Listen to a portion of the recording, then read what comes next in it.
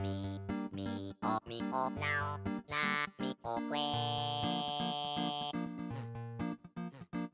Mi o now, na mi o que. Mi na mi o que mi na mi o que. O que mi na mi o mi que mi.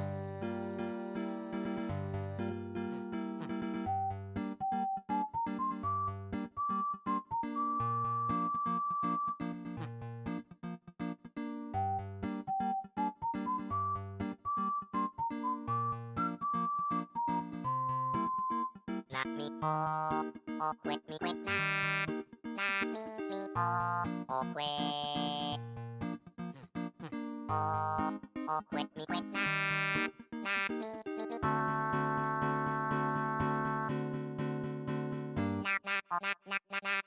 que mi que mi o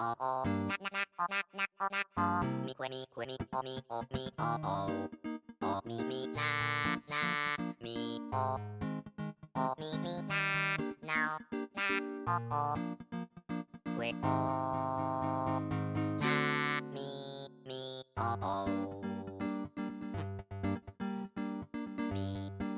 o mi o now na mi o que.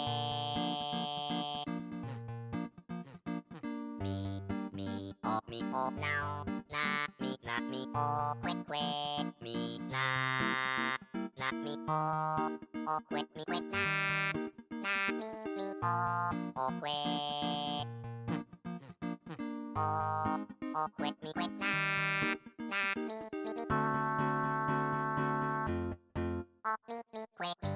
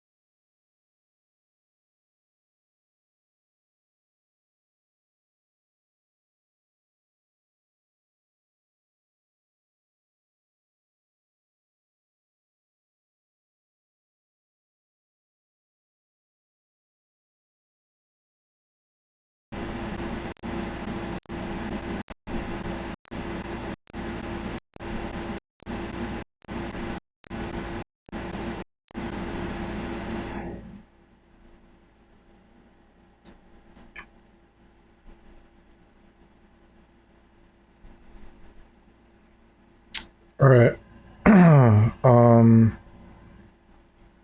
Yeah, I think I'm ready.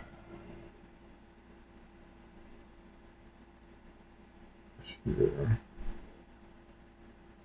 Oh, wait. Let me do something real quick.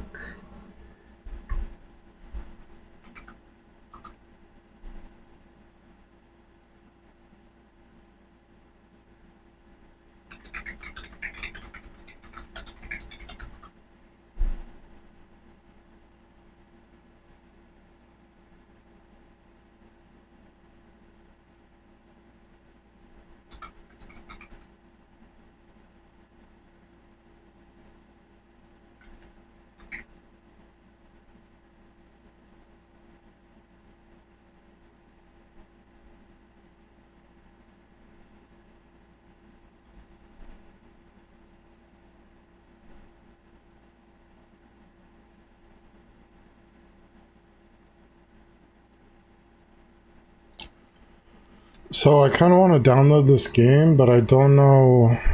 It might like mess up the stream though. So maybe I'd just try doing that later. Alright, I think I'm ready though. Well, why is that so... Okay. Yo.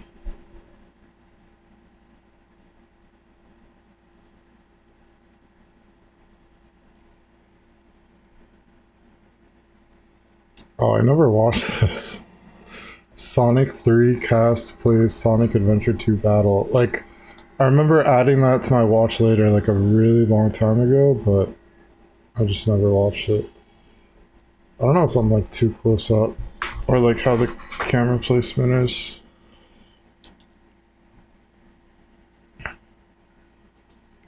Let's see. Oops.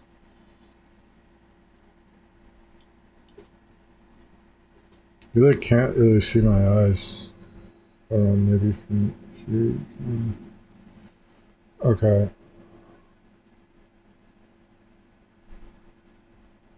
Sonic 3 cast, please. This is the voice of Sonic, that guy. I think in the movie, but maybe in the games too. Or no. Yeah, maybe in the movie too, I don't know.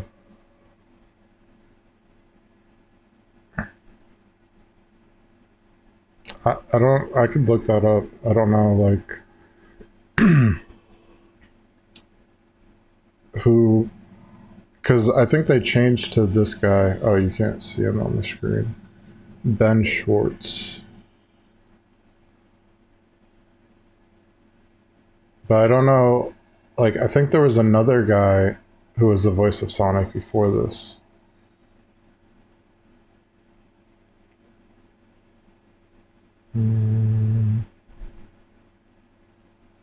Okay.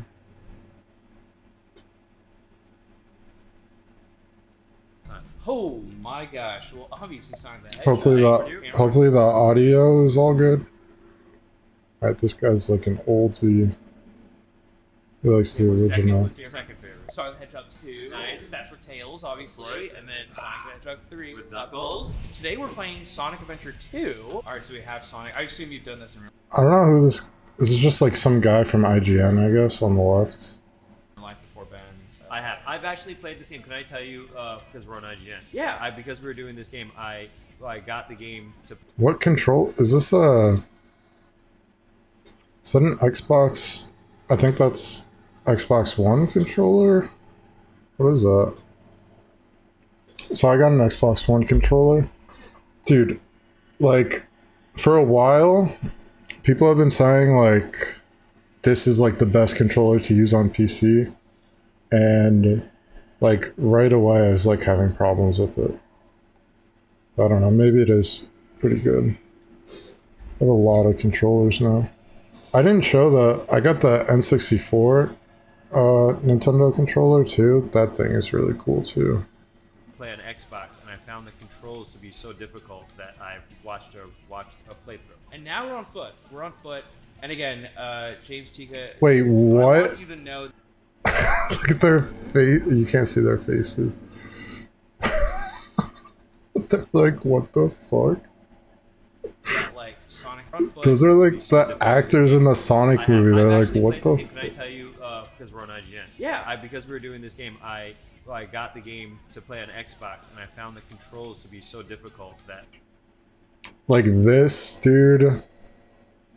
This is not something you admit, dude. Because like Sonic games, you literally have 2 buttons. You have jump. You have like 2 buttons in these games, these old games. Like Sonic Frontiers, you're using the entire controller. But like this game, you're using like 2 buttons and the control stick, and that's it. You can jump, you can homing attack, and then you can like spin dash with the X button, and that's it. That's like all of the controls.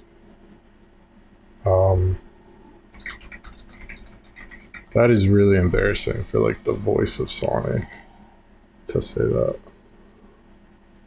Who makes the Sonic voice? He's in Parks and Rec? I didn't even know that.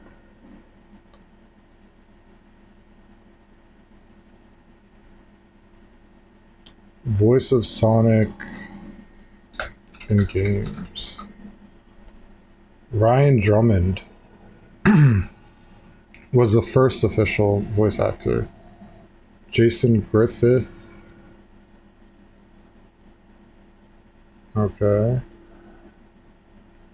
Roger Craig has been the...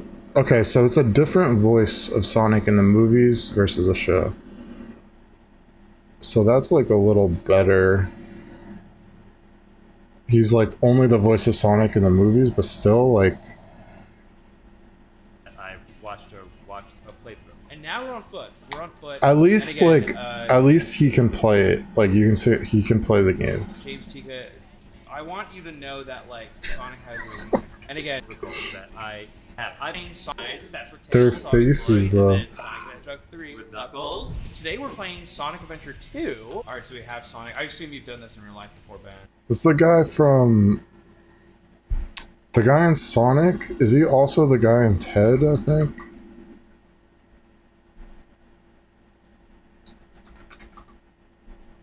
No, that's not. That's Mark Wahlberg. That's totally different.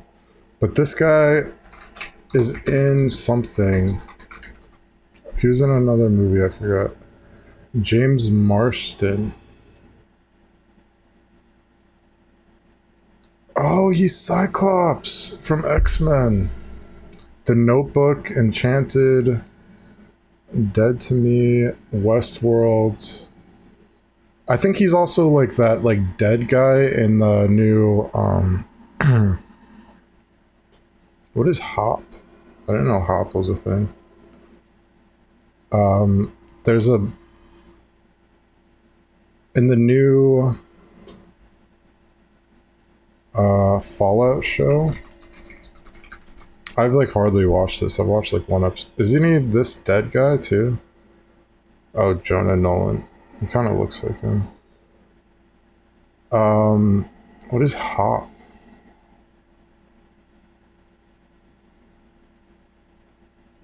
I've never heard of Hop. From the creators of Despicable Me. I thought it was like Zootopia. I've seen this. I guess Hop is different. Alright, but his face is just funny here. I have. I've actually played this game. Can I tell you?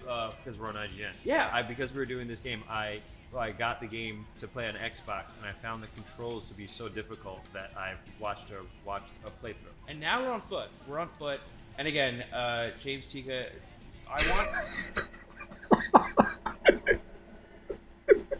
He's like, what the fuck? He's an actor in 3 Sonic movies, and he's looking at this like, what the fuck? you to know that like And she also has like the same Sonic has face. everything under control. You don't have to worry about it. Oh, as parents. It's a parent perspective. Like, yeah, he's right on the wall, but like, Do you guys look at me as a kid then? If this is kind of what it is? Like in real life, when you see me, are you like, oh my god, I gotta take care of it? Actually, when you do talk, then I do. Now, when you left the room from our last interview, Yeah. I was like, I left. Oh, Literally. That wasn't the question, though. do you treat me like a You child? like a toddler. I don't treat you like a toddler, but maybe like a teenager. I like that a lot. Okay. Hey, look at those guys. Do you guys know what these guys are? What are those guys called, Jeffrey? Oh, I know, but do they know? Homo Chow? Blow something from tails. They don't know what those are. It's a well, that's a Robo Chow, but it's based on the Chow in the Chow Garden. It's not a Robo Chow, dude. That is Homo Chow. Come on. I think you're in that scene, isn't there? No. Maybe you're not in that scene. In the trailer, there is. In the trailer, there's The guy quizzing him doesn't know the name of it. What are other spoilers? But I mean, it's such like an obscure character, Homo Chow. That's a trailer. No, you're right. Chow's a trailer. This is what I'm talking about. How this is like. Remember Mario 64? How difficult it is to like kind of move your thing to see what's going on. The camera, the camera is That's- inverted. it's It's weird. difficult. Yeah. No, this this is. looks.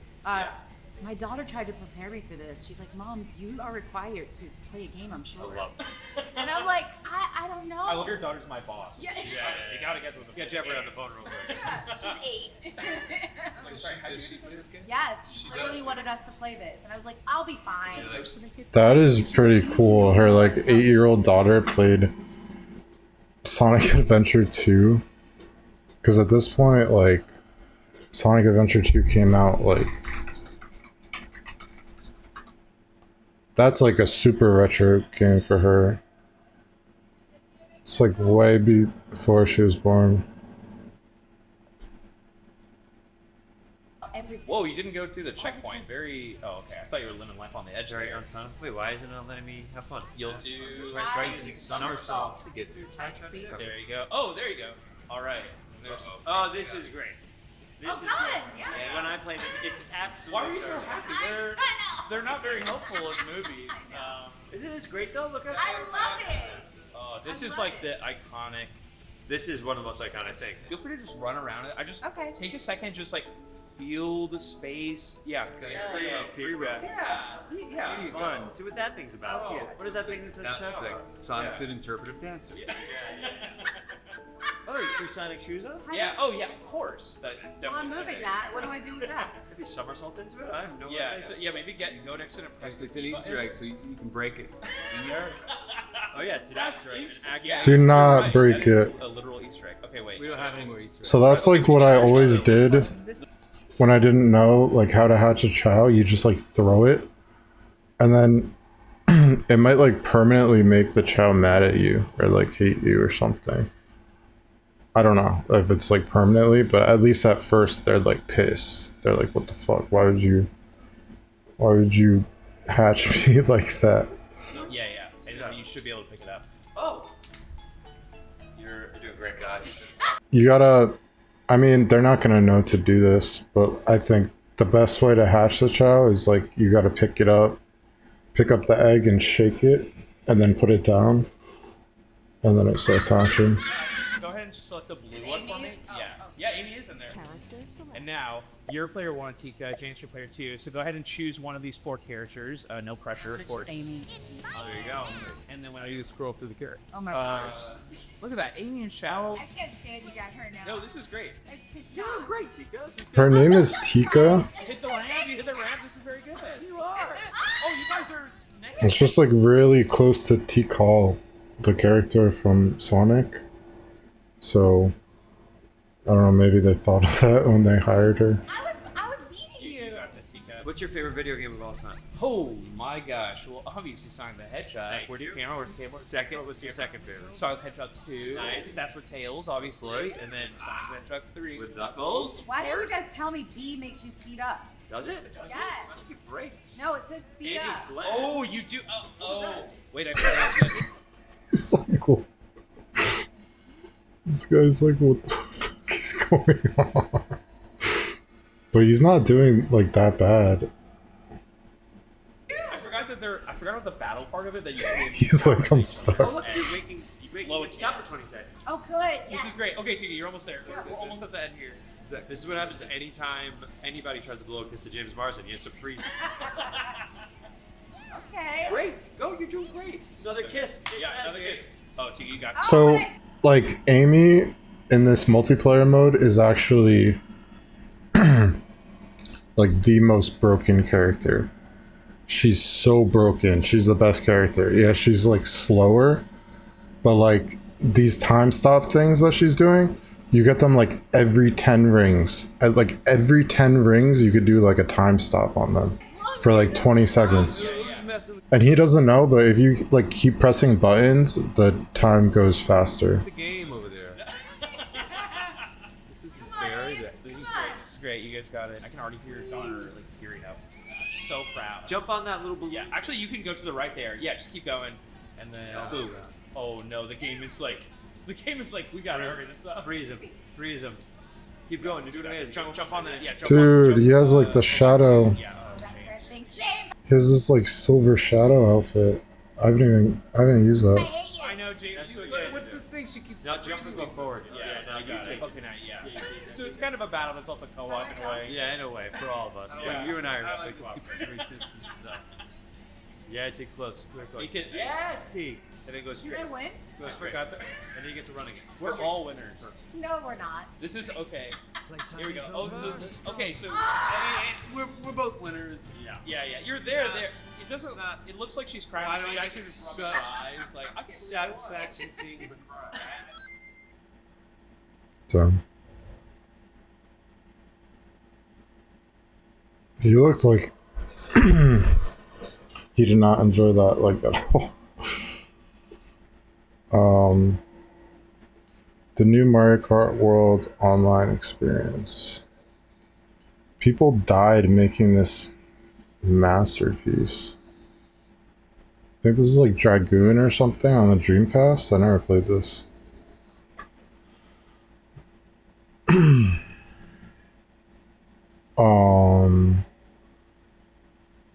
Jesus. Okay, I can't watch that. What if retro games were 3D?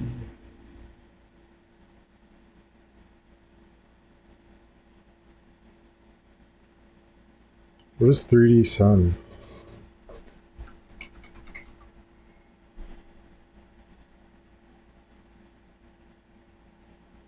That sounds really cool. I want to watch that.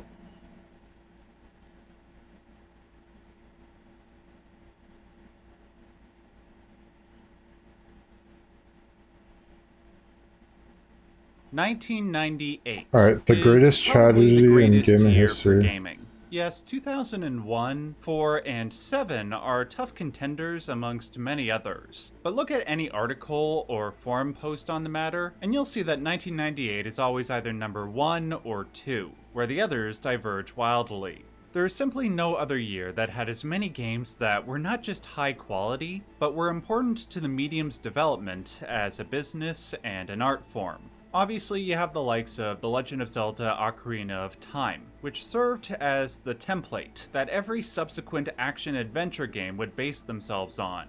There's Xenogears, whose narrative depth has arguably only ever been surpassed by a handful of titles. There's Half-Life, Metal Gear Solid 1, Pokemon Red and Blue, StarCraft, Unreal, Gran Turismo, Star Trek Pinball. These and several other games not only Star hold Trek up in many Pinball? Turismo Gear Solid only ever been surpassed by a handful of titles. There's Half-Life, Metal Gear Solid 1, Pokemon Red and Blue, StarCraft, Unreal, Gran Turismo, Star Trek Pinball. These and several never other heard of that games one. not only hold up in many respects almost 3 decades later, I wanted to play this Grim Fandango. That's like on my list. but they permitted It's like a point and click game, and the I played it. existence of so many other games that followed after. Now, when I see this same argument being made by my fellow gamers in favor of 1998, there is one game that, sadly, is almost never cited alongside these titles for both its quality and relevance, even though it really should. And that game is the Japanese RPG Panzer Dragoon Saga. Yeah, Panzer Don't just Dragoon. take my word for it. Almost every review for I think it's like a Star Fox game. the game says it is a 9 out of 10 at worst, and a few of the reviewers even said it was on par with or superior to Final Fantasy VII. But is that How? true? Well, as somebody who has played Panzer Dragoon Saga, I can confidently say no, but it's close enough in greatness that I wouldn't dismiss the question outright. But what is it about Panzer Dragoon Saga that would make such a bold comparison warranted in the first place?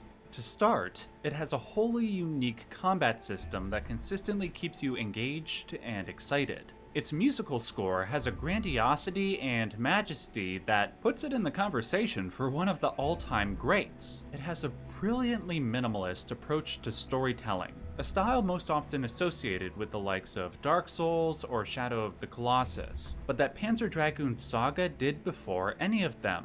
And best of all, these and other elements remain almost as impressive now as they did back in 1998. With this in mind, the question that follows is why is it not held in the same esteem as other games released that year or with JRPGs in general? The answer is what, in my opinion, makes Panzer Dragoon Saga one of the most tragic games in the I don't history know. of the I'm like medium. bored. Cast your mind back to 1995. It was a time when Sega Sega versus was still Final a major Fantasy player VII. in the gaming market. These are so like unrelated though. What is the tragedy? And unending. The best staff members could hope for was little to alleviate the stress and the pressure. In the final year of development, the crunch time was relentless and unending. The best staff members could hope for was to work until the early morning train left, where they can then go home and sleep for just a few hours before coming back to work and starting all over again. Others opted to just stay at the office for months on end. Unfortunately, the working That sounds like a crazy boss, and I don't know, that doesn't sound like good work conditions. conditions got so bad that it resulted in the death of 2 people working on the project. One died in a motorcycle accident, which the game's director, Yukio Fudetsugi, attributed to the stress and tiredness that he was experiencing working on Saga.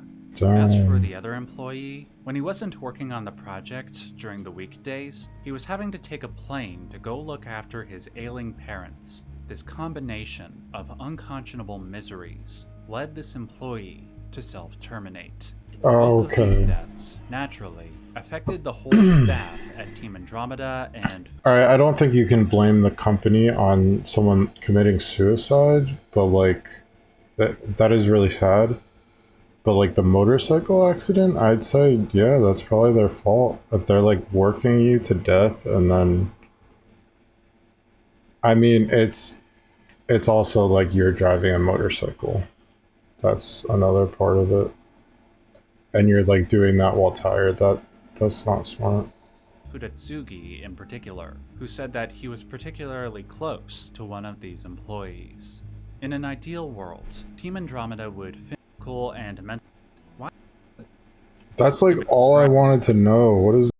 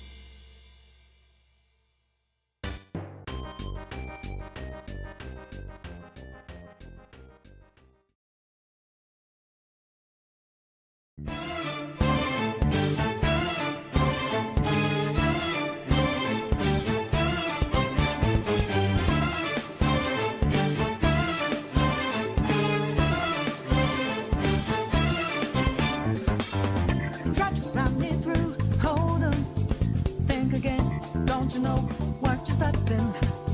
But you sure we got the clue how bad this we go? Don't you know, no more art. And as you look to the horizon, not a cloud, but then stormy weather's go too cold. Seems like it crept up out of nowhere, all around you is not what you foretold. You never see it coming. You see that my mind is too fast for eyes. You're done but the time it hit you, you're not surprised. Game's always so fast, so fine. You're smiling, but the net you didn't catch it in time.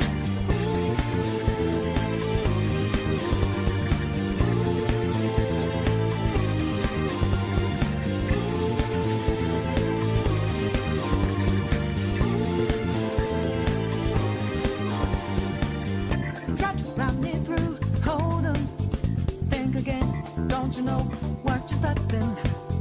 But you sure we got the clue how bad this we go, don't you know, no more art. And as you look to the horizon, not a cloud, but then stormy weather's go too cold.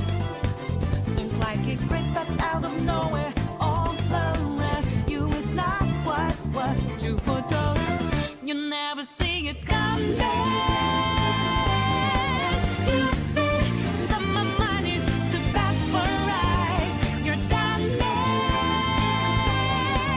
but the time it hit you, you're not surprised.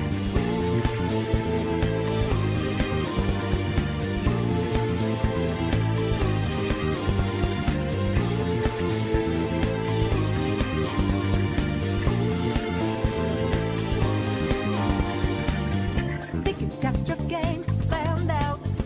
Do a T, get 'em 2 steps ahead, yeah. So step into my way, stand out. It's a trap, one more step, and you're dead. Why just a beat a second ago? With blue skies, but now lightning like your last result. It's not an accident that no one hears your cries as your last dream seems to deserve. You never see it coming. You see that my mind is too fast for eyes. You're done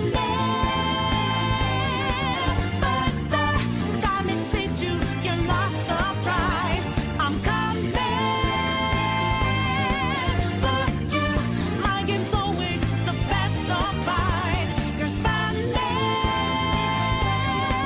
but the net you didn't catch it in time.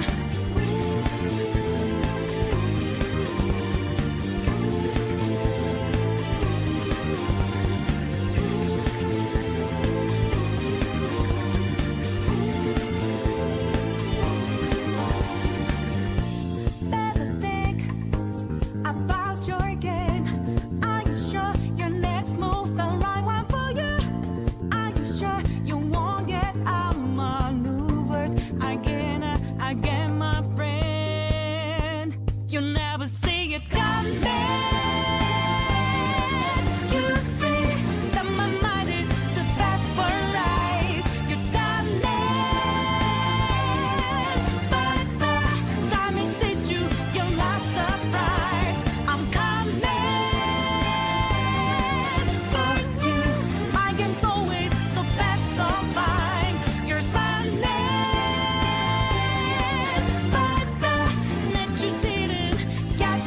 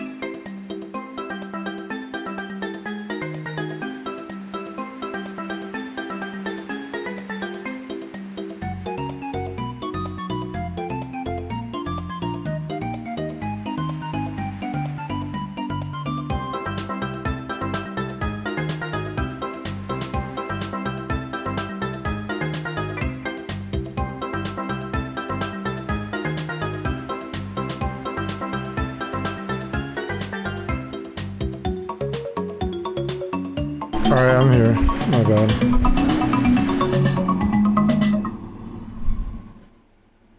Alright, so I was watching this video. Well, we have several cool Nintendo Switch 2 leaks to discuss. Some other interesting. Yeah.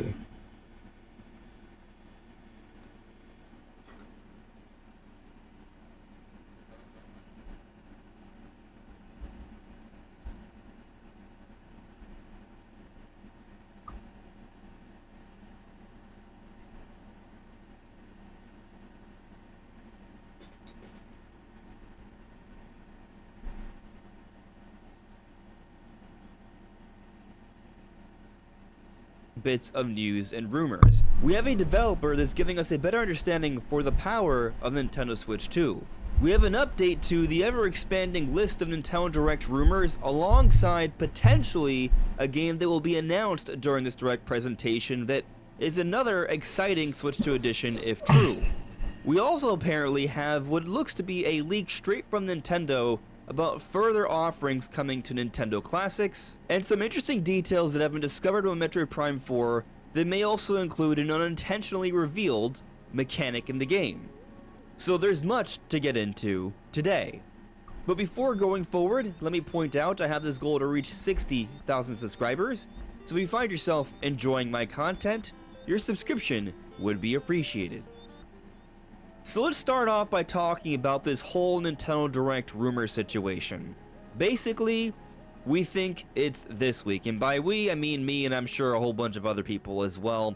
Just a couple days ago, I put out a video talking about how we had 3 sources indicating a Nintendo Direct to happen in the month of July. So I hope he's not gonna spoil like anything about Donkey Kong Bonanza. I'm like kind of avoiding those videos, but the new Metroid I've never heard about any of these things. 2 other sources perhaps suggesting teasing the idea as well, perhaps for this week.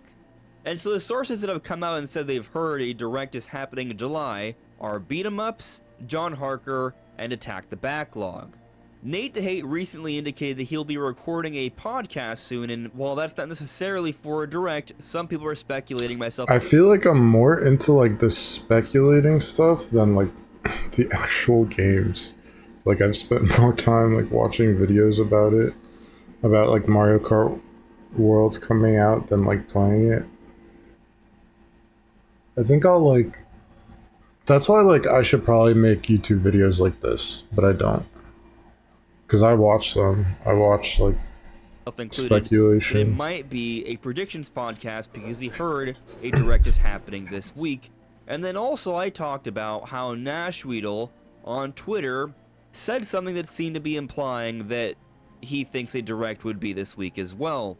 But some people thought that was a stretch by looking at this post here. I disagree. However, now we have extra clarification from Nashweedle because he has said, so this week. And many people are taking this to mean, and I think quite obviously... Who's Nashweedle? Is this like a leaker or something? Mediador de Ideas Analizador del Medio de Intermediary de Retos. He is more clearly indicating a Nintendo Direct is happening this week. So in other words, a couple... What is this? Is this his profile pic? Oh. It's like the same profile pic as MatPat. Like MatPat's like profile pic everywhere. days ago, that wasn't a stretch. He is suggesting this week. Now, if we are going to be getting a Direct this week of July, then we should probably be getting an announcement, if not tomorrow, Wednesday at the latest. Fingers crossed, this is true. But something else interesting has come from Nashweedle. Here he's saying in this translated version, heads up, Pikmin 4 will be one of the next games to receive an So my question is like, is Weedle his last name, or is he just like the Pokemon Weedle, like Nashweedle? On Switch 2. I've heard a rumor that it will be a Nintendo Switch 2 edition, which would include some additions, but I haven't been able to verify this.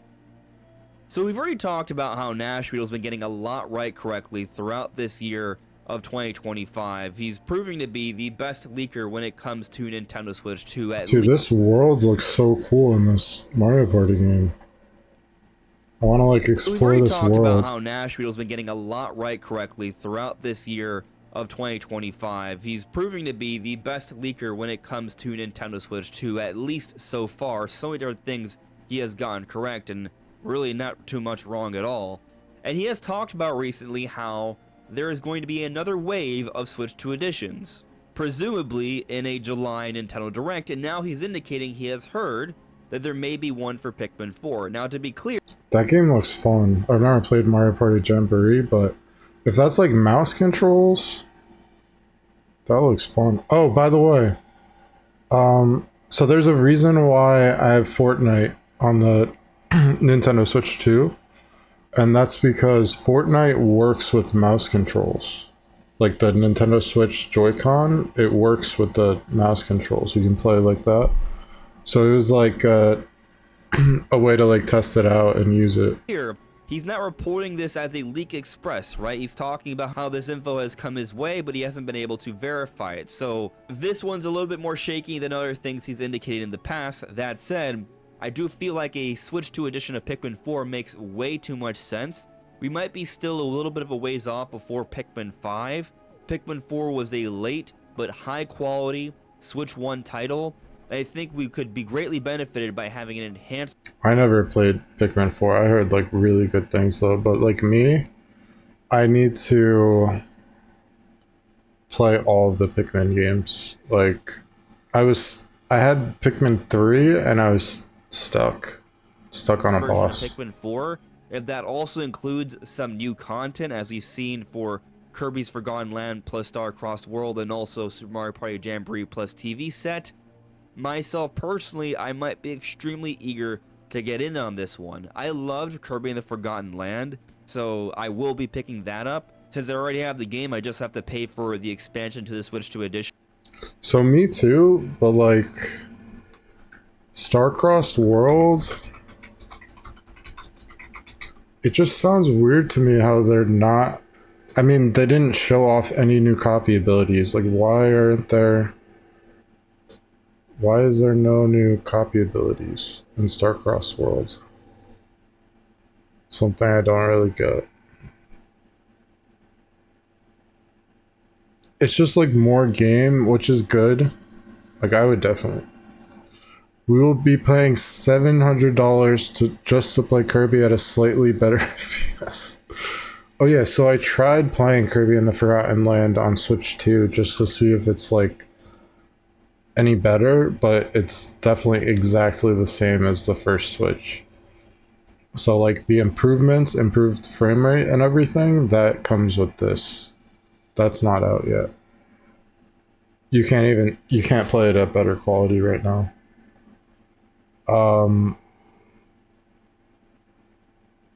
I feel like there should be new copy abilities though, not like new mouthful modes. It's kind of like, who cares? For Forgotten Land DLC, if they're going to handle Pikmin 4 in the same way, I'd be excited to play a better looking version of Pikmin 4 that has some sort of expansion quest as well. That could be pretty hype. So fingers crossed this turns out to be true. Here's another rumor that just dropped from Nash Weedle. It had been rumored, but I didn't mention it until now that I can put a check mark on it. Nintendo Switch 2. That sounds cool. New themes. This looks like a PS5 UI now. I think the UI should have been like totally different. I think that was weird to just change it a little bit. I think it should have been like a totally new UI. Will have new themes for the menu, but it seems they won't arrive this year. So it seems like when he's referring to the green check mark here, that's him saying that he can verify that this will be happening.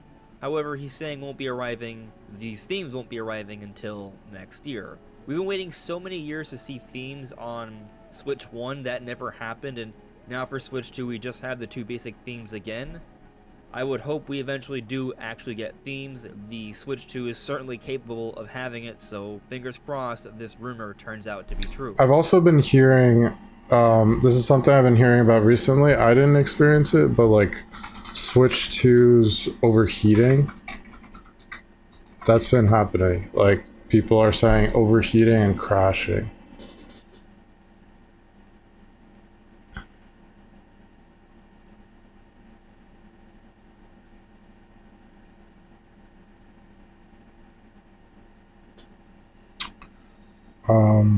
Switch 2 owners report overheating and crashing. Even in less demanding games, overheating usually occurs in docked mode.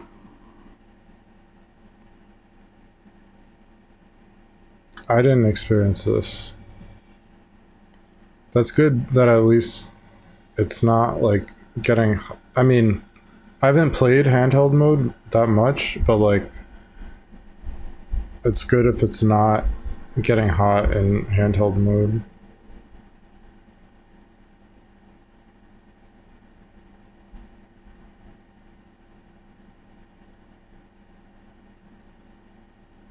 In other news, there is this article from Nikkei Asia that's been doing the rounds where apparently analysts are saying that Nintendo Switch 2 will likely remain scarce until next spring.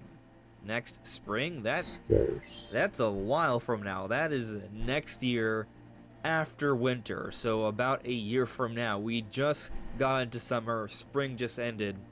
And so really there are two considerations here with this. One, given that Switch 2 is a new console, even consoles that don't end up to be that successful are in high demand early on. Of course, the Switch 2 is already off to a pretty hot start, and it looks like Switch 2 will be at least a relatively popular console, and so analysts are expecting here that demand will remain high for a long time. That's a good thing from a Nintendo sales perspective. However, it may also be challenging to meet demand to output enough units. Of course, at the same time though, Nintendo did launch with record numbers. They sold 3.5 million units in just a few short days. This is the fastest selling console in history, at least for those first few days here. And we are expecting that Switch 2 has eclipsed 5 million worldwide, although that's not technically officially confirmed yet. Point is here, if you're walking about in a store and you see a Switch 2 available, and you've been thinking about it, you may want to strongly think about it, because you may not find another chance to pick it up for some time. Moving on to our next story here, WCC... I think that's good if it's like really hard to get. F-Tech conducted an interview with Virtuous, a developer who's responsible for co-developing or porting a lot of huge titles such as Horizon Zero Dawn, Dark Souls Remastered, Astral Chain, Cyberpunk, Call of Duty Modern Warfare 3, Hogwarts Legacy, and most recently, Elder Scrolls 4 Oblivion Remastered. And they're also working on the upcoming... Oh, he's playing Donkey Kong in the background. I thought that was my music. Delta. But dude, like, I was looking at this thinking it was Oblivion, but it also looks better than the remaster. Why does this look better than what I played? Here, WCCF Tech conducted an interview with Virtuous, a developer who's responsible for co-developing or porting a lot of huge titles such as Horizon Zero. That's also an option as Oblivion. I could play Oblivion. Dawn, Dark Souls Remastered, Astral Chain, Cyberpunk, Call of Duty Modern Warfare 3, Hogwarts Legacy, and most recently, Elder Scrolls 4 Oblivion Remastered. And they're also working on the upcoming Metal Gear Solid Delta Snake Eater. So Virtuous is responsible for some pretty significant work, and they interviewed specifically Alex Heath, the Director of Business at Virtuous North America, and Owen O'Grady, the Technical Director at Black Shamrock, a Virtuous subsidiary, and they have said some very interesting things about the Nintendo Switch 2, including that they think the Switch 2 can surpass its predecessor. But what we're focusing on here is what they have said about the Switch 2's power. And so it was asked, in terms of raw console performance, do you agree that the Switch 2 is closer to the Xbox Series S than it is to the PlayStation 4, making it easier for developers to port their current gen games to the hardware? Owen, GPU-wise, the Switch 2 performs slightly below the Series S. This difference is more noticeable in No. Oh, that is not that is not a good statement, dude. Series S is like $300. No, it's not. It's more. I was thinking like the PS5. I mean, actually, I got the PS5 Pro. That's a lot more expensive. But like the box for the PS5 Pro is like so much bigger than the Nintendo Switch box. This thing is like tiny. This is a tiny box. I also saw that like apparently in Asia, these Switch versions, like the Mario Kart Switch versions, come with like a physical copy, and mine came with digital. Like, I didn't want the digital version, but I was like really trying to find a Switch 2. They had one left, and it was the one with Mario Kart World. I was like, all right, like whatever, and then I got it. Yeah, I wish I had the physical version though. Who would get the more expensive Series S? How much is the Series X? There's a whole website? Or no?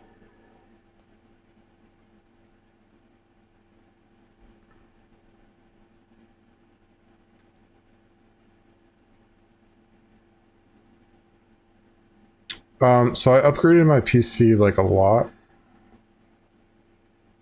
Like the biggest thing is a new processor. And it's like crazy good compared to my other one. So maybe I try playing Starfield again. That could also be a thing I do. I might just try that off stream, see how it runs.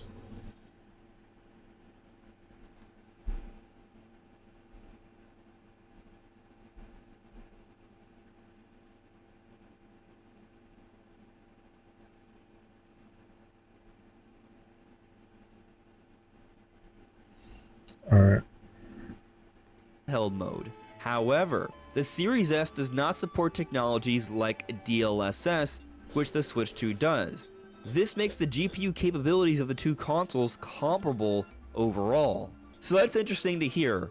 Technically, the Switch 2 is a bit worse than the Series S, but when you account for things like DLSS, Owen here is saying that they are comparable. Moving on, CPU-wise, there is a clearer... I don't like hearing this. Oh my god, why though?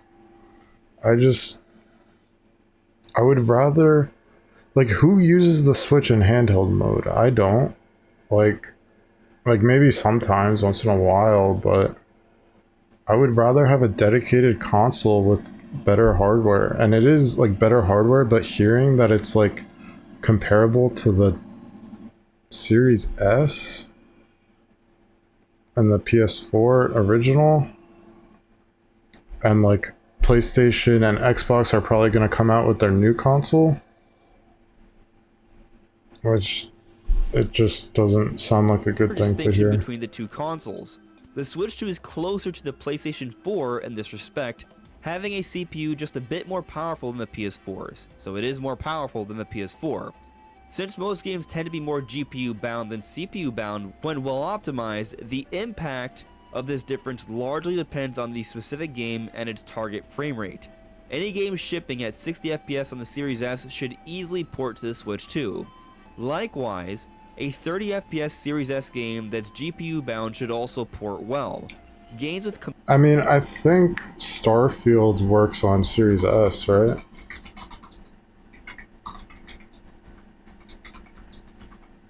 If it does run, generally performs well.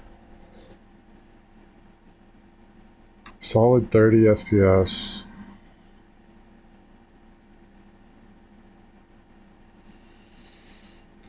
If it can run Starfields, like, that's pretty good. complex physics, animations, or other CPU intensive elements might incur additional... Like, if the Switch 2 ran Starfield, maybe that would be cool. I mean, like, when we talk about Starfield, I still am a person, like, my opinion is always, like, so different than most. I like that game. I think it's a good game.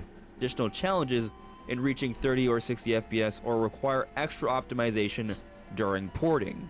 And so essentially, straight from a developer here, we have gotten confirmation that the Switch 2 is indeed very close to the Xbox Series Dude, S. what is all this weird crap in Metal Gear Solid? I've never, like, I've never got into stuff like... Okay, this is just a hat. It's like a stealth hat. Okay. But I've seen like Ape Escape monkeys running around and like catching him. I don't know if that's mods or that's like in the game. It seems like it's in the game. That the Switch 2 is indeed very close to the Xbox Series S, at least from a GPU perspective, and from a CPU perspective, as I said, in most cases, because a lot of games are more GPU bound, shouldn't be too much of an issue, but there will be some cases where more optimization may be needed, or perhaps, as they alluded to, some compromises may need to be made, like, for example, if the game's running at 60 FPS on a more CPU intensive game, they'd probably need to bring it down to 30 FPS. The main point to be made here is that Xbox Series S is a platform that receives pretty much every single AAA title that goes multi-platform, and so a Switch 2 by extension should also be capable of receiving essentially every single AAA multi-platform game. And so a Switch 2, when you account for all its momentum following the Switch 1, the strong support coming from Nintendo with all their published first-party offerings. This is just part of the game? Switch 1. And so a Switch 2, when you account for all its momentum following the Switch 1, the strong support coming from Nintendo with all their published first-party offerings, and what is looking to be far better third-party support than Switch 1, Switch 2 may be well positioned to compete, if not even surpass Switch 2 years down the road. That's what I want. I want a new next-gen modern Ape Escape. So that's exciting stuff to hear from Virtuous. So a few days ago, Eurogamer reported that Nintendo president says children should engage with its characters elsewhere if they can't. Don't say, oh god. Oh god, why did he say that?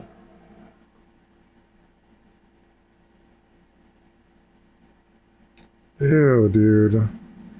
That's like what Xbox said with the Xbox One or the Xbox Series X. They're like, oh, like, or no, maybe it was the Xbox One. Like, the president is like, the Xbox 360 is still available. Like, you can just get that. It's so weird. Why wouldn't you want to, like, support everyone and, like, make sure everyone can play your games? And that's just weird. It's like neglecting people. Forward to Switch 2. Which, if you read this out of context, that sounds pretty bad. And many people are accusing Eurogamer here of basically chasing clout, or essentially using negativity, false negativity, to generate more clicks. As you see here on Twitter, there was context added by readers. This was community noted because many people found this post to be misleading. And so this is what Fudo... Okay, so it's a misinterpretation. We're creating various opportunities outside of our gaming system for younger children to engage with Nintendo characters and game worlds with one of the ultimate goals. I mean, it is cool at the same time to target not what did I just say? To not target like younger children. You know, for a while I've thought like Nintendo is targeting me, kinda. Making like Super Mario Odyssey like a game that I would want and would like. You know, me as like a 31-year-old man who loves Nintendo. One of the ultimate goals being that they will eventually play it on our gaming systems. We are closely monitoring to what degree the price of the system might become. The president of Nintendo had actually said. It's true that Nintendo Switch 2 has a higher price point than our past gaming systems. We are creating various opportunities outside of our gaming systems for young children to engage with Nintendo characters in game worlds, with one of the ultimate goals being that they will eventually play on our gaming systems. We are closely monitoring to what degree the price of the system might become a barrier. So, when you actually read that through, the president of Nintendo doesn't seem like they're being rude or mean and suggesting that, oh, children should engage elsewhere if they can't afford a Switch 2. The way this was worded by Eurogamer in this particular post clearly was written to incite some rage And the actual It's truth like of the clickbait. matter is a pretty reasonable response to the situation. Yes, the Switch Sorry, I keep doing, like, my neck is just 2 hurting. is a more expensive console than prior consoles. Yes, people aren't a fan of this, but when you consider economic conditions and the existence of the Switch 1, they do have also other things like the Universal Parks, the movies, and mobile games for children before they decide to get their parents to pick up a Switch 2 for them. But let's now dive into some very interesting leaks here. So a month ago, Nintendo put out a trailer showing us the updates to Nintendo 64 for Nintendo Classics on Nintendo Switch 2. You know that trailer where they showed us about the rewind feature. Alright, so this is the same thing I saw Forsaken yesterday. 64, but this all is. I Lowering don't their buy the sound. Smash Bros thing, Accurate and gameplay but on my like to me, even if we get Smash Bros, I don't know if I'll really like care. So the entire time that this like Nintendo Online extended membership has been out, I've never gotten it. I never got it. I just didn't care enough. So if they put like cool GameCube games, maybe I will get it. Because I got the GameCube controller. I just like I don't care enough to get these things. And it's really weird to me that you have to like, okay, here's my thing. You have to pay a subscription based price to play these games. And then like you lose your subscription for some reason. Now you lost your game, you lost your save file, you lost everything. I hate this. I hate that type of like owning it based, like that's probably what Xbox Game Pass is like. That's what like PlayStation Plus is like. But that is not good. I don't think that's a good feeling. That's a good, like, I would rather buy the game like you could on the Wii U and the Wii. Just like own the game so then you never lose your save file. You can't pay for like this extended membership at some point. You just completely lose your game, your save file. You can't play it again. I think it's horrible. The whole idea of this is really bad, It's in my certainly opinion. plausible that this is what it is. But I'm just saying we can't say with 100% certainty yet that this is absolutely the case. But we got something else that's pretty interesting. So Gladrax on Twitter, this here it's translated, said this: I confirm that you can now dash in the air in Metroid Prime 4. I got to test the game at the Japan Expo. Now it's done by quickly pressing the jump button twice. I thought we already knew that. I thought you could do that. I thought that was, I don't know. I thought that was a thing though. Plus a direction even after an initial jump. So people have made That sounds cool though. You can, I wonder if you can dash on the ground. That sounds like this game is going to be more like Doom. In Doom you can dash. the observation that it looks like there is a dash option in Metroid Prime 4, and here Gladrax has been able to confirm that by actually playing Metroid Prime 4 at this event in Japan. Yeah, right. It's right there in the game. I thought we knew that. I thought you could dash. I Looks thought we knew like that. there is a dash option in Metroid Prime 4, and here Gladrax has been able to confirm that by actually playing Metroid Prime 4 at this event in Japan, which is awesome. This part isn't a leak, it's just a discovery and a really good one. However, they also said this, and give me a moment to translate here, and for the more observant ones, they indeed forgot to remove the boost ball, LOL. By holding B, there is no visual or sound effect, but Samus zooms in morph ball mode and the controller vibrates. So it looks like, from what Gladrax is pointing out here, in the playable build of Metroid Prime 4, they forgot to take out the boost ball mechanic. And so typically when you're using boost ball from prior games, you're gonna see a little bit of an effect there, both visually and audio-wise. However, that's not the case in Prime 4, but there is still a little bit of an evidence of it because you do zoom and the controller vibrates when you do this. I suppose it's also possible that this might be just the new way the morph ball works. And That does not sound good, like a good thing at all. They like the build has like a big bug in it where you can like use the boost move, but there's no like the boost move is probably like a part of the game.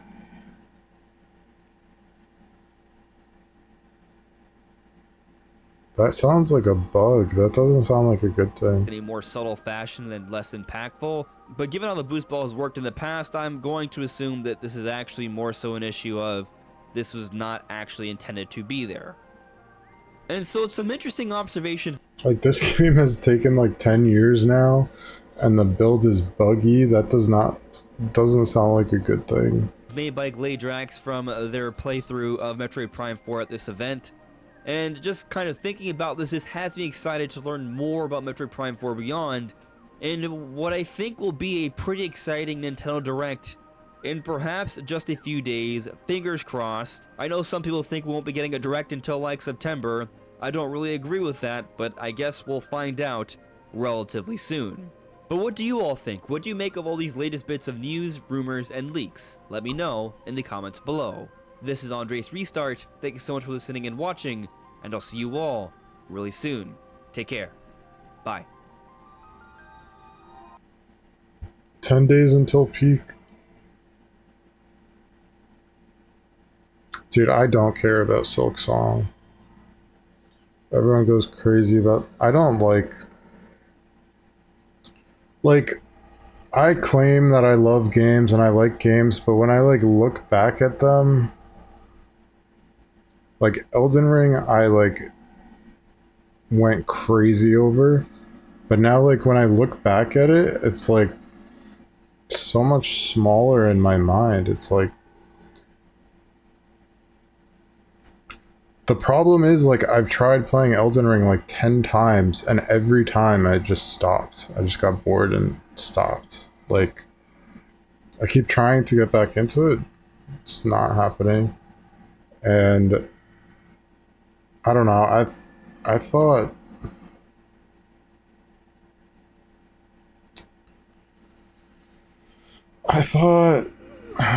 what is it called? Hollow Knight. I thought it was just like stupid hard. It's like what's that other game?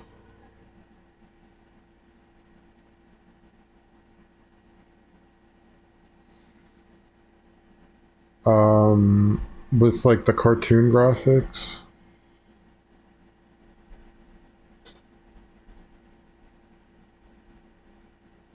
Cuphead. Cuphead, I also thought it was just like stupid hard to the point where I thought it wasn't fun. I mean, at first I thought it was fun, and then I'm like, this is just like dumb, just like too hard. I don't know. Like, being too hard doesn't sound like a bad thing, but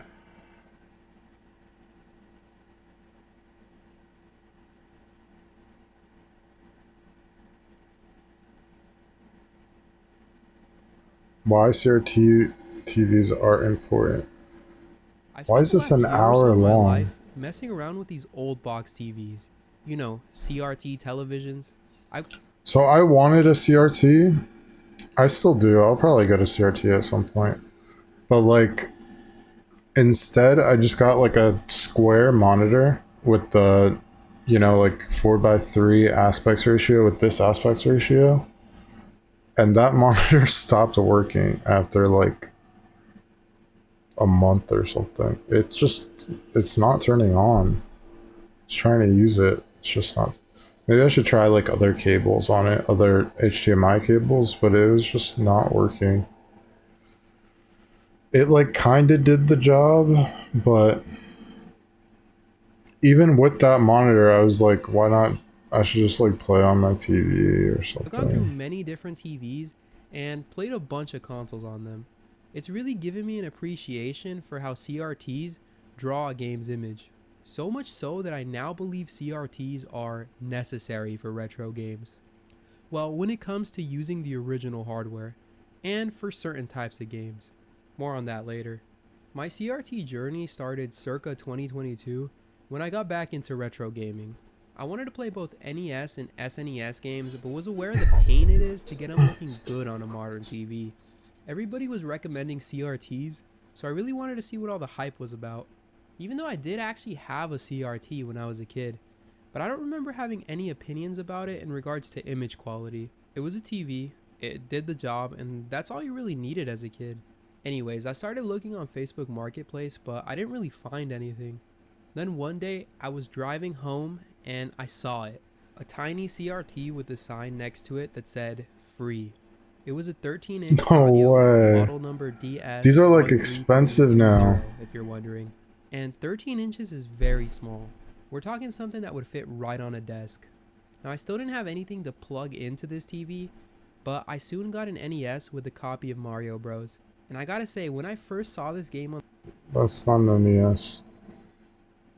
That's not an NES and that's not Mario Bros. This is Mario the Bros. TV, I was quite disappointed. It just didn't look at all how I expected. I mean, I had seen video capture of retro games on CRTs with those cool scan lines across them, so that's what I expected, but this did not at all live up to that. It just seemed like a crappier version of the game and lacked the clarity that I was used to seeing on stuff like emulators.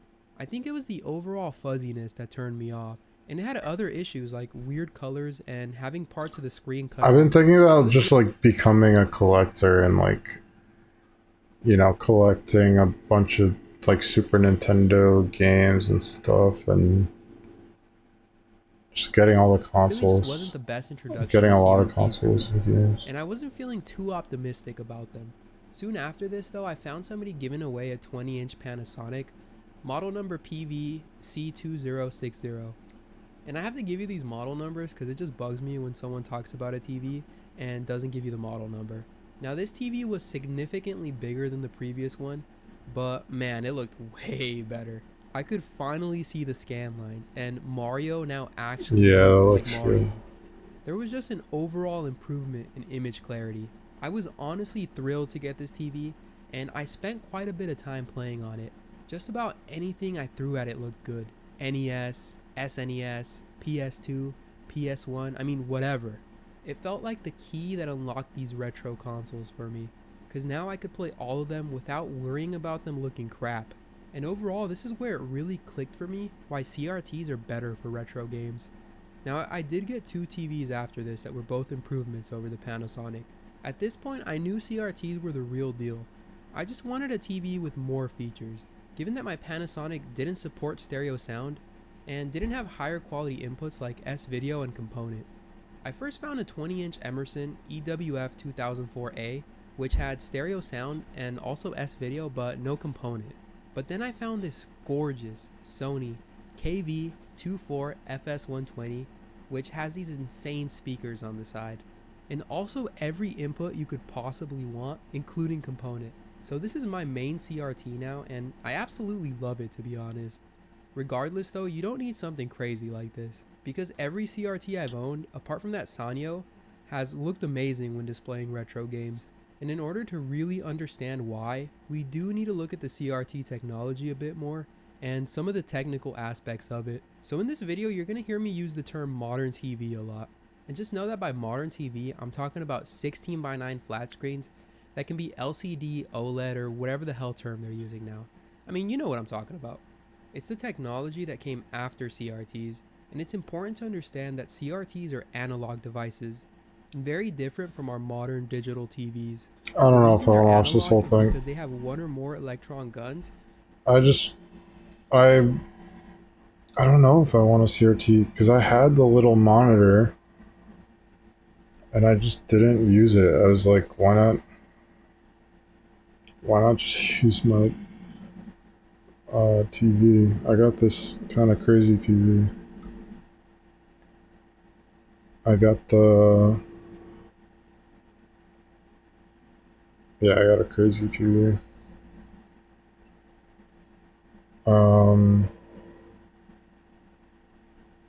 Why Jamboree TV is perfect for Switch 2.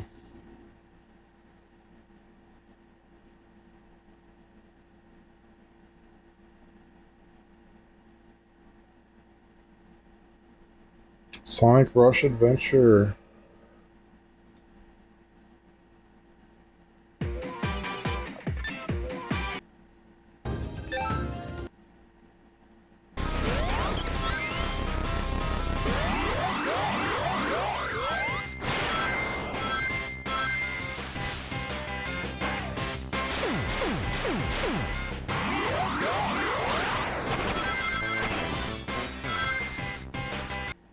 Okay, I think it's Mario Kart time.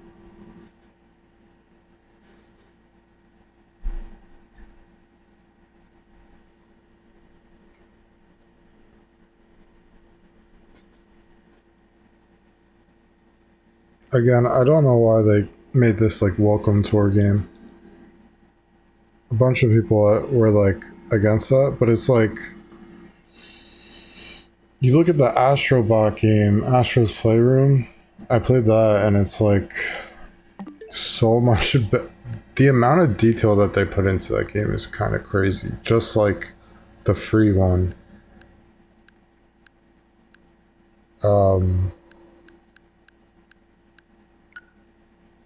And then Nintendo's saying like you gotta pay for this.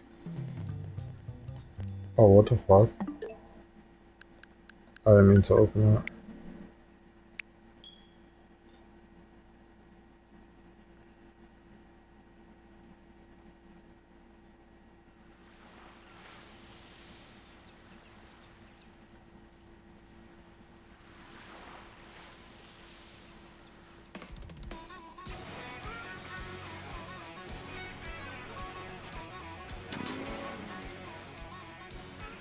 Alright, so last time I got King Boo. And then I just got this one outfit for him.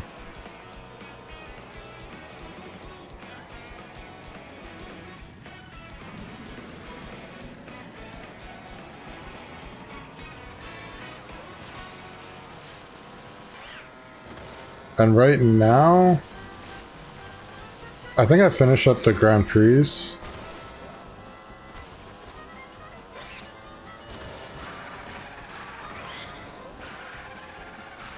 Or just like go around, do some P-switch missions. Look for outfits. Like I'm making a YouTube video. It's kind of like a compilation of my streams of Mario Kart Worlds, and I'm just like giving my take, like how do I feel about this game, because it's very polarizing. Like a lot of people hate it, a lot of people love it. Like to me, I'd say like I like the game so far. I mean, I'm only, how many? I think it's like 50 hours I have. 55 hours, but I like it so far.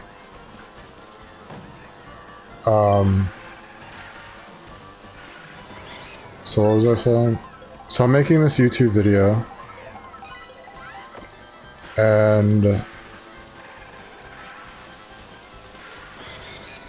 I totally forgot what I was saying. Why did I bring that up?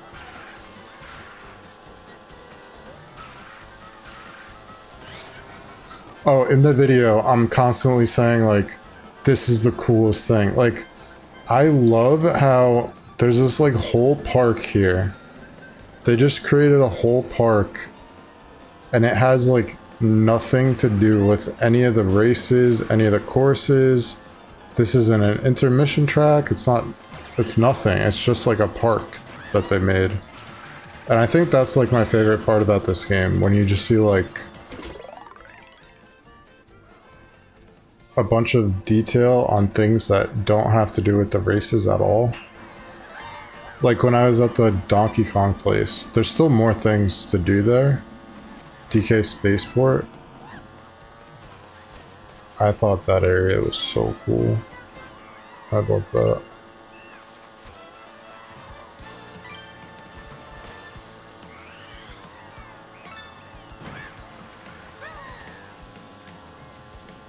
I don't know, where are they? Oh, there's one back there.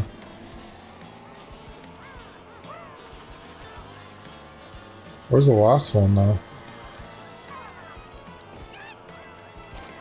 Oh, there's the last one. So something you can do on these P-switch missions is you can just like get dash food or get, I guess, a star. You can like stock up on items and then use them on the challenges. I mean, I say stock up, but like 2 items.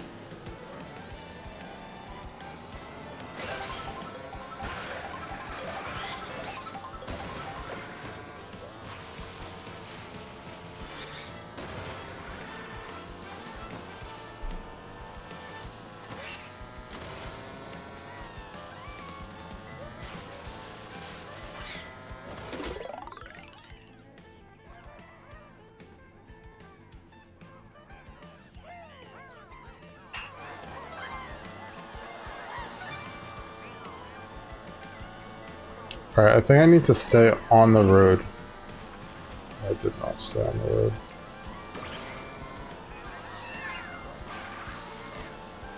It's like a little pizza with shrimp on it. Ew. That's gross.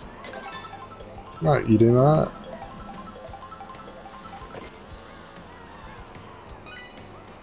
It's like the first food item. Looked bad. No!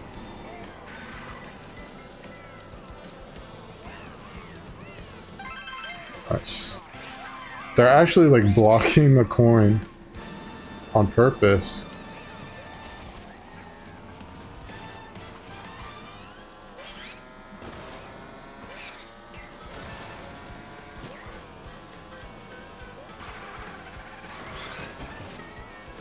Alright, let me explore the city a little bit.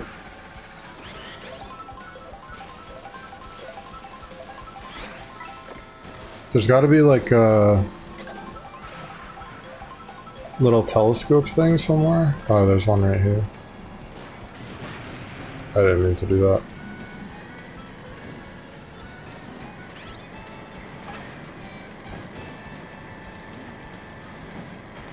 And go through the park.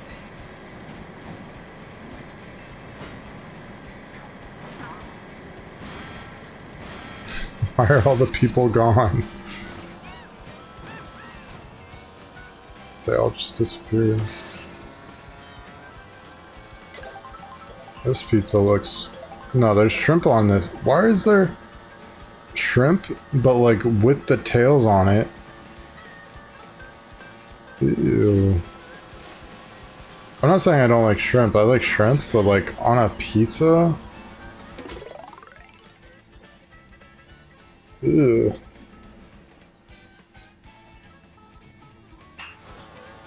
Is that barrel just in the middle of the street normally?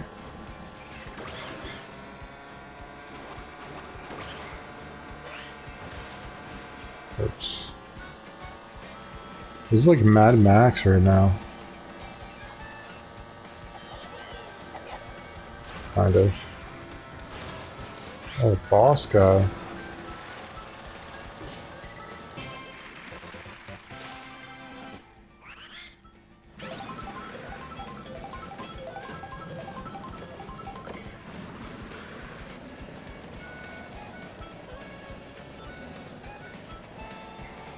I think I try to find like the question mark blocks. So I have 2 of them.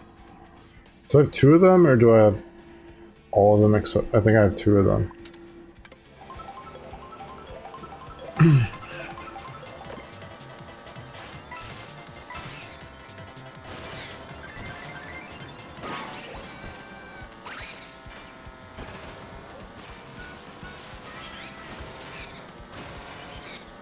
So the fastest way to go on the rails, I've realized, is...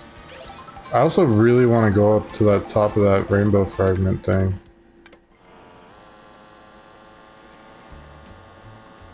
I realized the fastest way to ride rails is you need to like spam.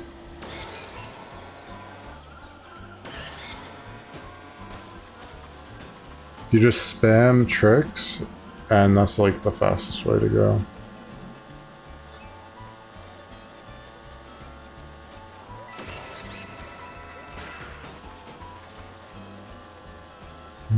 How do I get up there?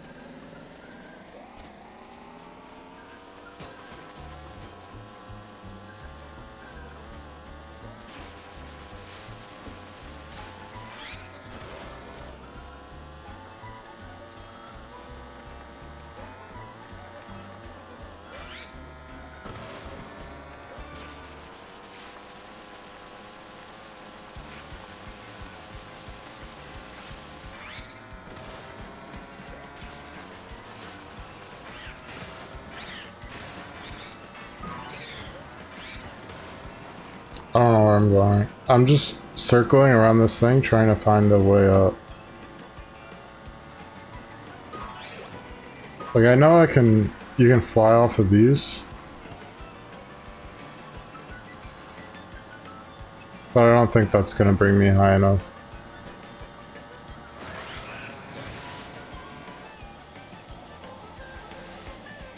Ooh.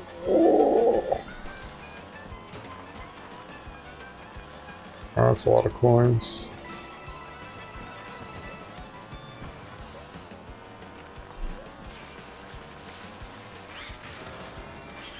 No.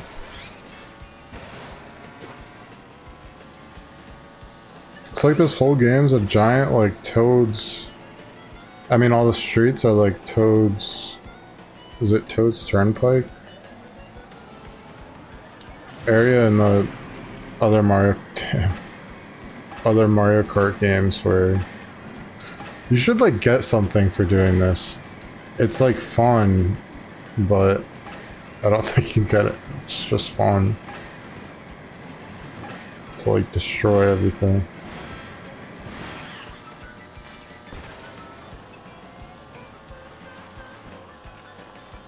I should look up, like, how many P-Switch missions there are. I don't even know.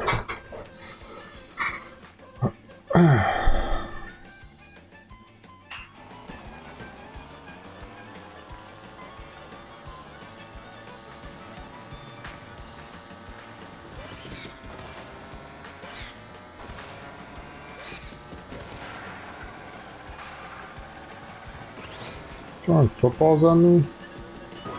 Oh, no. Someone was saying, like, they should make a football, like, American football Mario game. Mario American football. That might be cool. Whoa. Those clouds just appeared. I don't know if that was, like, popping or it's, like, about to start raining or something. This guy.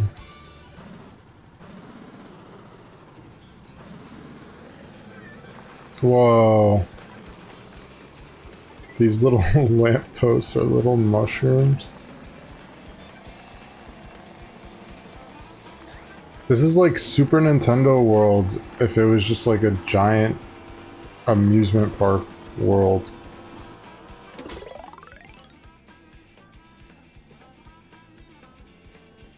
Oh, this brings you up to the top of the mushroom. I've been trying to get up there.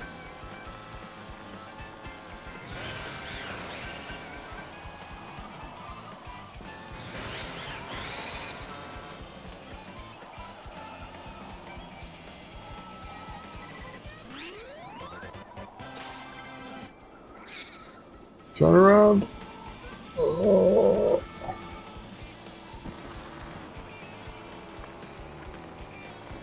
Alright, where's the home of the rainbow fragment thing?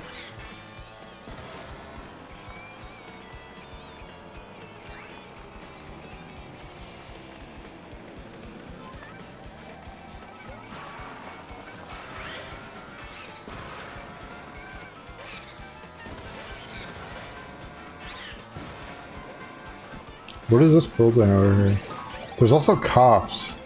When I saw cops, like police cars, I was thinking this game was gonna be like GTA or something. Like the cops were gonna chase you, but they don't.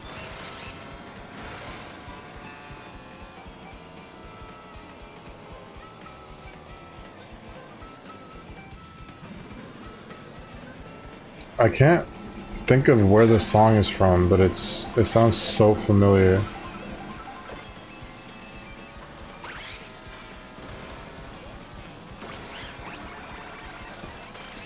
Oh, got it.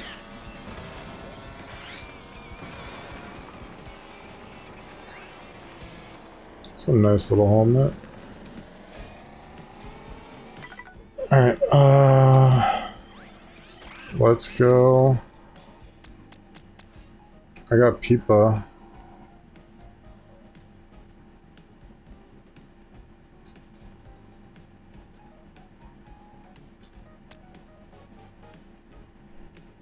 Cowboy Mario. Aristocrat. This is a good outfit. Okay, let's go Luigi. I also got Spike. What else did I get? Aviator Mario.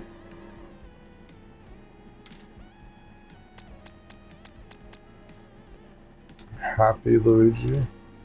I don't know what happy means.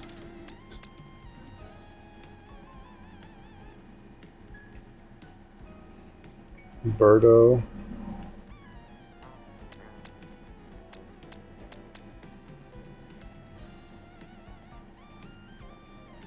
Is she doing the Mario too? Are they all doing the Mario? That's not the Mario. Alright, so I need to get some Yoshis. I don't think this even shows all of them. Okay, what is this? That's like a piranha plant with a Goomba. Huh? I have piranha plant. This looks silly.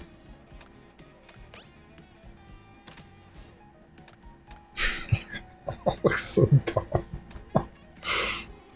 That's so good.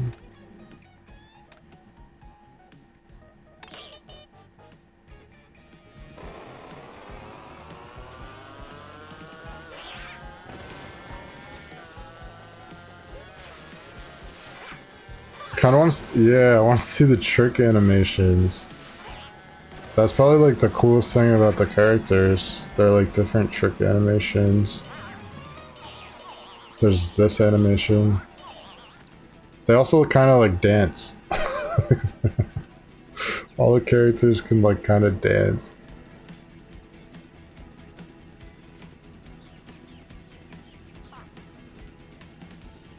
If you just like use the control stick going left and right.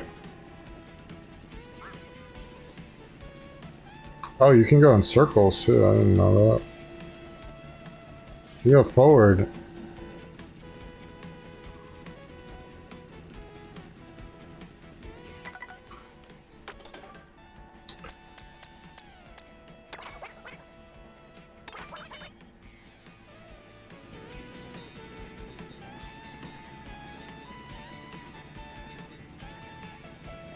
They're just like dancing to the music.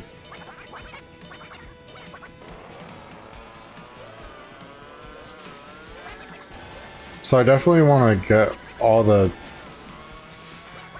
characters and outfits first before I even like play as one of these guys, but that's just how it feels. It feels like you're not like doing anything. If you're like playing as a character you can't unlock anything with.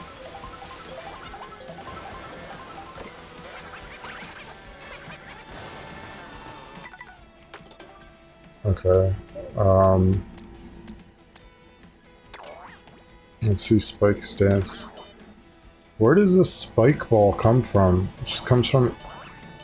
You're just holding that in your mouth? It just spawns those?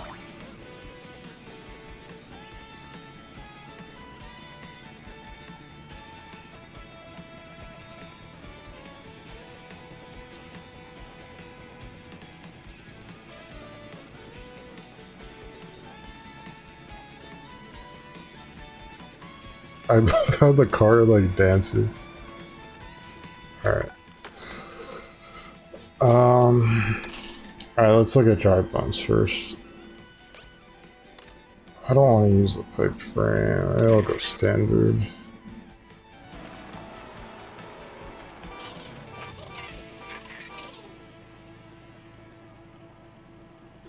And each character, this was like a YouTube video I watched. Each character has like a different animation when they're about to get hit by a blue shell. They all like look up like, holy shit, like when you're about to get hit by a blue shell. This song is so good.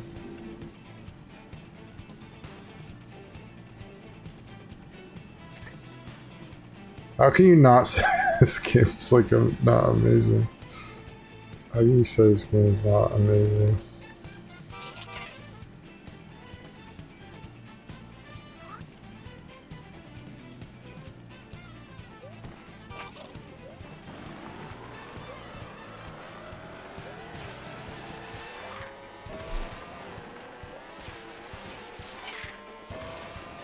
Okay, that trick, he like his head comes off.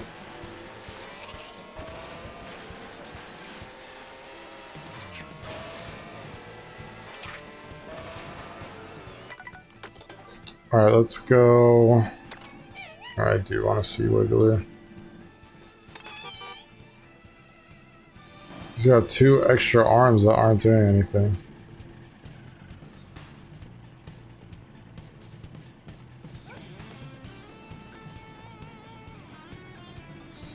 My finger's like hurting from doing that.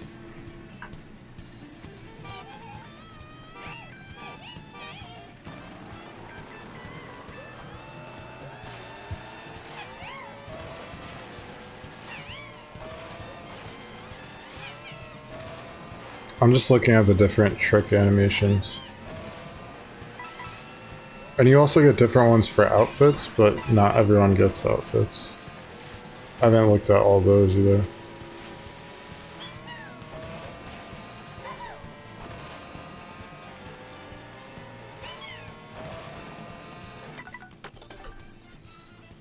Okay, let's go. I gotta see what Goomba, what Goomba does. His cart is like so small. Really small.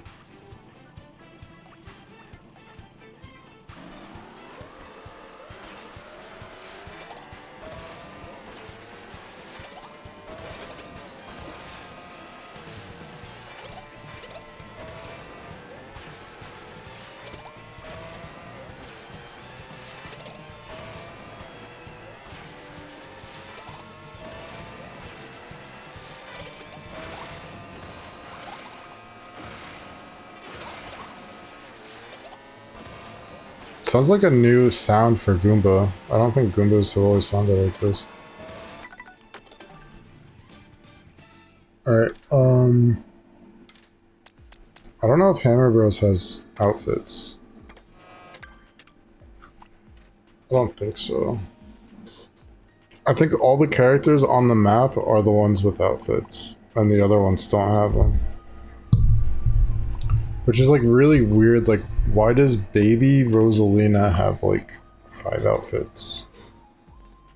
That's like weird to me. Like why do you put so many baby characters outfits? There's a lot of the oh. Alright, let me go Luigi.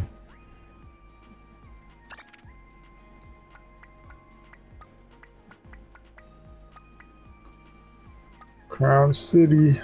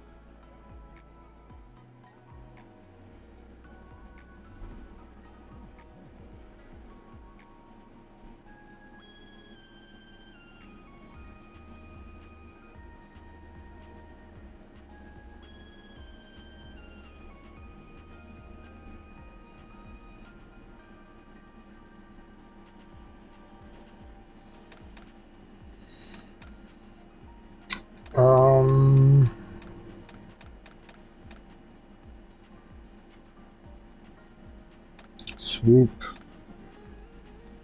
Baby Blooper. This is a good car. I like this one. Charging Truck. Zoom Buggy. Let's go with this. This looks like off-road. Pretty bad on the road, but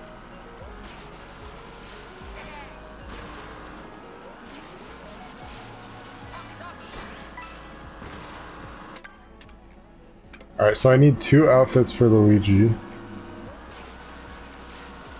I probably have the ones in the town, or in the city. There's a lot of trucks.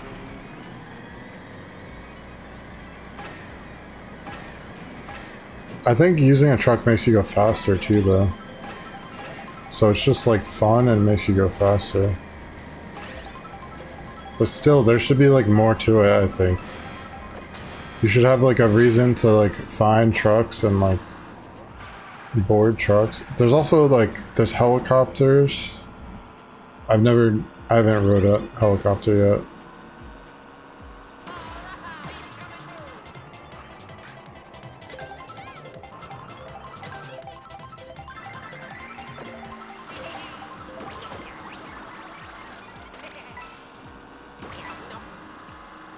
This is like the poor side of town. This is the bad part. There's like a rich side of the city and a poor section.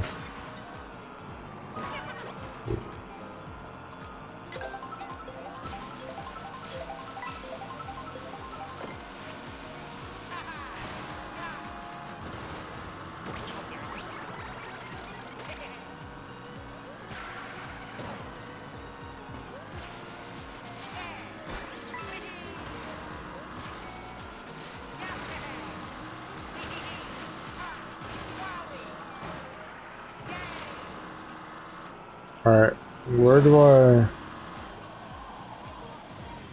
Maybe I just like keep driving and like getting food off of these trucks in different places.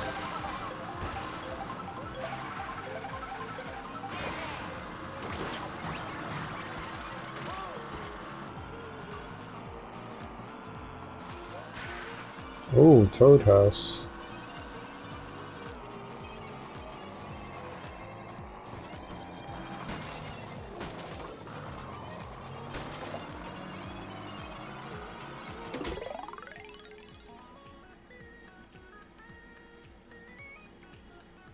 Play some tunes while gathering blue coins.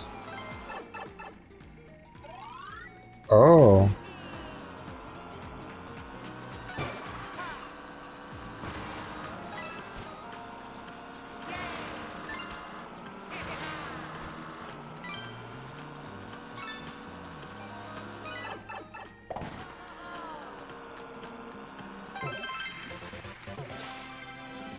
Nice. I feel like those things are like hard to get onto. Like here, for example, there's a peach coin here. This might have been the one I've seen before. But like, how do you get that?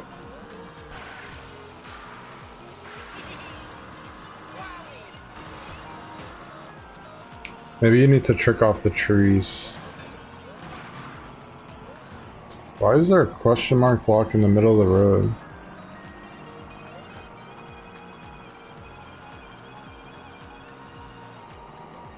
Oh, I could just use this truck. This is like cheating.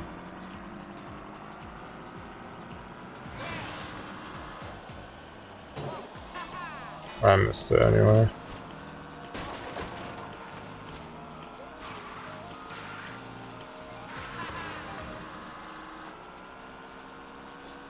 I think I need to like trick off the trees. And that it would be good to get better at that because I'm not good at that.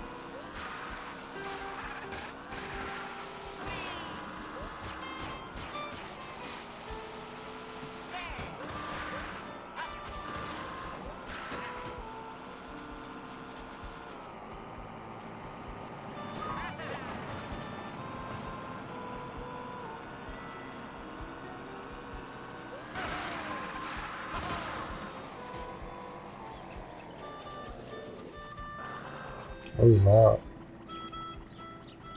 It's like the shadow of the flag or something.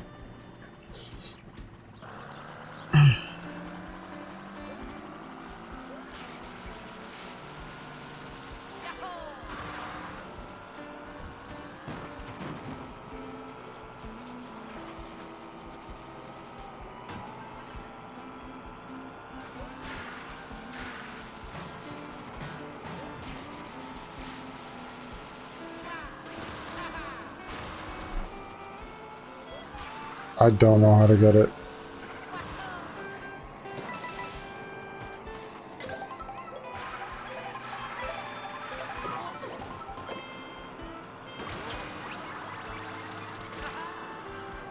Oh, that's new.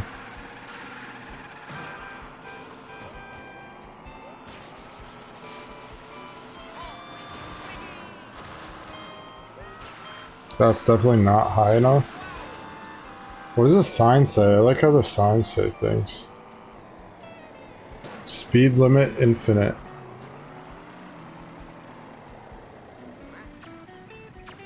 Have a nice drive.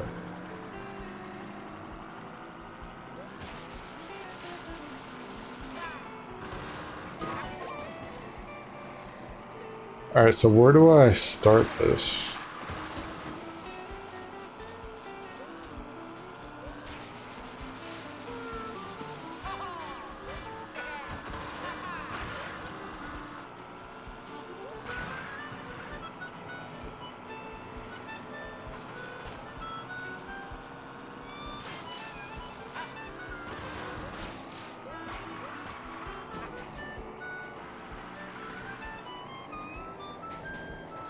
What's over here?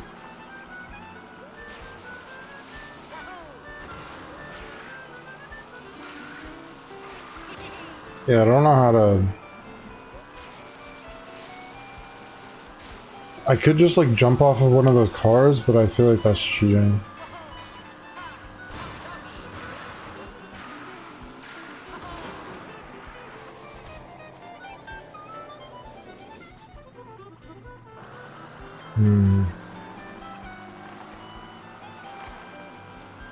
Oh.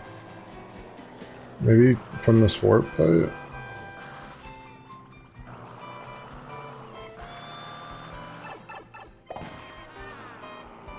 Yeah. That was easy.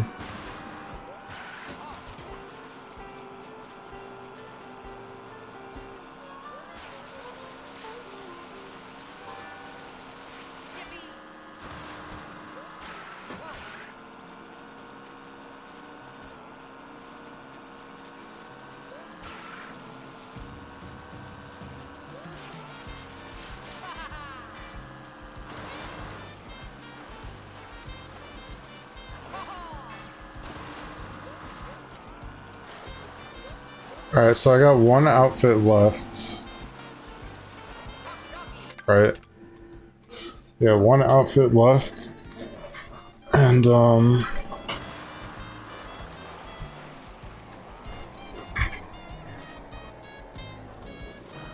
don't know where it is.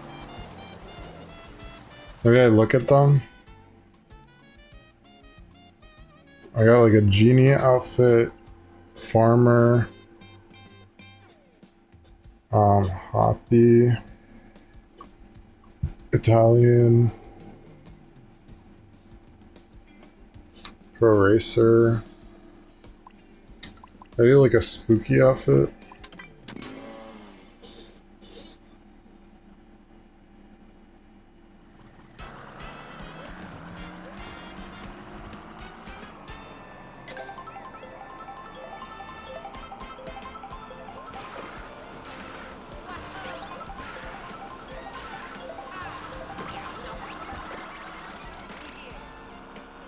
That's weird. It's just the genie outfit. I think I have the snowy outfit, but I could try. I don't know if I want to do like a Grand Prix just to get one of his outfits. But I haven't done all the Grand Prix yet, though, so... Oh, there's the library. This is the library.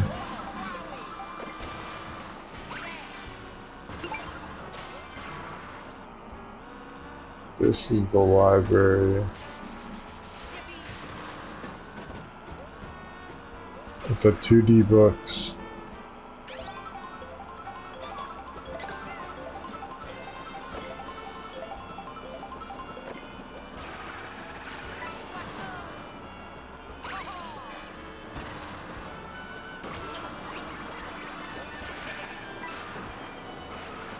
Yeah, this is like a winter outfit.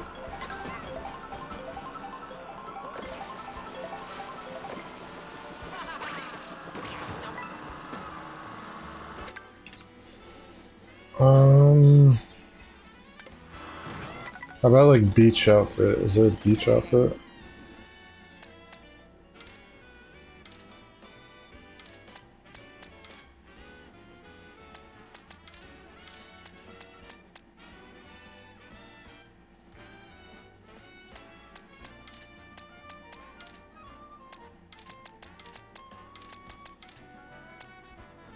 Really want to know what this character is. Why is there a piranha plant and a Goomba? I've never seen this anywhere.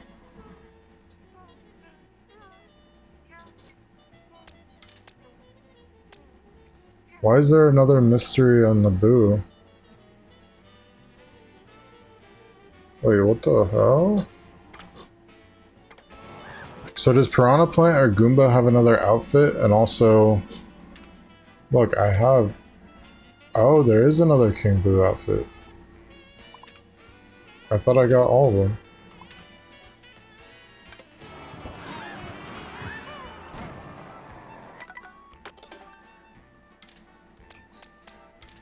Alright, let me go...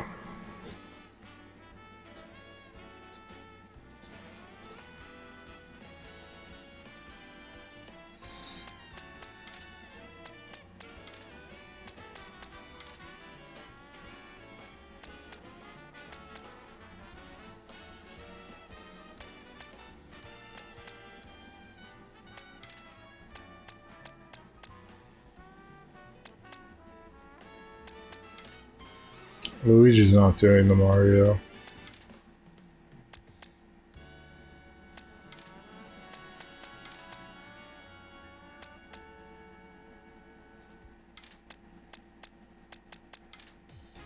I don't know if you can tell based on the silhouette, but like...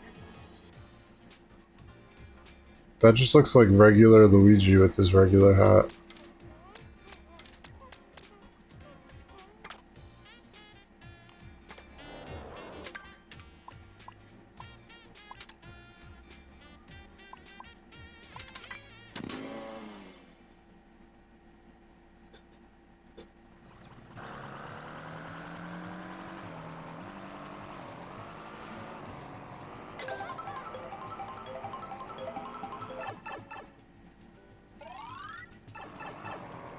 It's all like chicken fingers.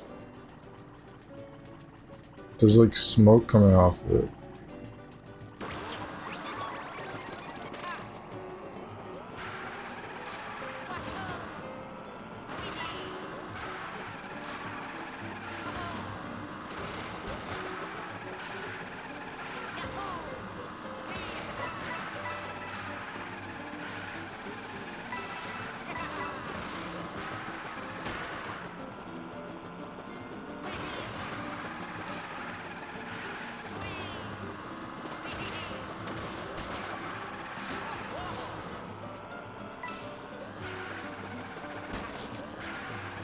Maybe I need to go the opposite way. Oh.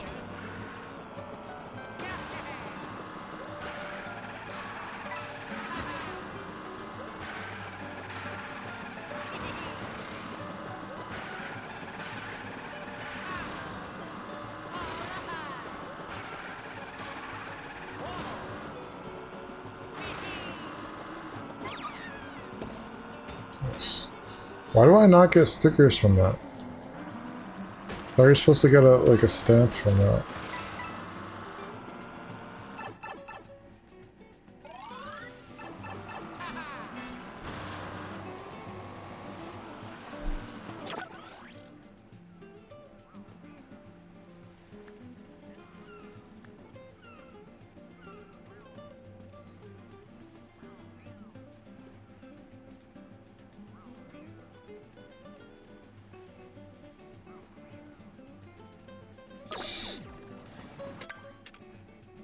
I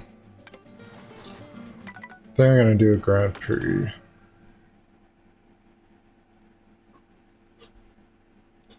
I feel like maybe I am getting kind of bored of this game. I don't know.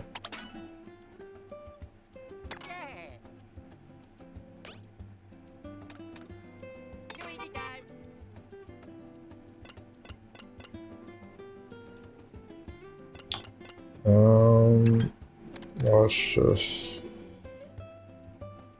Okay, this is a good cup.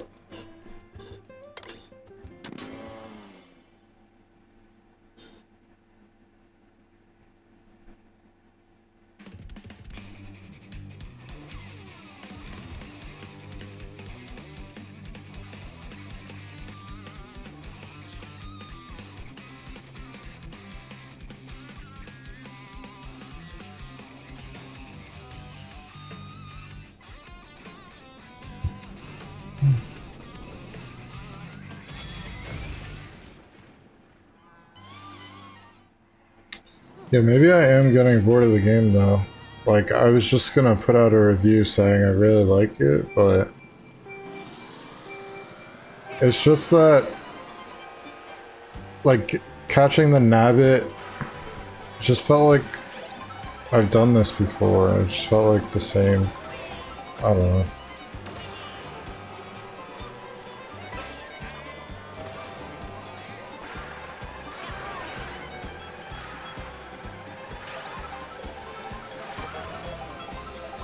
Like, I definitely don't want to go around looking for outfits. I think that's boring.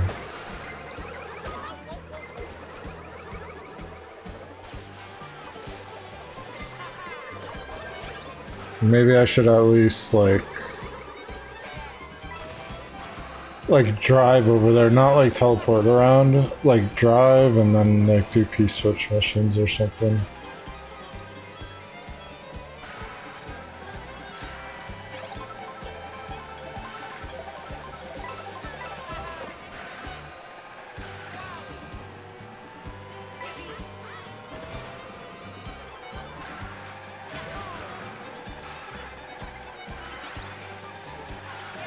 Oh, do I get Baby Bowser from this?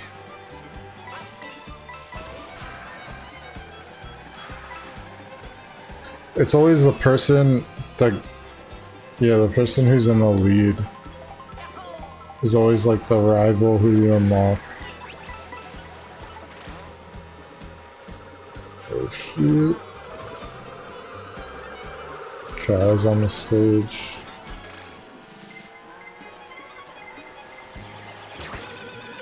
Nice. It's my first time doing that in this game.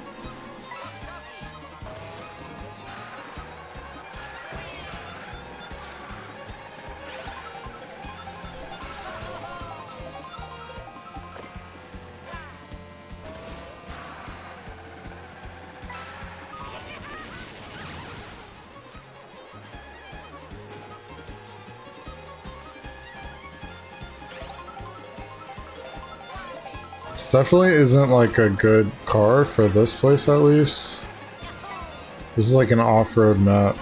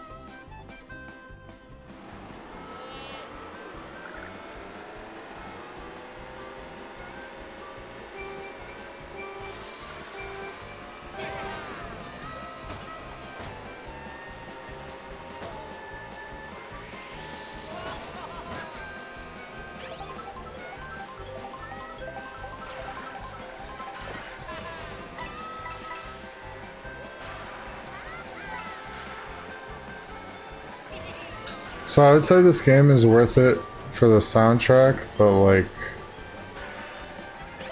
does anyone pay for music?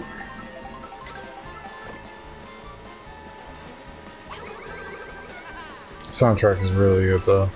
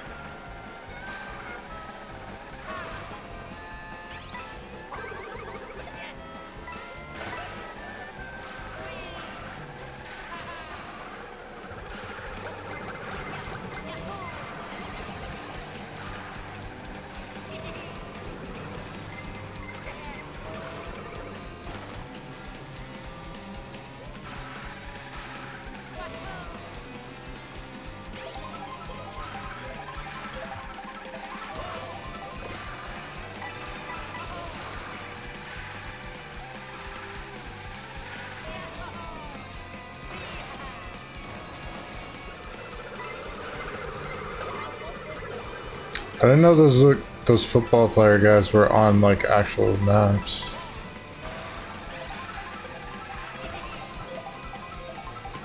Thought like only in the intermission. Maybe someone used the Kamek. I don't know.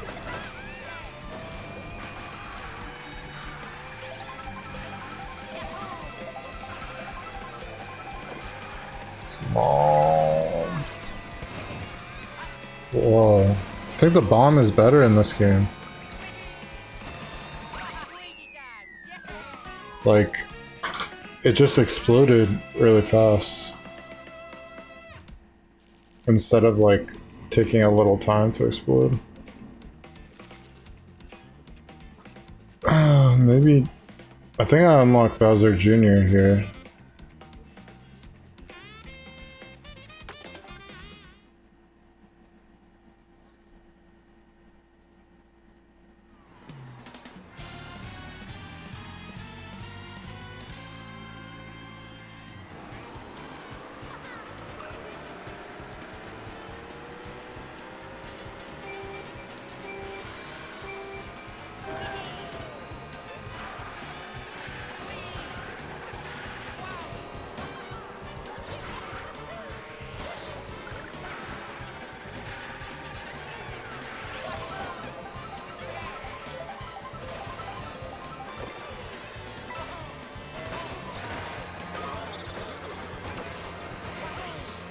I miss the food.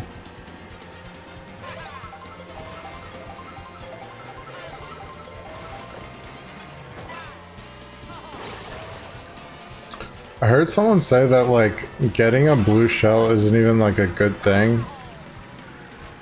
Cause like it doesn't do anything for you. It does like it's good for everyone behind you. It's good for like everyone besides the person in first, so it's not really like good for you, but it still makes you go up. Damn.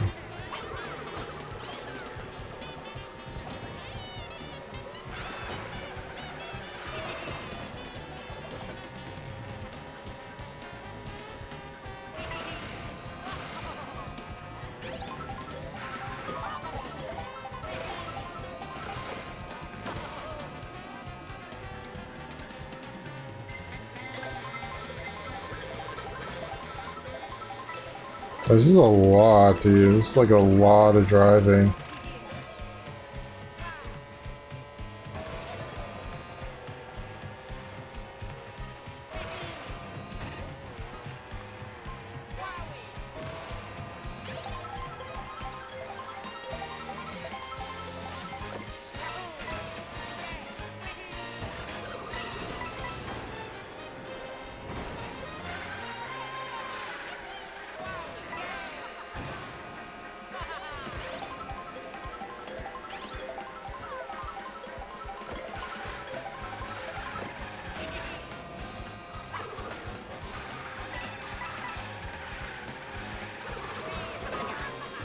What? He threw it behind him. Dang.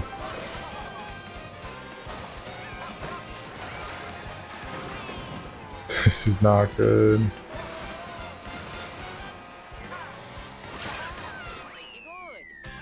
Third place, okay.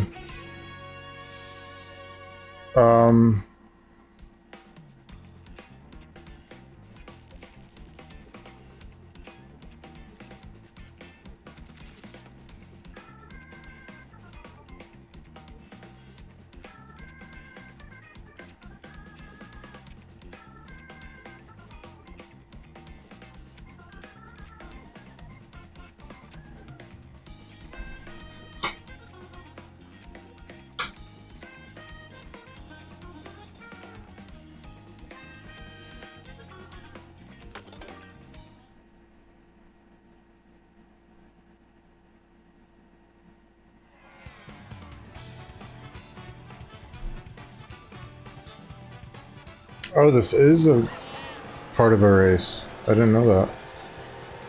This area is awesome. Oops.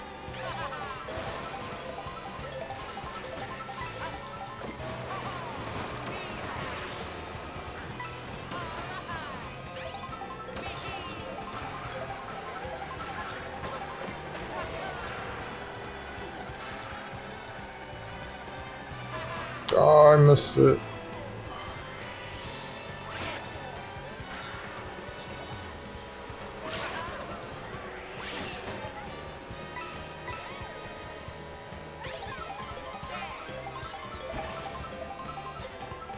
So you go left or right?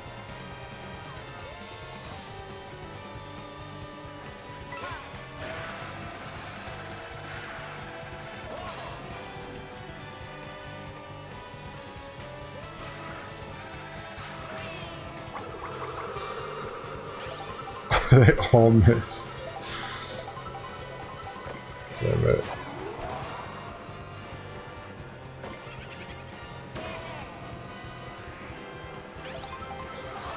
This map's weird. I've never played this. It's just like a giant area. You can go like multiple different ways.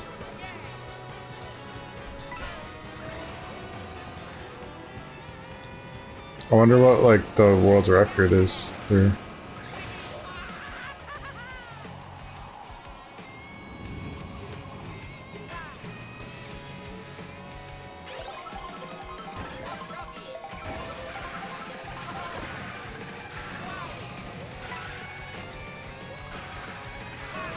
This looks like one of those long tracks too, yeah.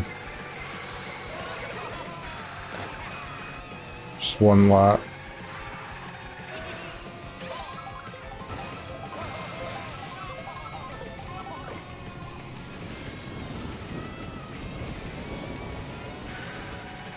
Whoa.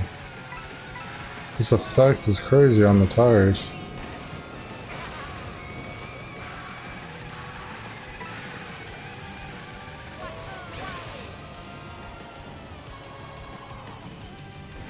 I didn't mean to do that, to go over there.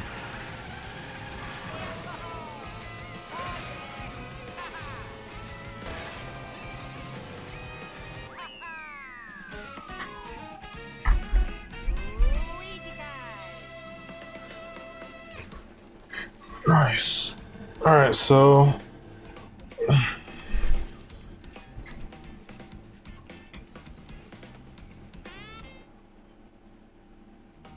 I'm going to...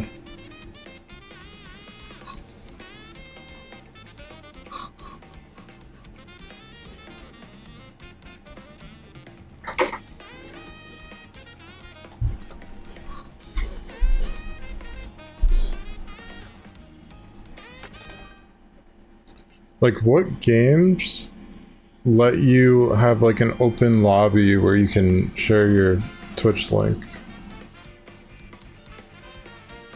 I could Google that.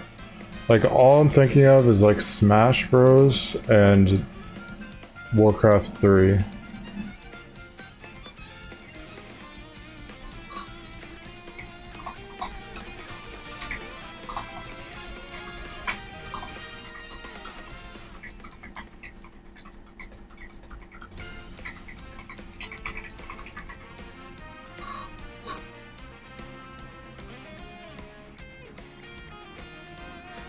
Warhammer, Vermintide 2, Noita? No, I'm not asking for like built-in Twitch integration.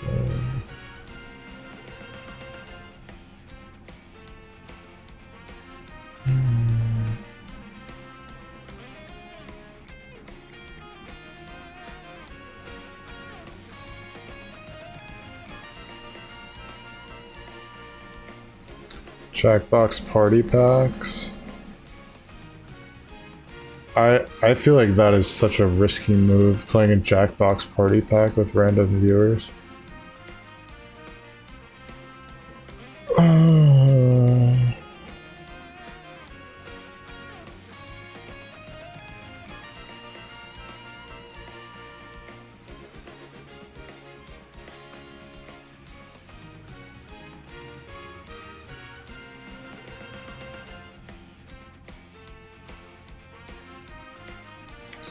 I don't know. People are just saying play a game you want to play. I mean, I do like some custom games in Warcraft 3. Bowser Jr. Nice.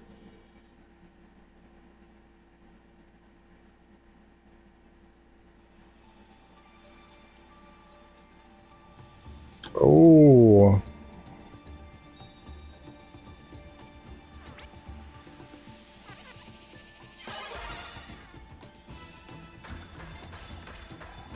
With all of the Dragon Balls combined.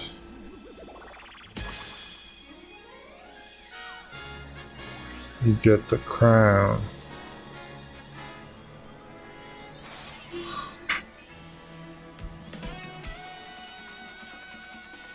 There should be 9 cups, because it's Mario Kart 9.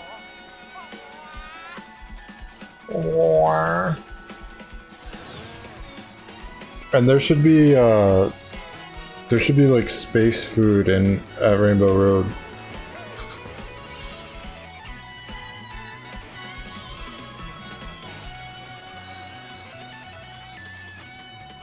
There's also like mirror mode.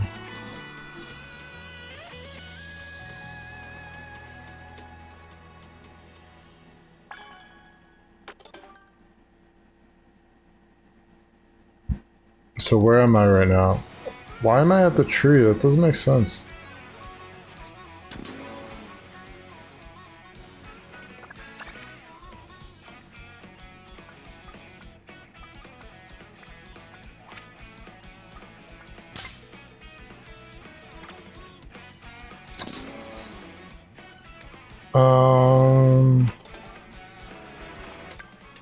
Yeah, so Bowser's castle is over here. But I'm at the tree.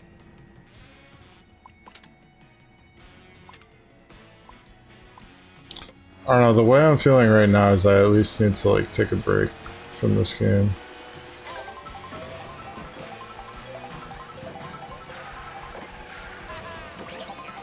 It's like too much racing. Yo, there should have been like outfits like that, like alternate colors, like Luigi's like fire flower outfit.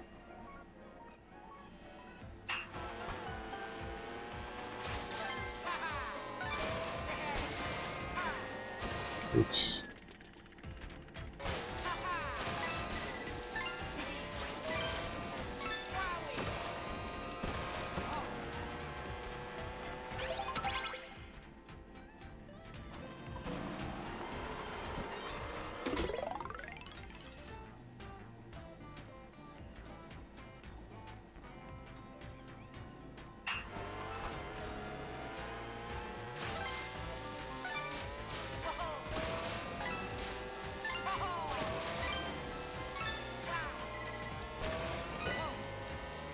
What? What are you supposed to do there?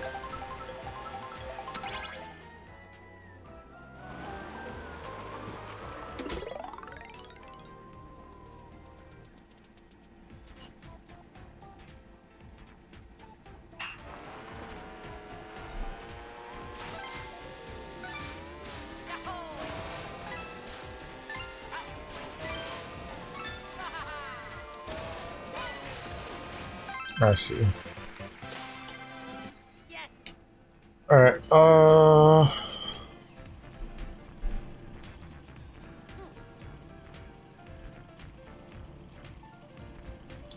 gonna BRB. Goodbye.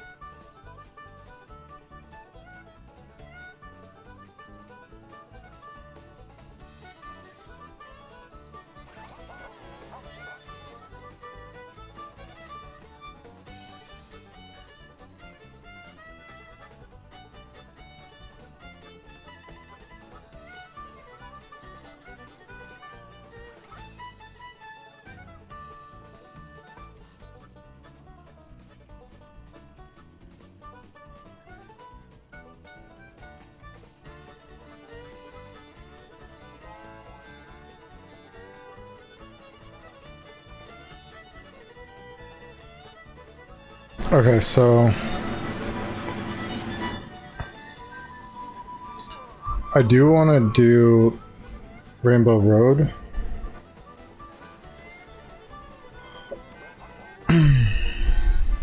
But let me first so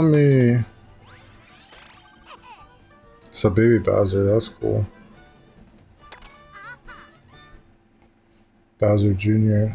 That's a cool color cart.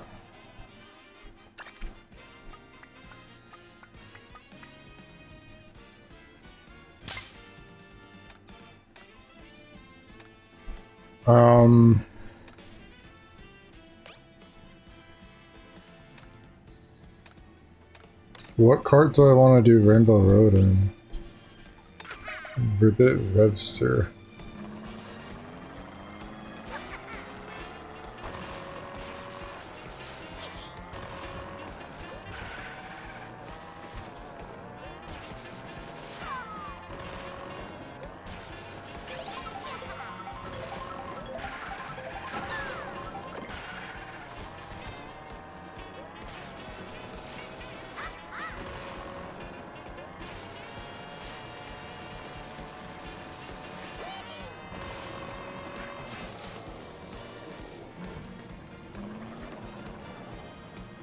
Alright, so how many outfits?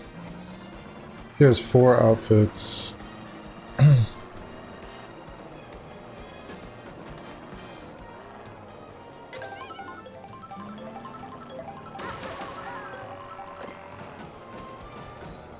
Oops.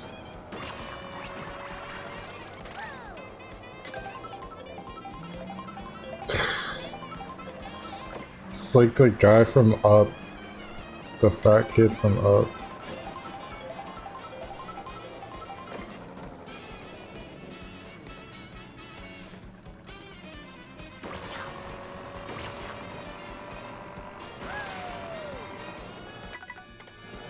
Alright, so I want to see, like... So Lakitu only had 3 outfits.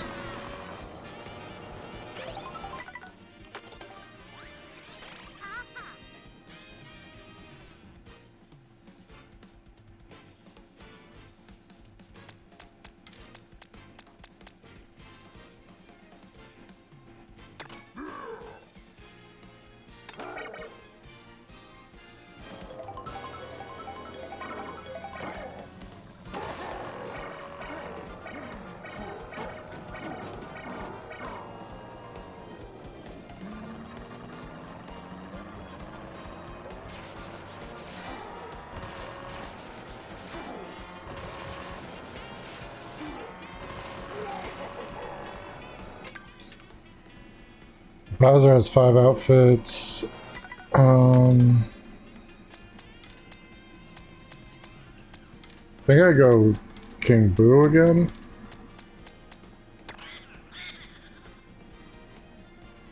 Try to get all these outfits.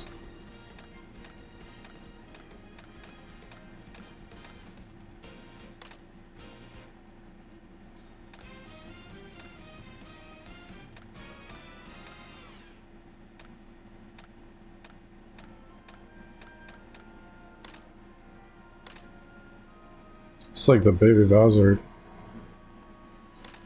mobile. Bowser Bruiser. I just think Pipe Frame is kind of lame.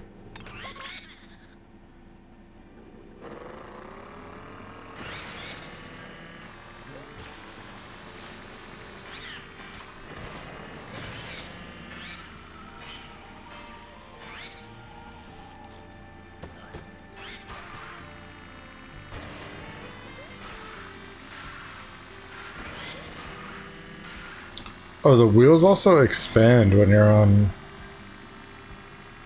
like rough terrain. You look at the wheels, they like get smaller and then expand.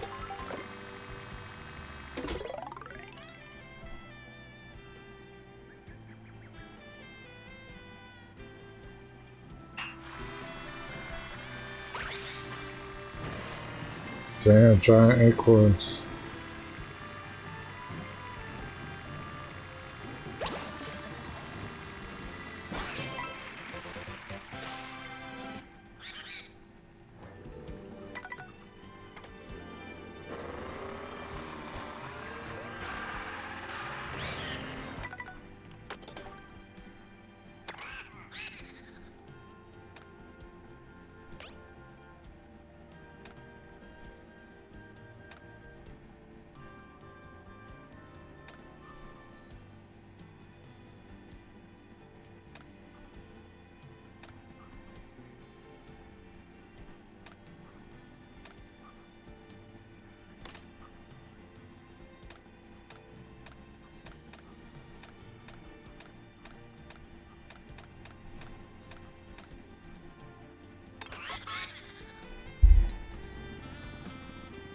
Okay, so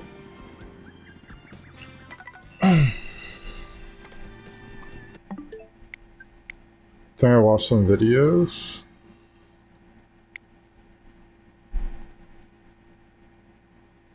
And then I do want to do Rainbow Road.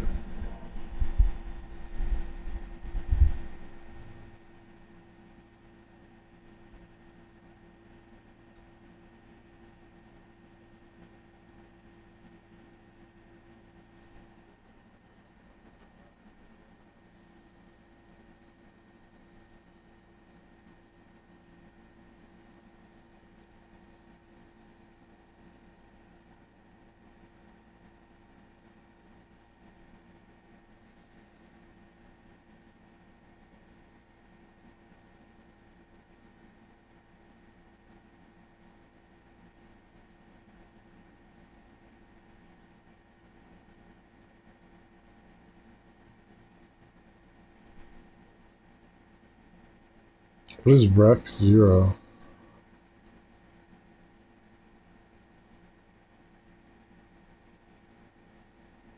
It's like a Smash game. But Master Chief is a character? What is this? Nintendo lore makes no sense.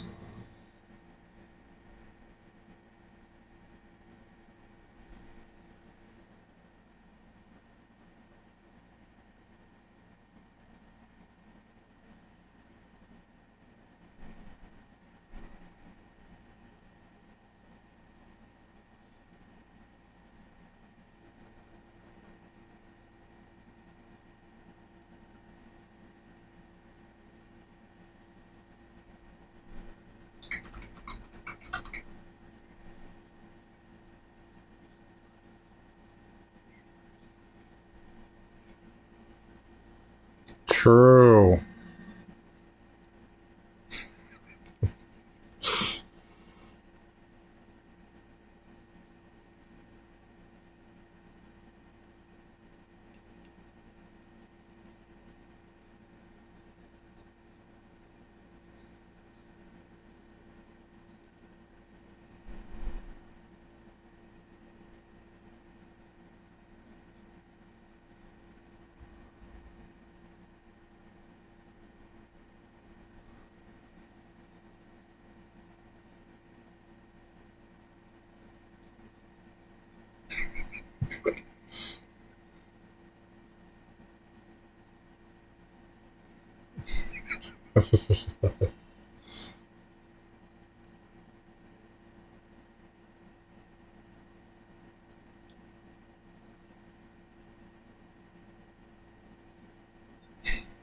Oh my god.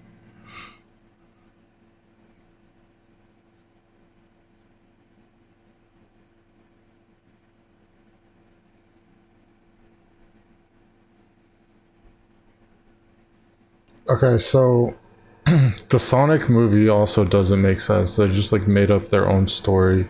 So like the movies, I think, are just like totally different from the games.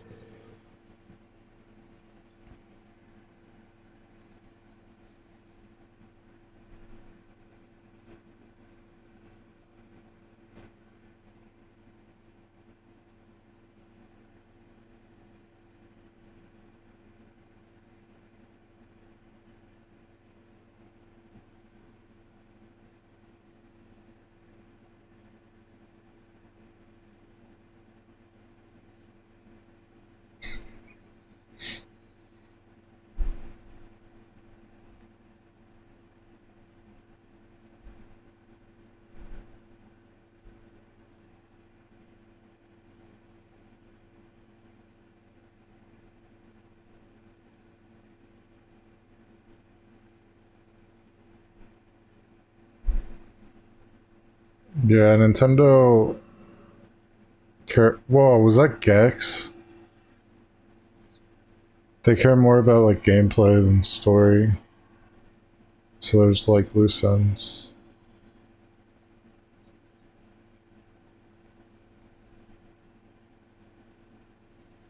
says Rex Release 0 reveal trailer. It looks like a Smash game or something.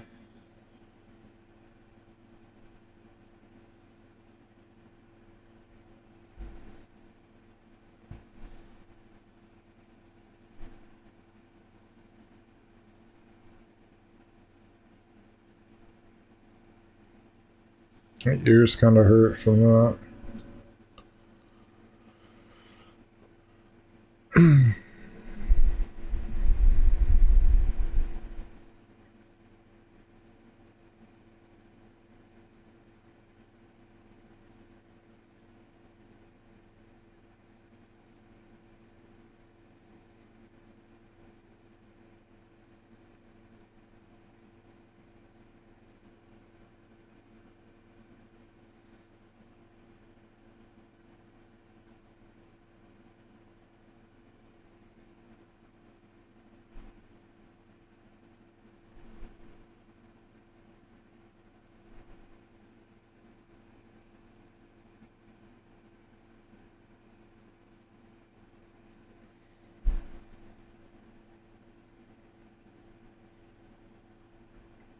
What was that? Mega 64 Gex. The Gex promo you've never seen.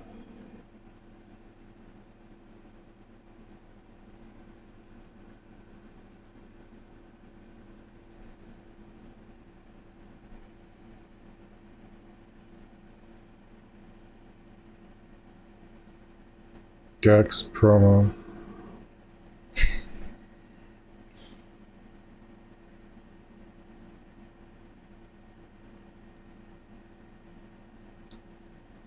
This looks legit. This is how they made commercials, like Crash Bandicoot.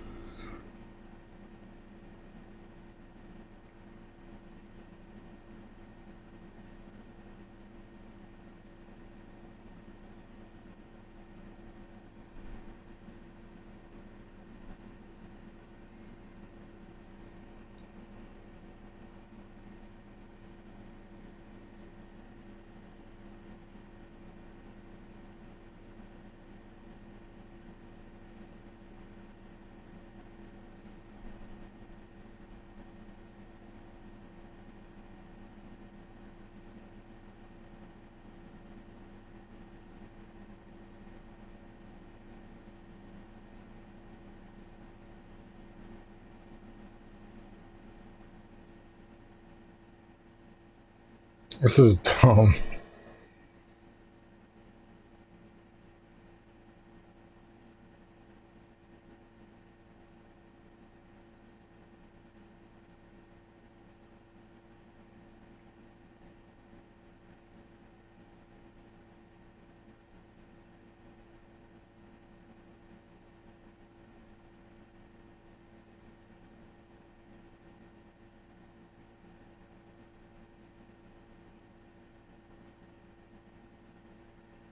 No, I don't think these jokes are landing.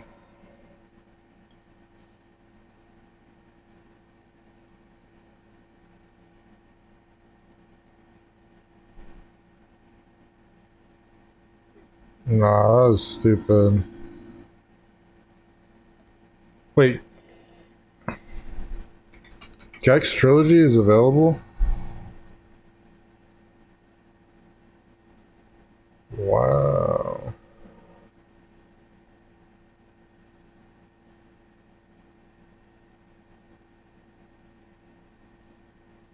It's tail time.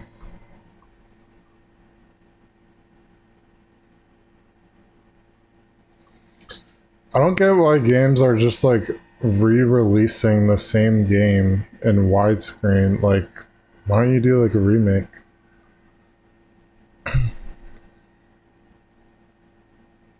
There was also the Glover remake.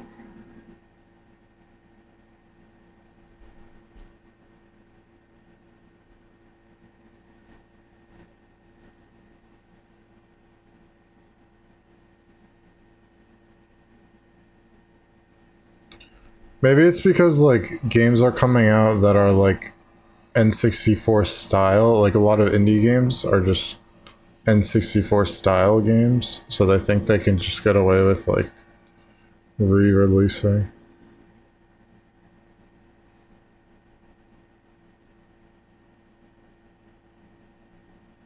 Mixed opinions.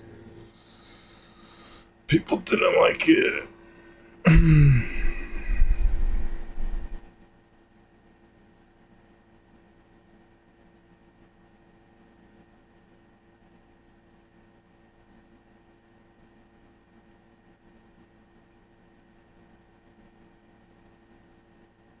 Nah, dude.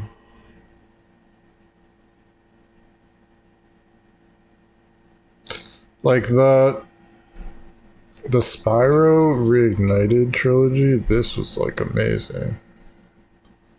I still need to play through all this, but why don't you like remaster Gex or like do something with it?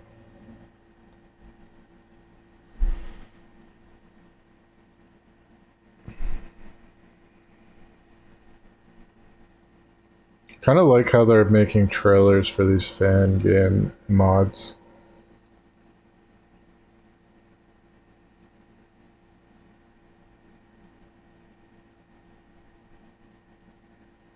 I wonder if there's like any single player things. Are these Pokemon? I don't even.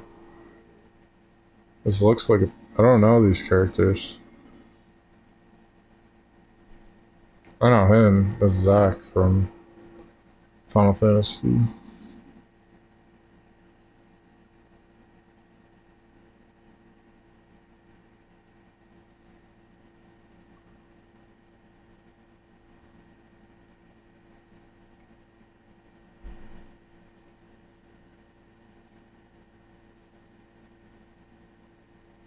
Such a random name.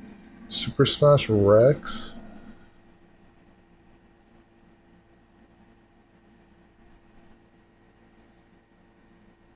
Toad. What does Toad do?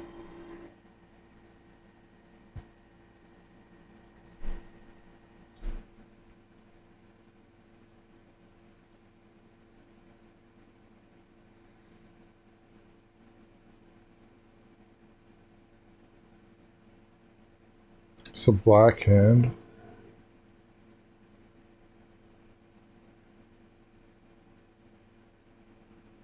Sands.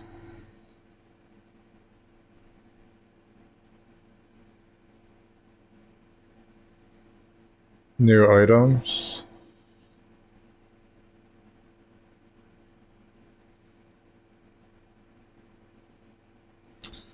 I don't know. I don't think it's that cool to like just bring in characters that already existed. I want to see like new like Mimi characters or just new characters.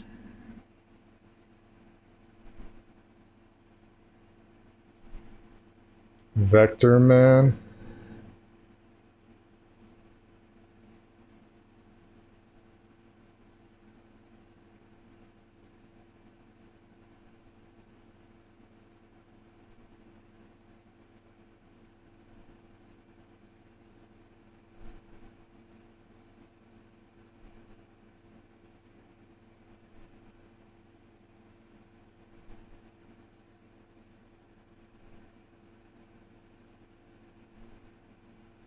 I don't know who that pink guy is. I've seen him. He's like an assist trophy in Smash.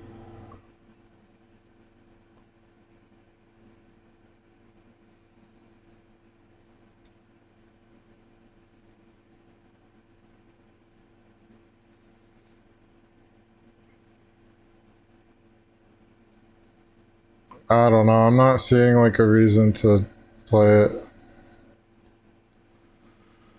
Maybe Isaac would be cool to play from Golden Sun.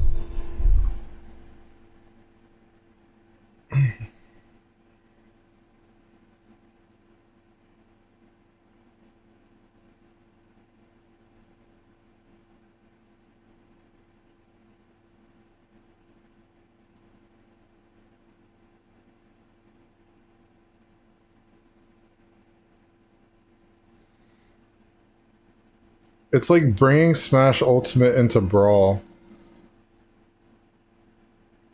which I don't like. Why?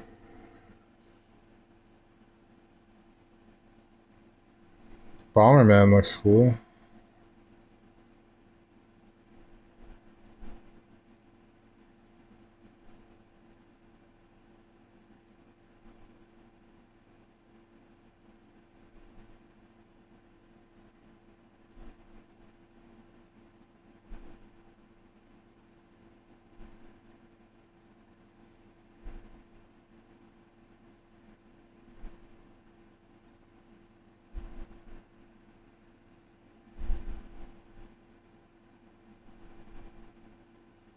Shadow looks kind of cool there.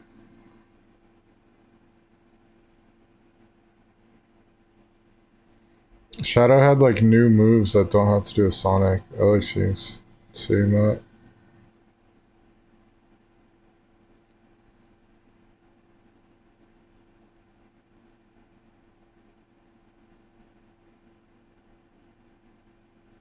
Blaziken?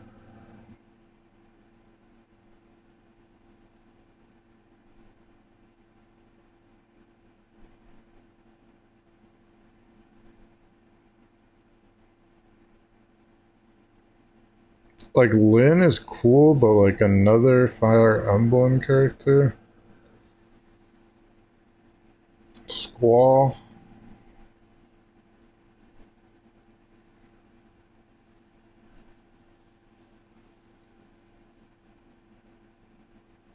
Who the?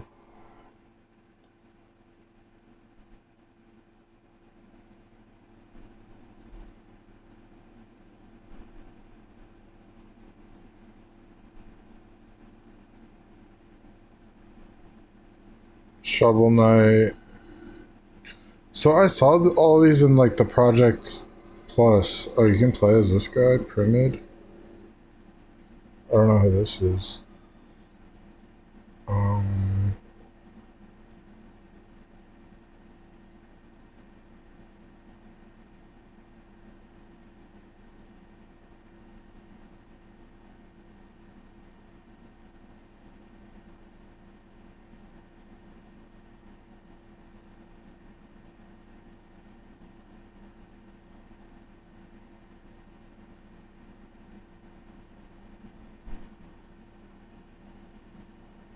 Oh, here we go.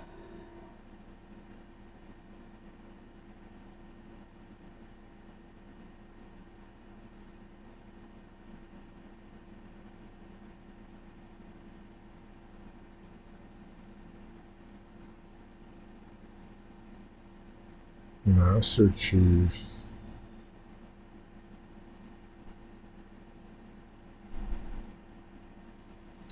When you think about it, like Master Chief, the design was probably based on Samus. Like Halo, the first Halo was 2001. When was Metroid Prime? 2002.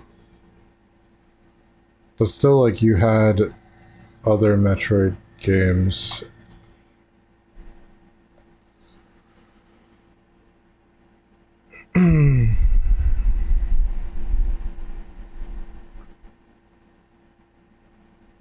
Probably based on Samus.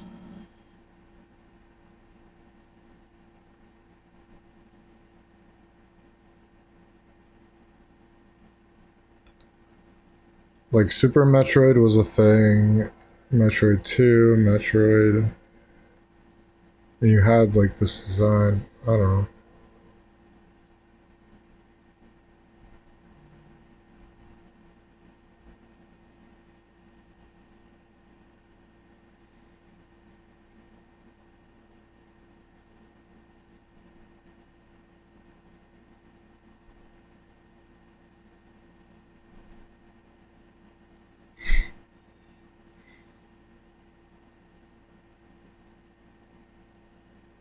Damn. He shoots like the Splatoon. Like the Inkling. Gravity jump. Magnum.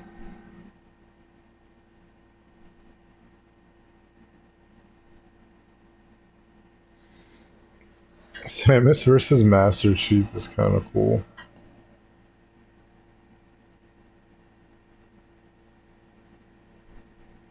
It's got a sniper. Frag grenades.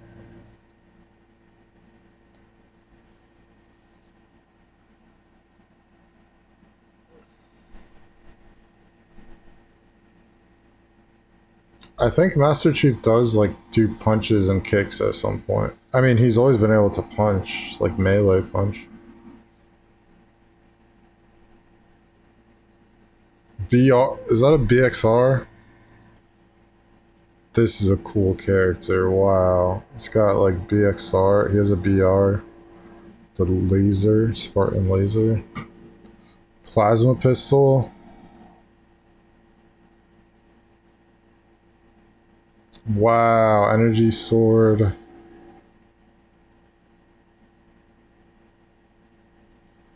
That is like straight up. This is like how you get a kill, and this is how like all the noobs, or like just like anyone gets a kill in Halo 3. You just like shoot with the assault rifle and then punch, and then they're dead. Like that. Oh no! Oh, maybe you can have different helmets? Because this is a Halo 1 helmet. Mark 3 or something? Or Mark 4? I don't... This is the Halo 1 Master Chief. But maybe there's different costumes. Yeah. Wow. Some like ODST helmets. That's like Master Chief. Halo 3.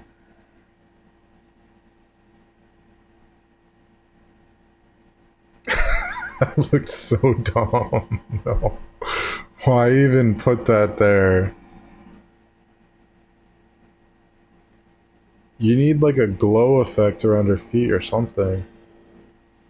This looks like a floating PNG. It looks bad.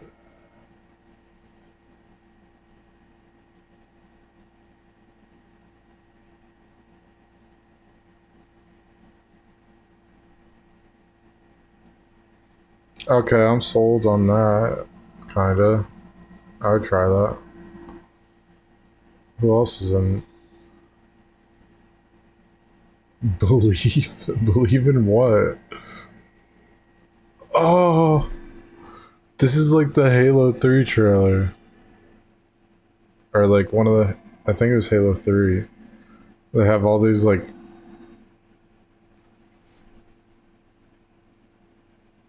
like action figure type.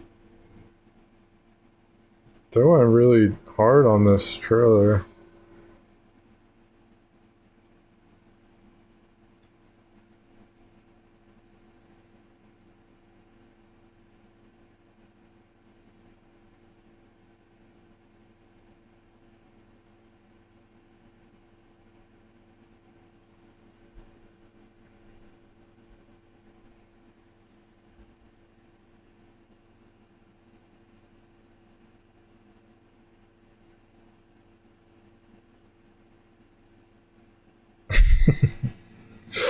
There was this like YouTube show I used to watch. It's reminding me of it. RD and the Chief.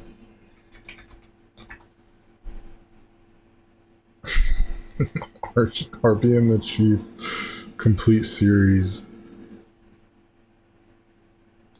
Master Chief sucks at Halo was the first episode.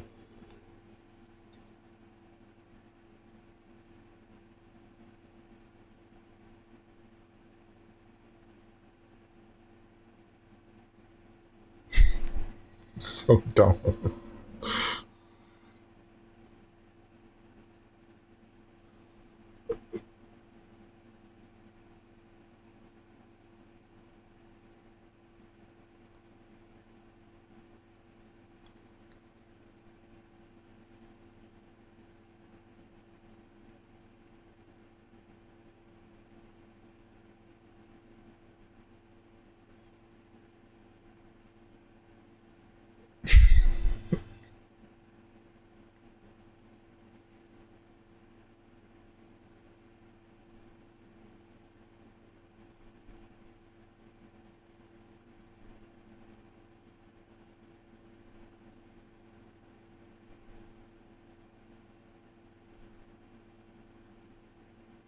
I guess this was even before Halo 3.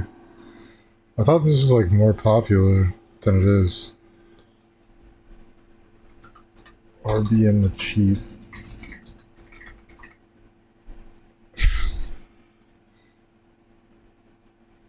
This is Machinima.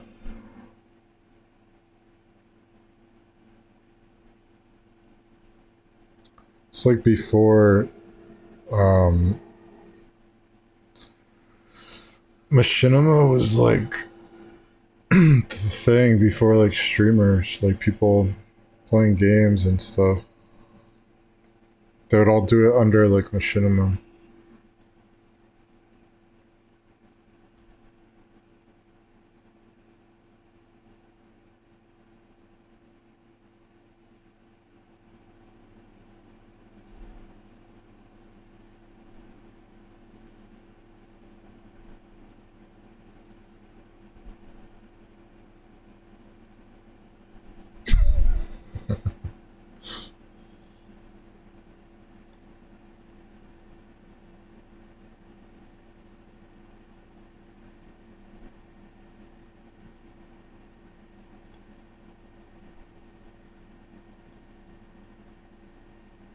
Yeah, I don't think I played this. Maybe I did play the Halo 3 beta. I don't think I got Crackdown though.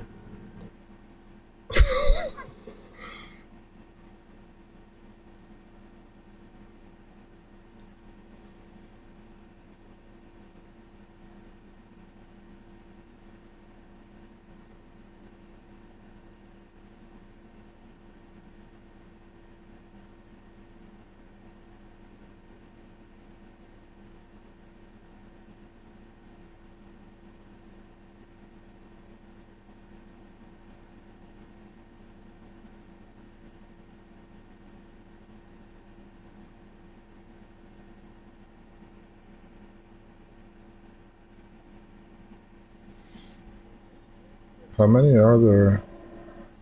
Season 1 episode. Oh god. There's 187 episodes. There's a lot of this. Wow.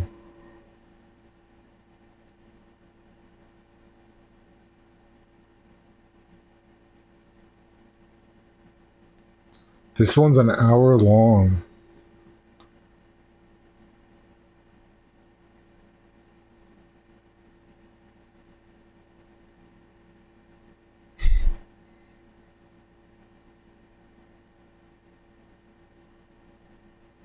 Okay, it was like, this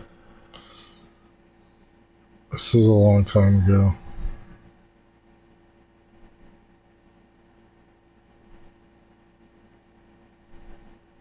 Jeez, okay. Let me see, like, what this, like, season 8, episode 16. What is this?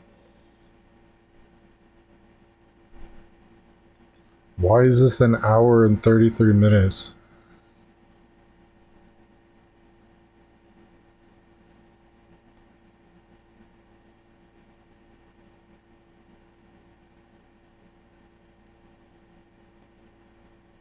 What?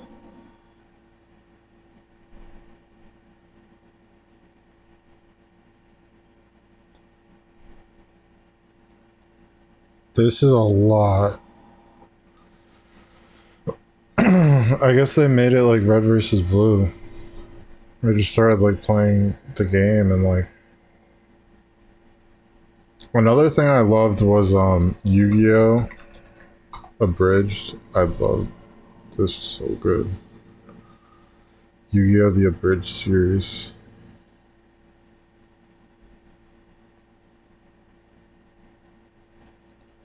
Oh no way the browser audio is not coming through. Oh, this whole time, my bad. It's your move. Sorry, Yug. Doing this Brooklyn accent makes it difficult to concentrate on card games. I know what you mean. My voice is pretty crazy, too. I think it's just the whole series. It's just abridged, like, dubbed over. This is really good. Little Karibo. 16 years ago. This video may contain transphobic, homophobic messages, or other types of humor or dialogue that no longer represent how I am.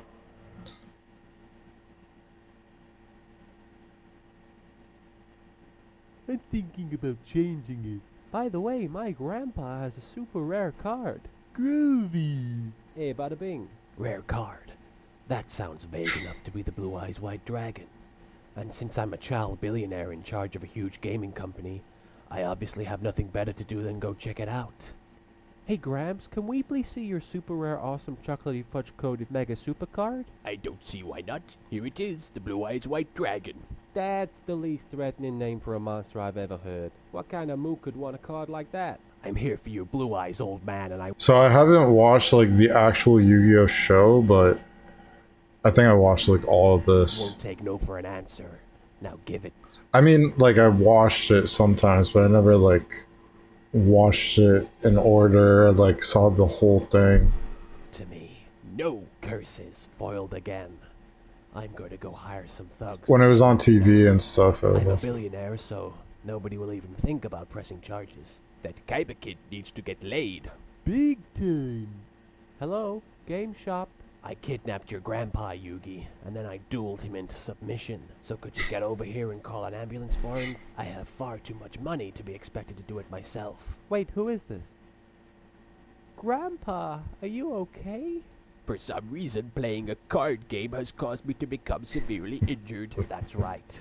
And now, watch this. Grandpa's special super rare awesome super card. What the heck did you do that for? So that it could never be used against me. In that case, why not just tear up every card in the whole world?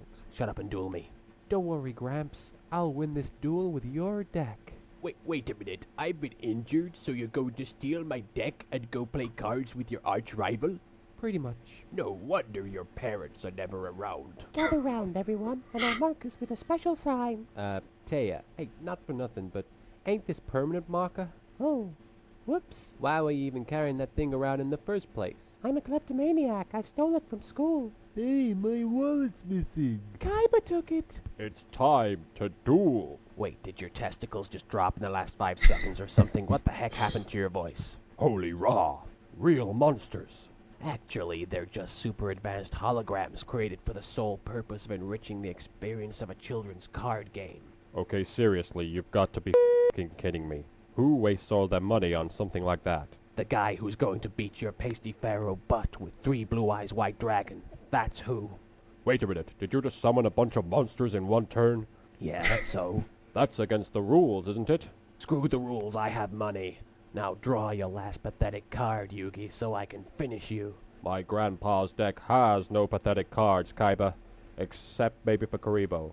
But it also has this. The unstoppable Exodia. Ah, Exodia! It's not possible. Nobody's ever been able to summon him. Really? Is that because it's so rare? No, it's because this game makes no sense. Nobody can figure out how to do. That's like another thing that's like doesn't make you need to have all 5 Exodia cards to summon Exodia, and you just showed one. Rare? And he wins the game. This game makes no sense. Nobody can figure out how to do it. Nobody except me. Exodia, obliterate. Big brother, is it time for my cameo yet? How?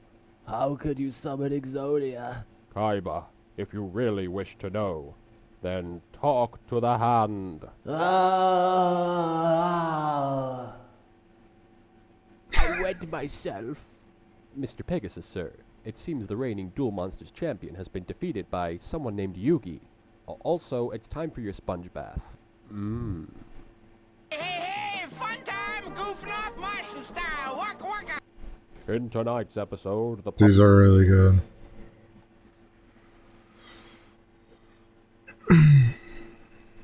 When did he 1 year ago, huh? It's probably just like re-upload.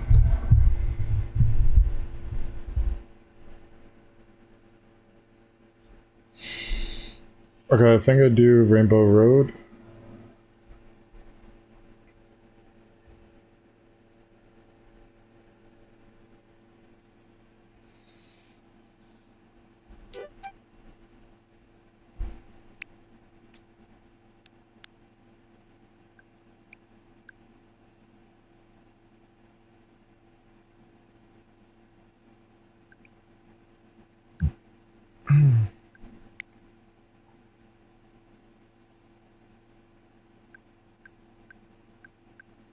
Callie is on Nintendo Switch? I didn't like this game. I was like, what is... I mean, I didn't play it enough. I played like the beta and I was just like, what do I do? Like, what is going on?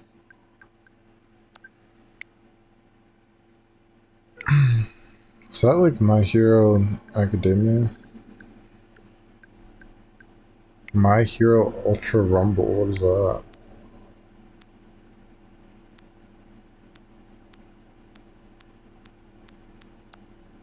I've never heard of this.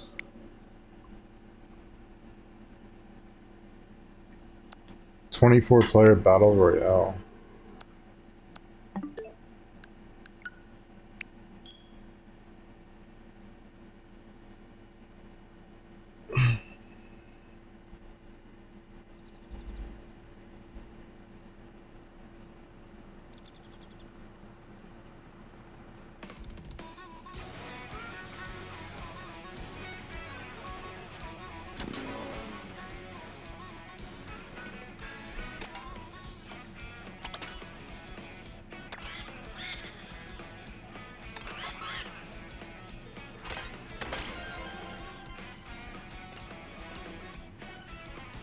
Alright, it's just a straight path. Oh, I haven't done these courses before. Or maybe I have. Did I? No, you don't do those courses yet. I was wondering why I never did these courses. I didn't know they were part of the last one.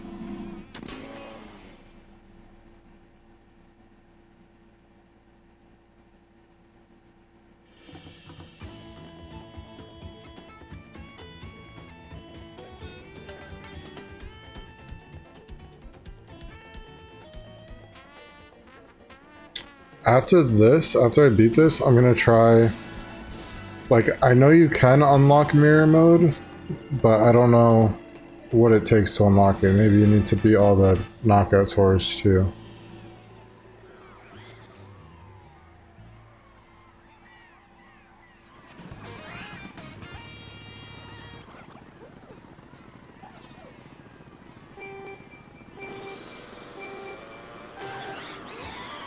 What?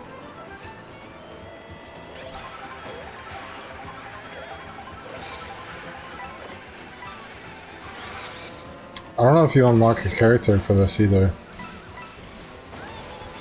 I've seen it happen, and I've seen like the end credits roll, but you might unlock a character too, I don't know.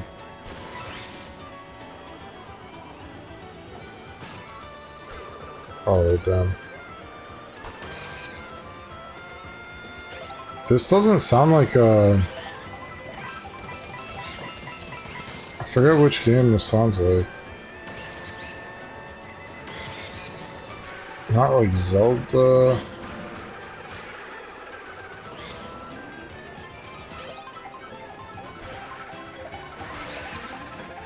So this is 3 laps. So this must be like a very long Grand Prix, because I know Rainbow Road is really long.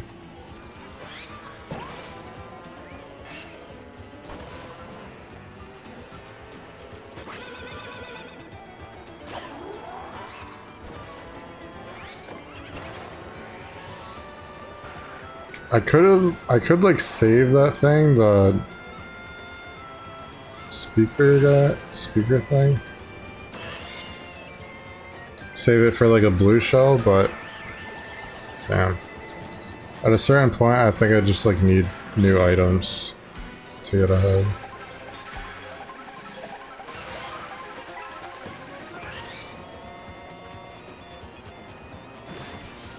It is pretty weird for Donkey Kong to only have 2 costumes in this game.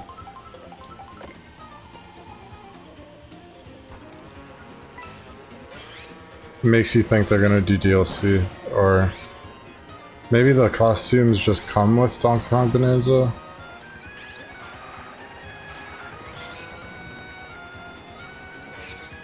It's like a lot of paths, I don't know which one is the best.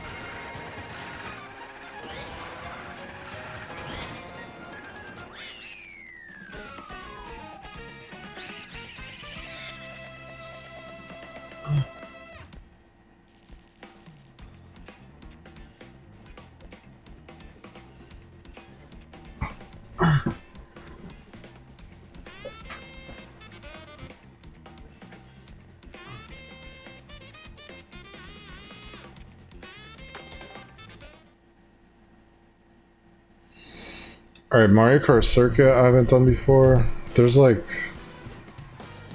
a lot of cool references there. I've like drove around it a little bit.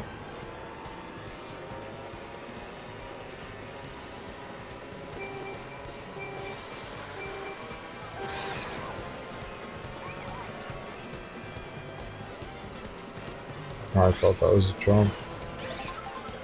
Alright, let's get this food.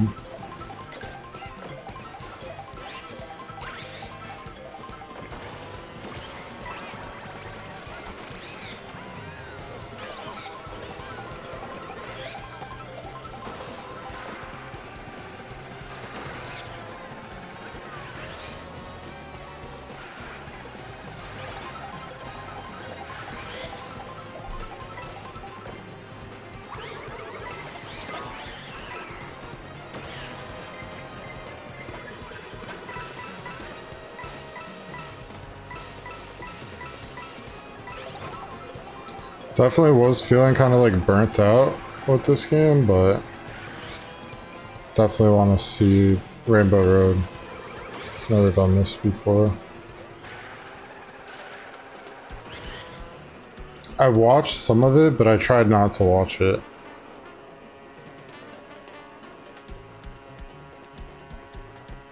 Tried not to see like what was going on in Rainbow Road, but I know like basically what it is.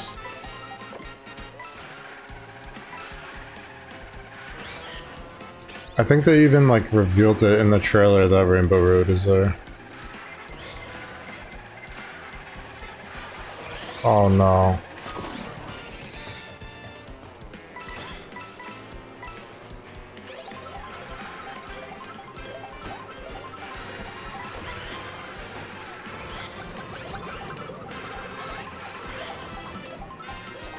None of those hit.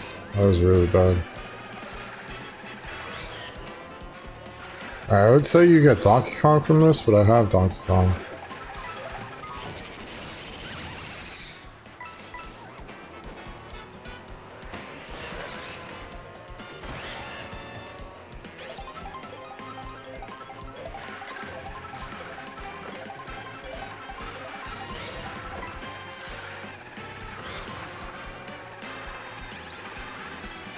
So when I want to unlock all the characters, I think I'll just like play the game more, like do like knockout tour maybe.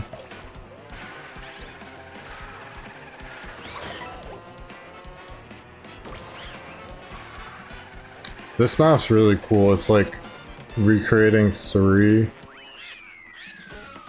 different like Super Nintendo maps in one. That's really cool.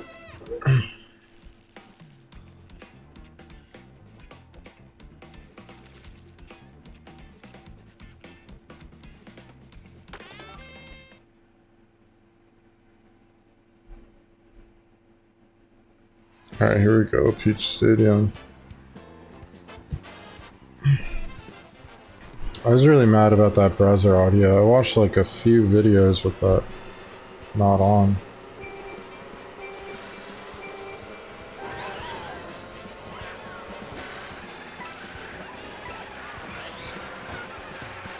So there's more. I mean, there's not that much more, but like more of this like classic style after that race. Dude, I think the intermission tracks are fun, I'm not gonna lie. I think they're good.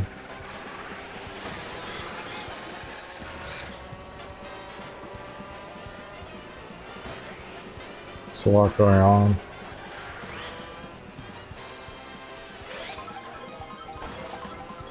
For example, I could have just like tricked off those poles. I didn't go near them, but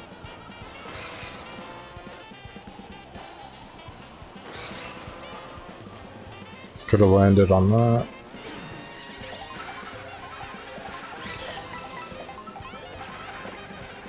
Oh, is this Moo Moo Meadows? I think I just did Moo Moo Meadows, right? I was just driving past Moo Moo Meadows.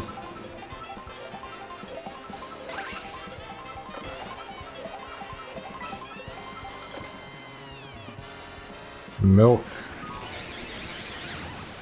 Damn.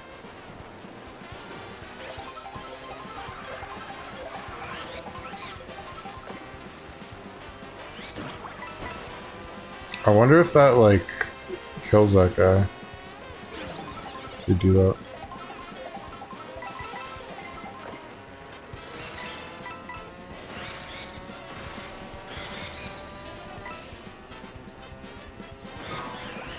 Oh no.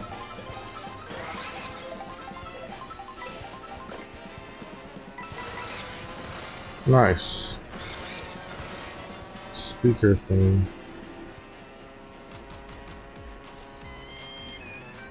I don't know what this thing's called.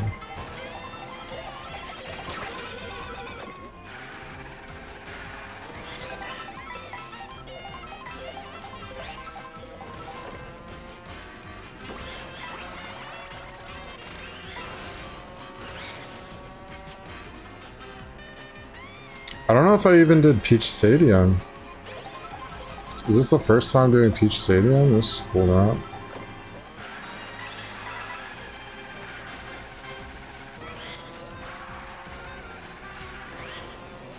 I've realized on these like really wide turns, like on the first map,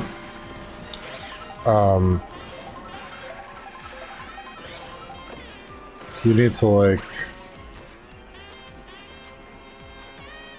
use one of the boosts. You can't just like charge up the whole turn or else you're going too slow. You need to like use a boost and then keep like boost and then charge again. I think I learned that from maybe from like a guy doing it.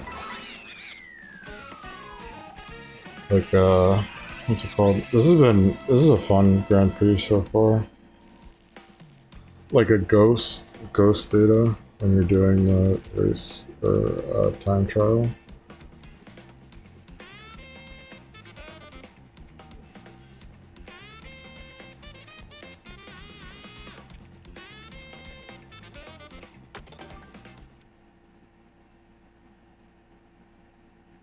Rainbow Road, that looks like a crazy icon. Here we go. I think you just like fly straight up.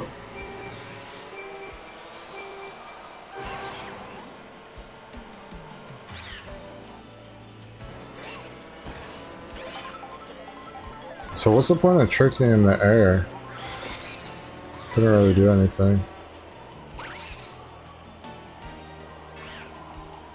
I guess just for movement.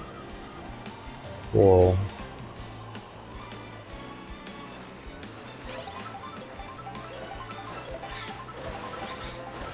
I like how there's a water section here, like trying to get in like all the things for the last map.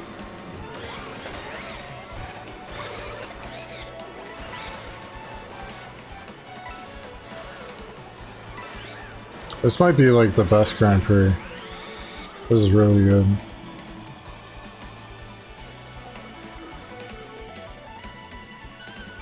Like those blue icons on the wings too. Yeah.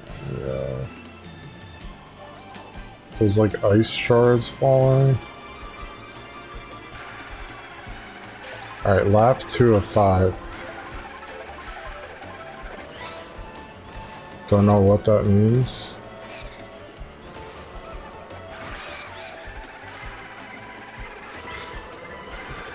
There's like 3 more sections or something.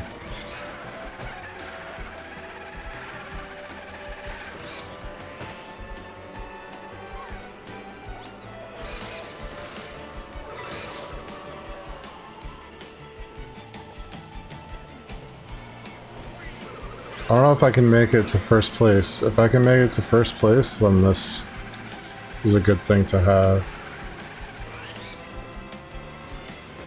Yeah, just use it. Fuck it. Alright, there's 2 paths here. That's cool. Just like the Mario Kart 8 Rainbow Road had 2 paths. Dude, when I was little and like trying to play Mario Kart, it was not like this. It's like I fell off every time. I fell off like every road. I mean, when I was like trying to figure out Mario Kart.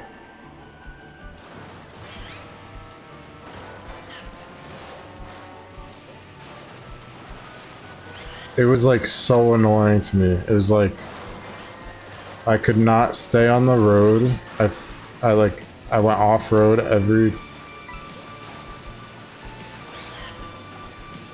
It's a cool train. Sunshine Railway. So those are like 2 maps missing here, and probably might be DLC. Coconut Mall and Sunshine Airport. Those were good maps. My favorite map in Mario Kart 8 Deluxe was the Excite Bike one. Was my favorite. I like that one. This is like Mario Kart 8, the space station.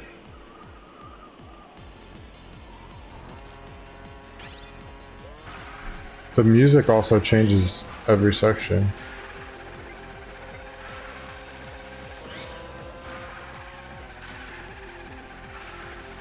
This is cool. Oh, damn. Oh, this is like Super Nintendo. I've seen this before. Maybe I've just seen the whole Rainbow Road.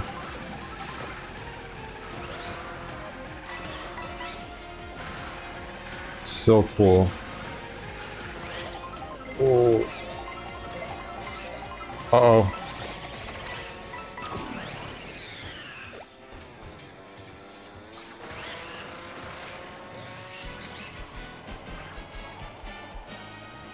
Whoa.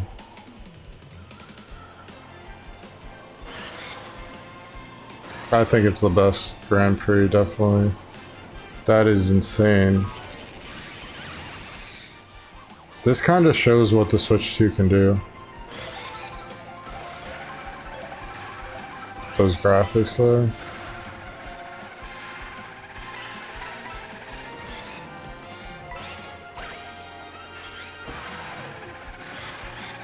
Uh-oh. Oh, you can see them on the other side. That's awesome.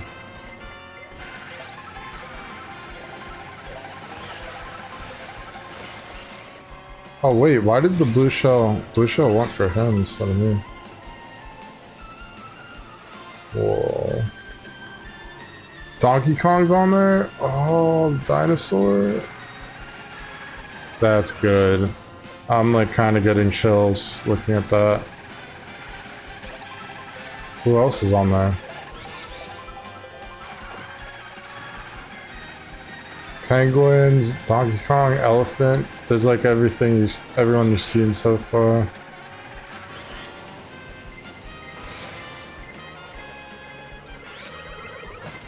I'm like surprised this is still going. Okay, that's the end.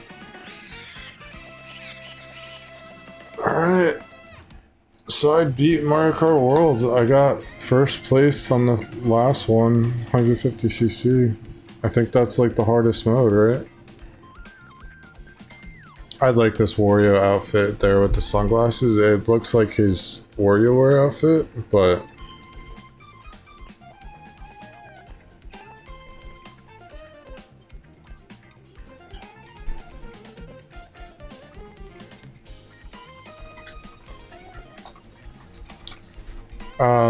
I heard someone say like, why didn't they just put his WarioWare outfit? But it is like, it's like a ode to the WarioWare outfit. It's like a reference. But I think it looks cool. I like that. I like the Burger Toad too. I didn't get any of Toad's outfits. I gotta pee like really bad, but let's see what we got here.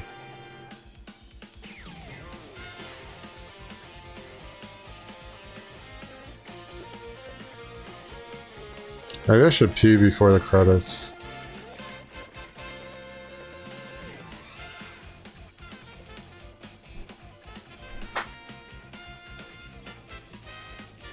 I don't know if I really care about the credits, but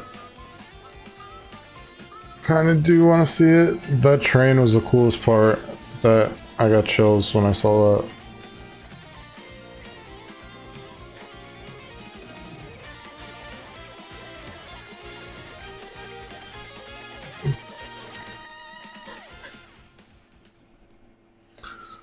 I don't know. I've definitely never been like the type of person who like goes online and plays Mario Kart. Even Smash, like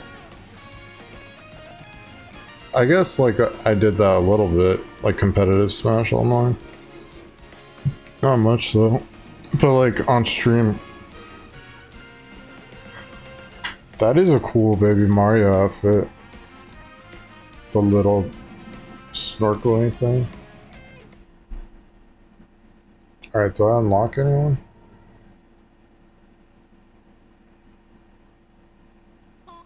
Rainbow Road returns? Where was it?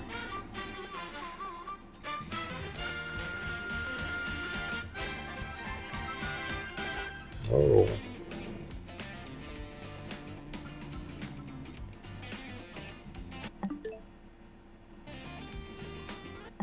Alright, I gotta pee. Be right back.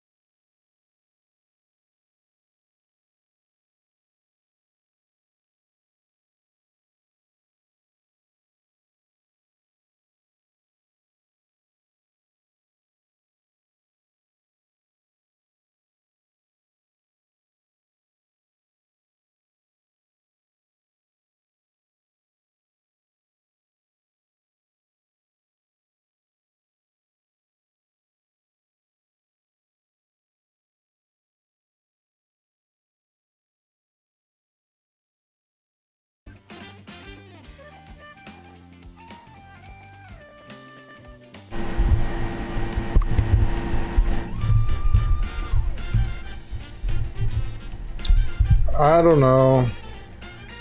I was starting to feel burnt out. I think it's a good game. I think it feels like incomplete. It feels like lacking. It's still a good game though. And if you want to talk about the $80, like listen to the music. It's like all in the music. The music is like, this is like getting like,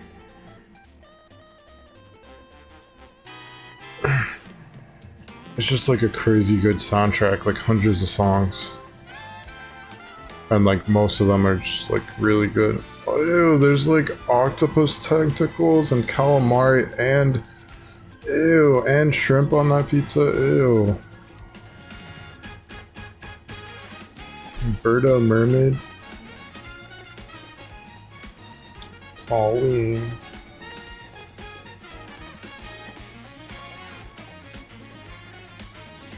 Yeah, if Pauline's that big of a deal, she should have more than 2 outfits.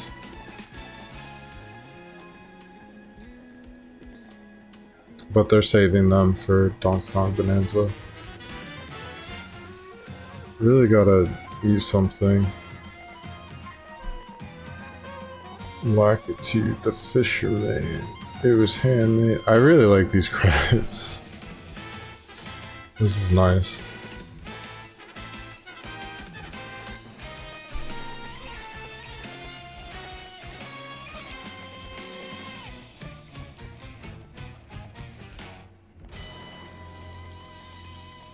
What are these words though?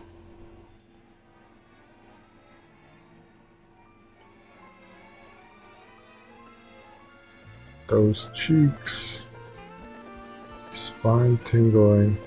Who is writing these marker things? Couldn't look away. Wee. Serious moves.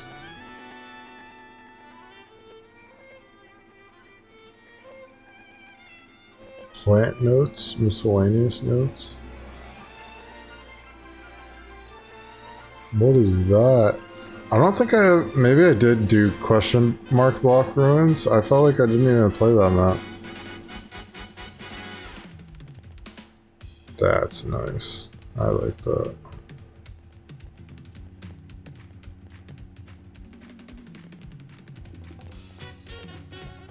Yeah, that's probably fun.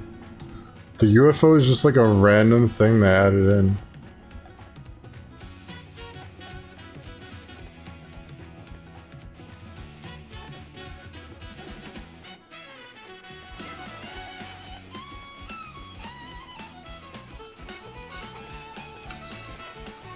Yeah, I'd say it's a good game. I think it's just like the story mode that everyone wanted, it's not here. That a lot of people wanted.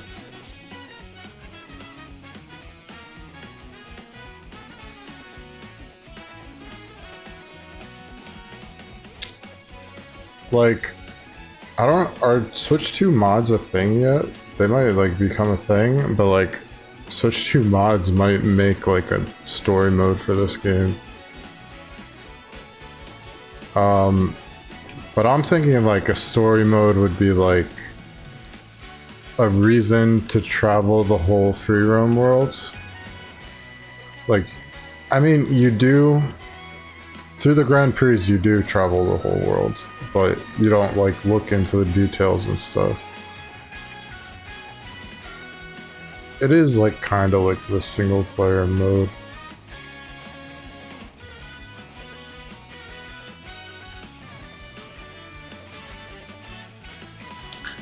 You know what I think? I think I need to spend more time, or like more time needs to pass for me to have like a full opinion on this game. Cause like look at Elden Ring, I thought it was like the best game ever. It still is like, I'd say like maybe number 2.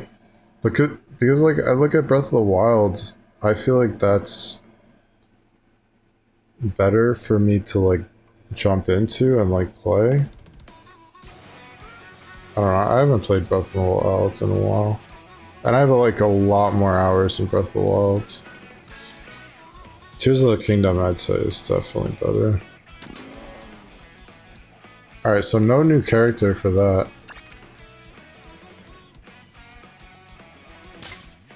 That was a lot of stickers, whoa.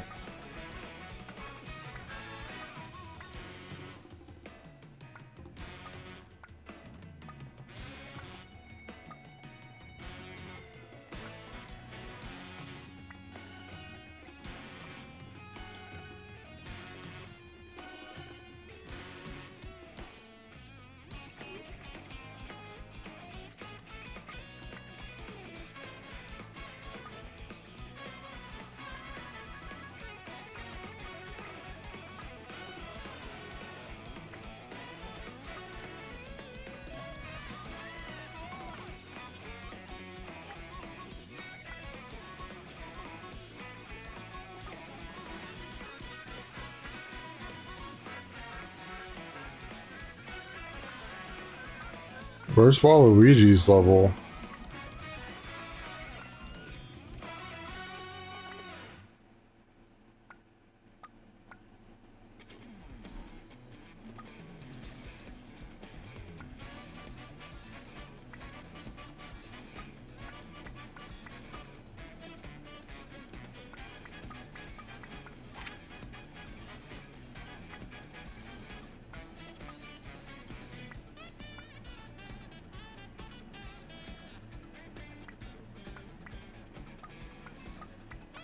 Sophia Rainbow Rose, what is this? Shopping cart, Fire Mart, TK boosters.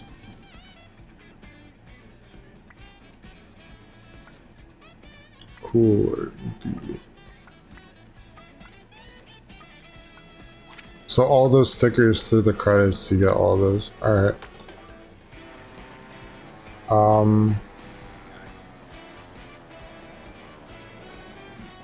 Where's my sticker?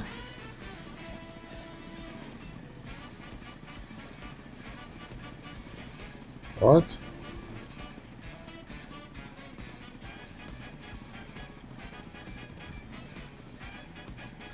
There's no sticker on this car?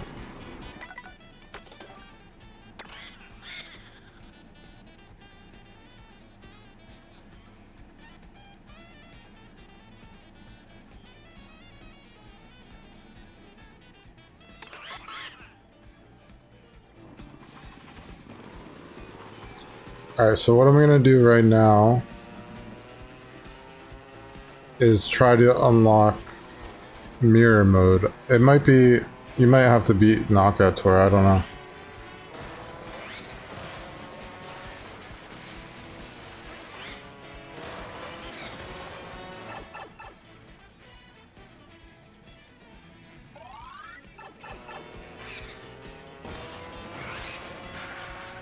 I've seen it done before though, that's why like I know what it is. I don't want to quit free roam, but I wanted to see like, have I even played this map before? I don't think I have. That might have been like the first time you play this map.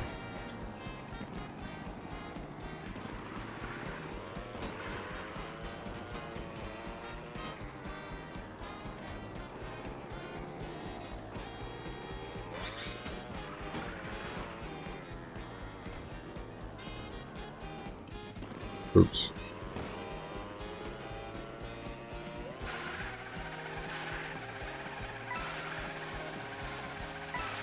I think it would be more fun if I got better at parkour, like parkour off everything. Oh, Pianta, I need Pianta.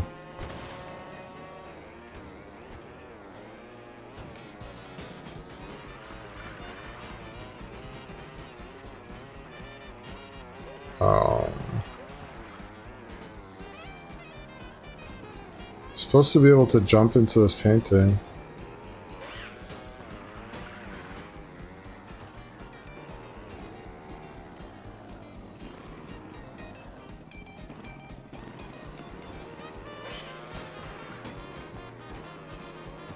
now.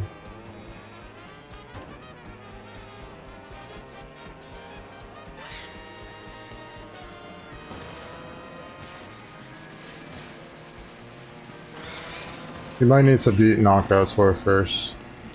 And I don't even want it yet. I just wanted to see if I could get it. So mirror mode, I think it mirrors like the whole world. I'm not even like ready for that, but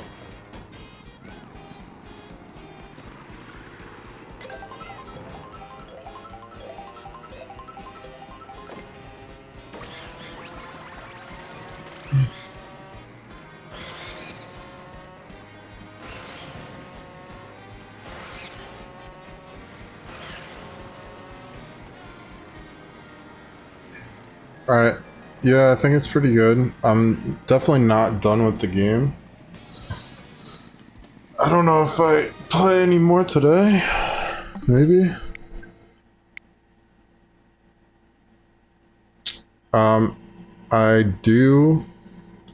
I feel like I do want to do all the things though. I want to get like all the characters, all the costumes, all the P-switch, all the things. I don't even know how many P-switch missions there are, and I don't think I should look that up yet. I want to get like all the characters, all the costumes, all the knockout tours, maybe even time trials. But like maybe I am like decent at the game, like I got better, because even though like I'm not good at parkour or like wall riding, stuff like that, because like I didn't expect to get first place in all of those races in the last Grand Prix.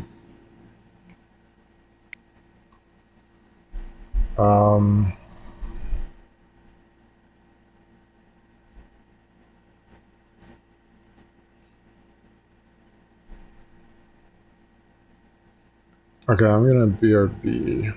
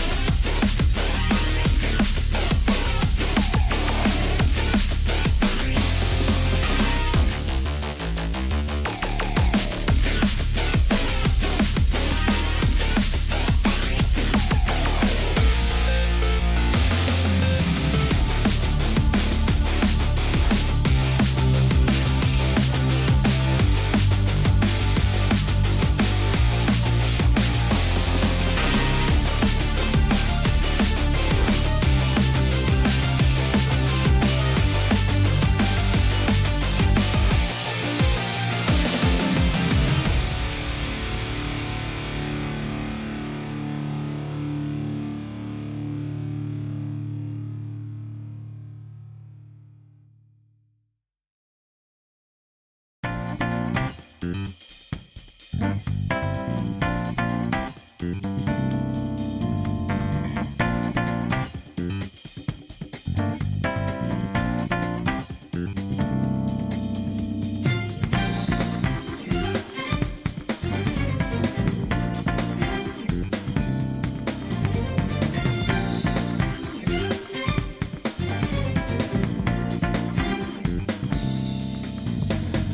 am I?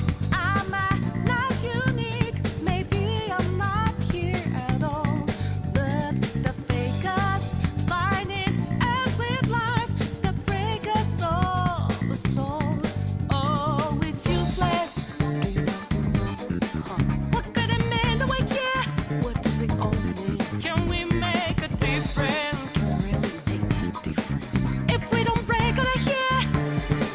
Wake up, get up there.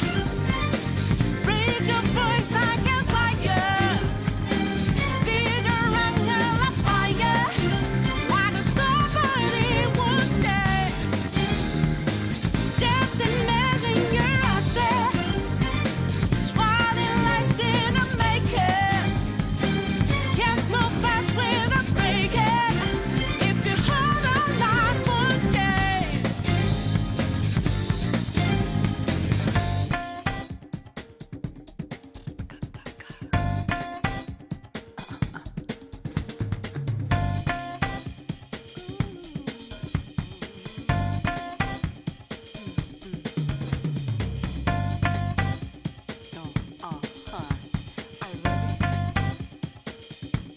Ready to pick up the pieces. Let's go. Let's play retarded. I say. Are you ready? You can say what you say about freedom. Freedoms. Gonna have it say when we done. When we done. We're gonna break you down. Are you ready?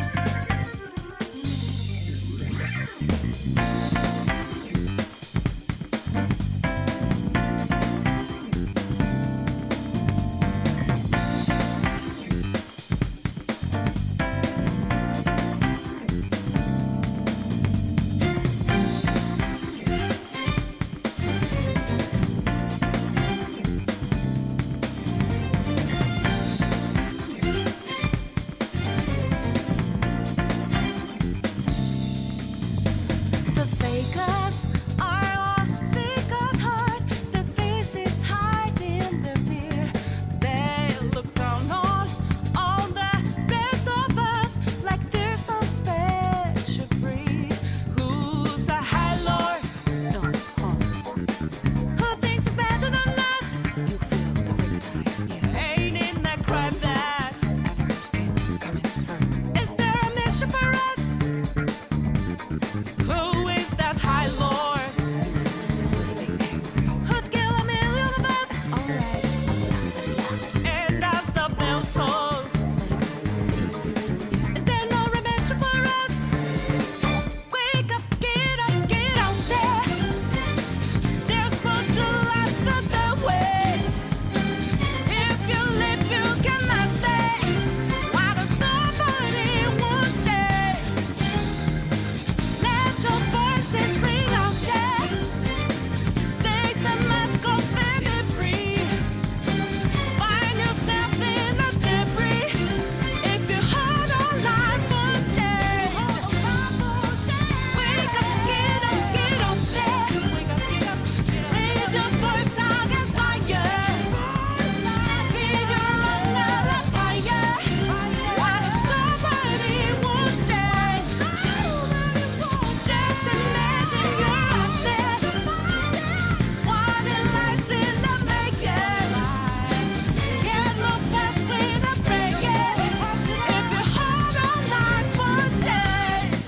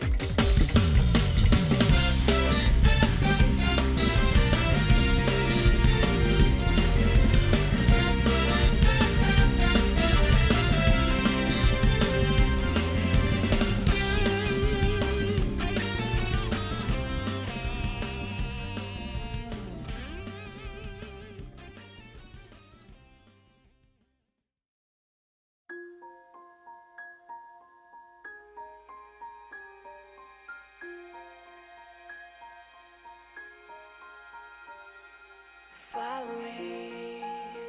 I'm standing on the border of everything. Listen close. Can you hear the spirits sing lost messages of long ago?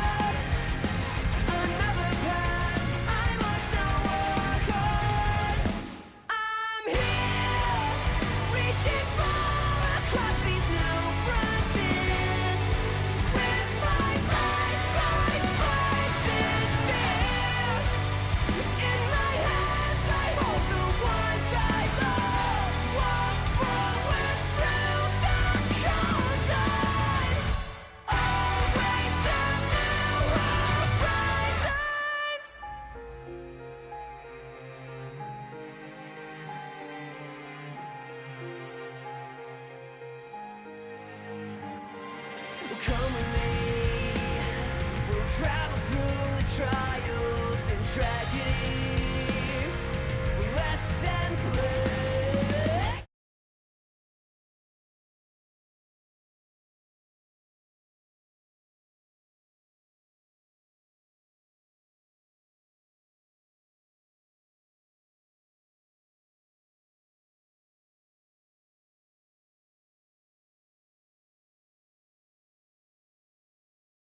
Alright, so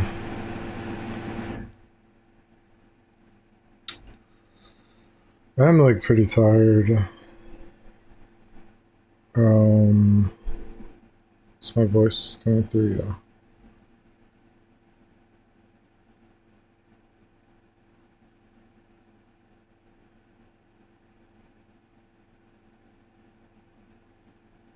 Top 10 hottest Donkey Kong characters.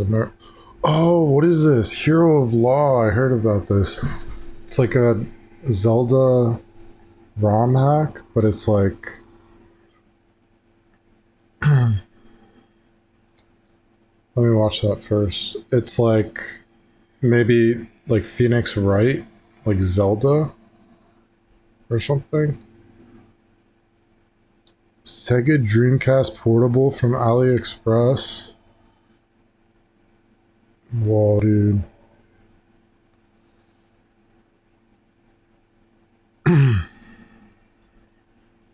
Okay, let's see what this is. Hero of Law. I think this sounds cool. I'd probably play this.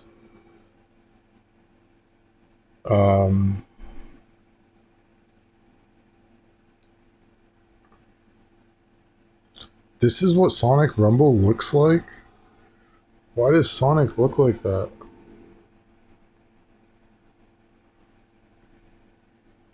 This developer remade their game 30 years later. Okay, Hero of Law.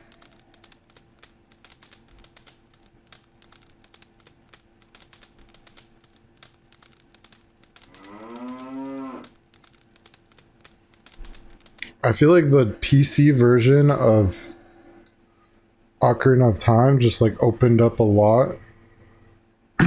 Like people started making crazy ROM hacks. Like maybe this is because of that.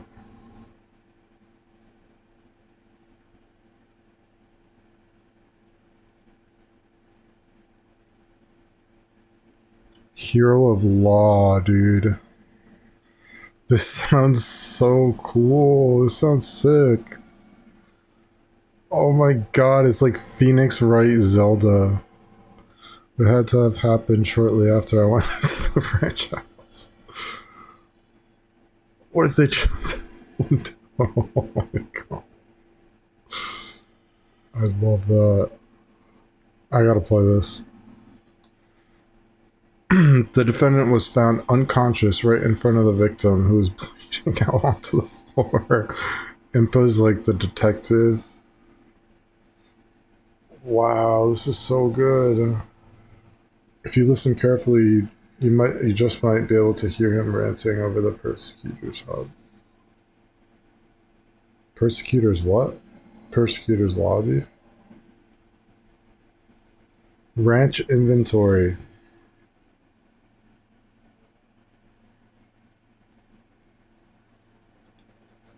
That's objection in Japanese?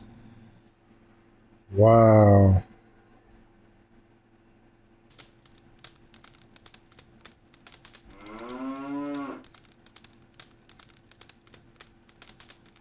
Phoenix Wright is also like a game I could play. I like those games, Phoenix Wright games. So I had one of them on the DS and I played it a lot. I don't know if I ever beat any of them though. And I got like the version on Switch that has like a trilogy of 3 of them. But I like these games. I would play them. And also the Professor Layton games. I think those are good too. They're different. They're like puzzle games, but they did like a crossover with like Phoenix Wright and Professor Layton, I think.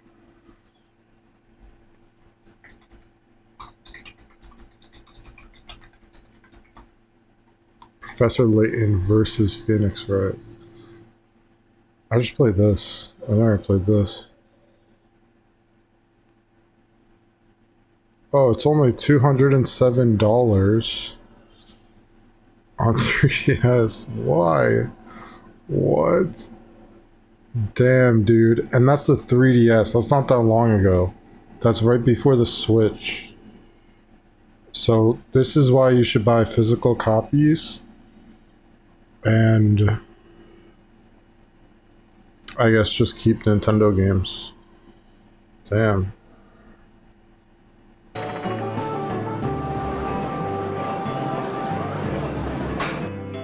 Oh my god, so good. He's got the Sage's emblem thing on the gavel. This is, oh, I just like recently made this connection. This is Rauru from Ocarina of Time, that's his name. And there's also a Rauru in Tears of the Kingdom. So this is like, but he's like furry guy in Tears of the Kingdom. The Zona.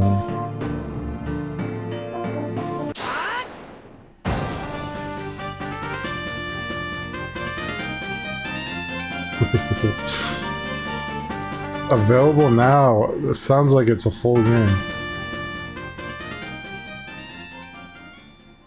Alright, this might be what I play next stream.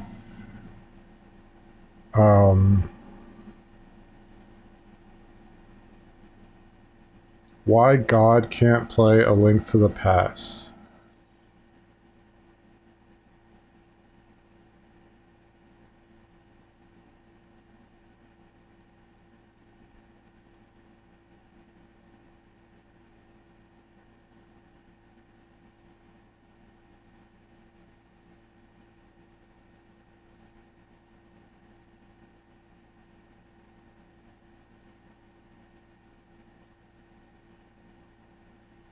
I kind of want to watch this.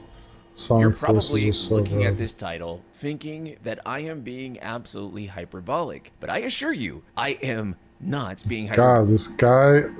There was this guy on TikTok a while ago with the eyes.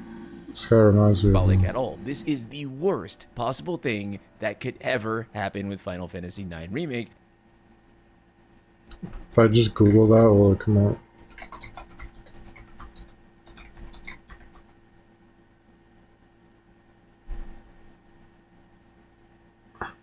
I forget. No.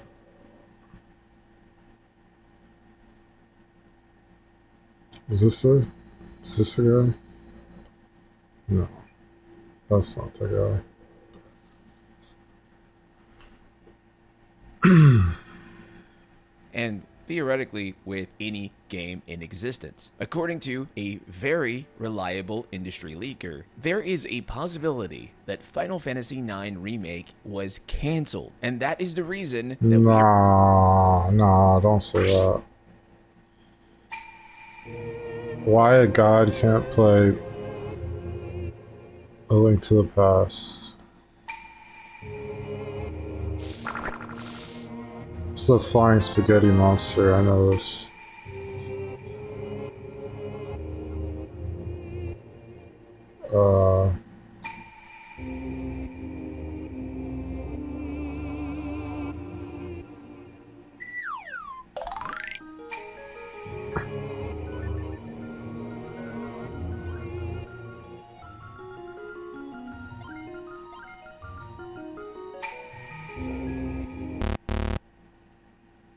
It's kind of crazy to try to do that.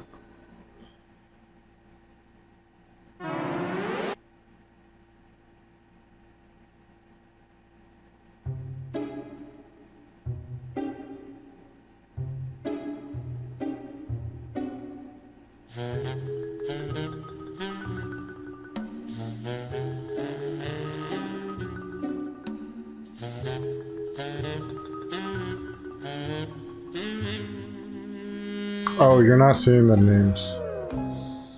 He tried to use God as a title and it said no.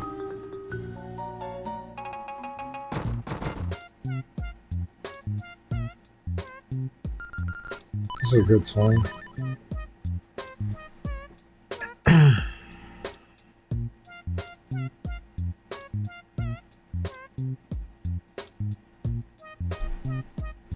don't care. Finally, I can create my own.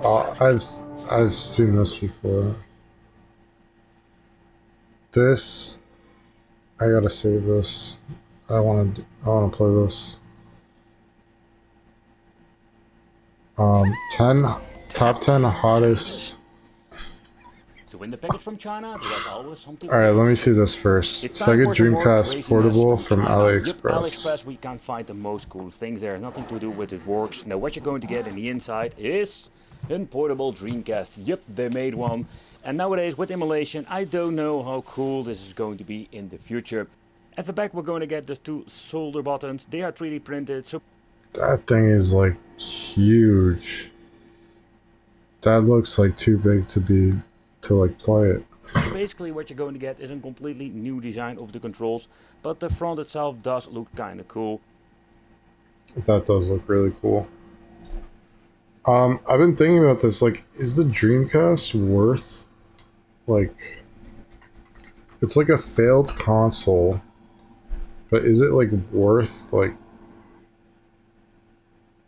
getting a Dreamcast? What killed the Dreamcast? Probably PS2.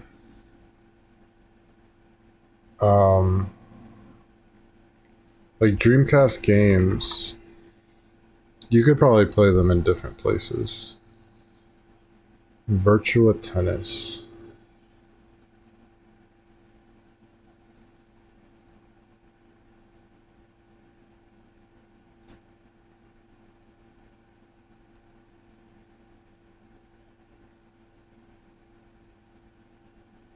Samba de Amigo. Oh, it comes with maracas. I didn't know that. It's like an actual maracas game where you play with maracas.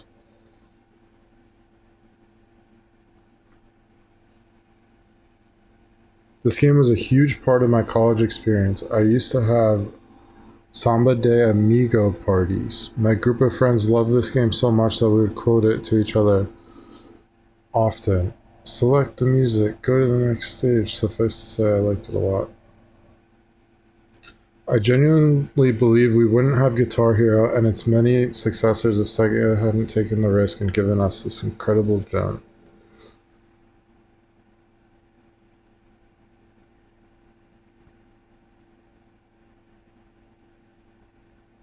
They're like VR controllers.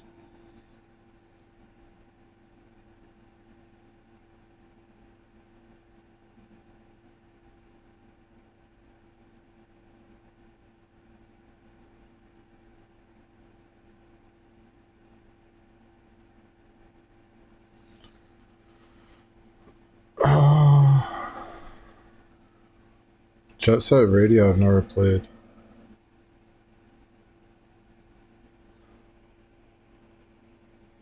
What does that say? It should say Jet Grind Radio. What is Jet Grind Radio?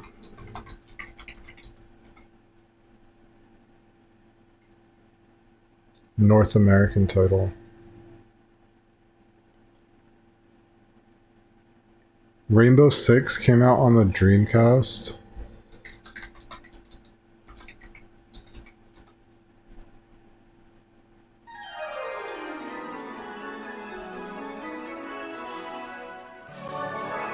Dreamcastic channel. Go to the next. It's actually telling me to go this way. So I guess I'll follow the. So you can't even see your gun. This is an early first-person shooter. I mean, kinda early. So when booted up, you can choose your favorite game that you have added to the system itself. But even you can just play these things super easily on emulation and cheap handhelds. I think it's so cool to play actually this on a real Dreamcast hardware that has been squeezed in a portable device. Another thing is, like, when you come looking at emulation, everything will look way better and smoother. Some handhelds can even upscale it to higher resolution that the original native Dreamcast couldn't even handle. But nevertheless, I think this is pretty cool. Let me know in the comments what do you think. Thanks for watching, and it would be great to see you in the next video. So in the... Alright, so the context of this is like Donkey is like memeing on this guy. Some guy made like a top 10 hottest Sonic characters, and then like Donkey watched that and like reacted to that, and then he made like top 10 hottest Mario characters, and then like I don't know, this must just be a joke, like top 10 hottest Donkey Kong characters. Donkey Kong characters. Number 10. Lanky Kong. Squid, please don't say Tiny Kong's arches of hair are sexy. Tiny Kong is not on the hottest Donkey Kong characters list. What a price to pay. Now Lanky Kong, that's a different story. Look at him, he spanks his ass. Timing of this was crazy. I was like watching him play this. He did like a Donkey Kong 64 playthrough, and it was before Bonanza. It was like a year ago. Maybe, oh, this was like 3 years ago. I guess it was pretty long ago. Number 9. Hottest Donkey Kong characters. When did I start playing Donkey Kong 64? I'm trying to remember. I think it was after Bonanza was announced. I started playing it. What was this? Kong. You guys don't argue about who is the hottest Kong. There's 10 slots. There's 10 characters that are the hottest Kongs. Let's not get so angry over who's the hottest Kong. Candy Kong? She has a picture of Donkey Kong. Dang, Donkey Kong's winning. What the fuck? Donkey Kong, why? Donkey Kong, why? Well, hello, Diddy. You just take it easy and let Candy do. Okay, now I see why you guys picked this one. Yeah, she says the same.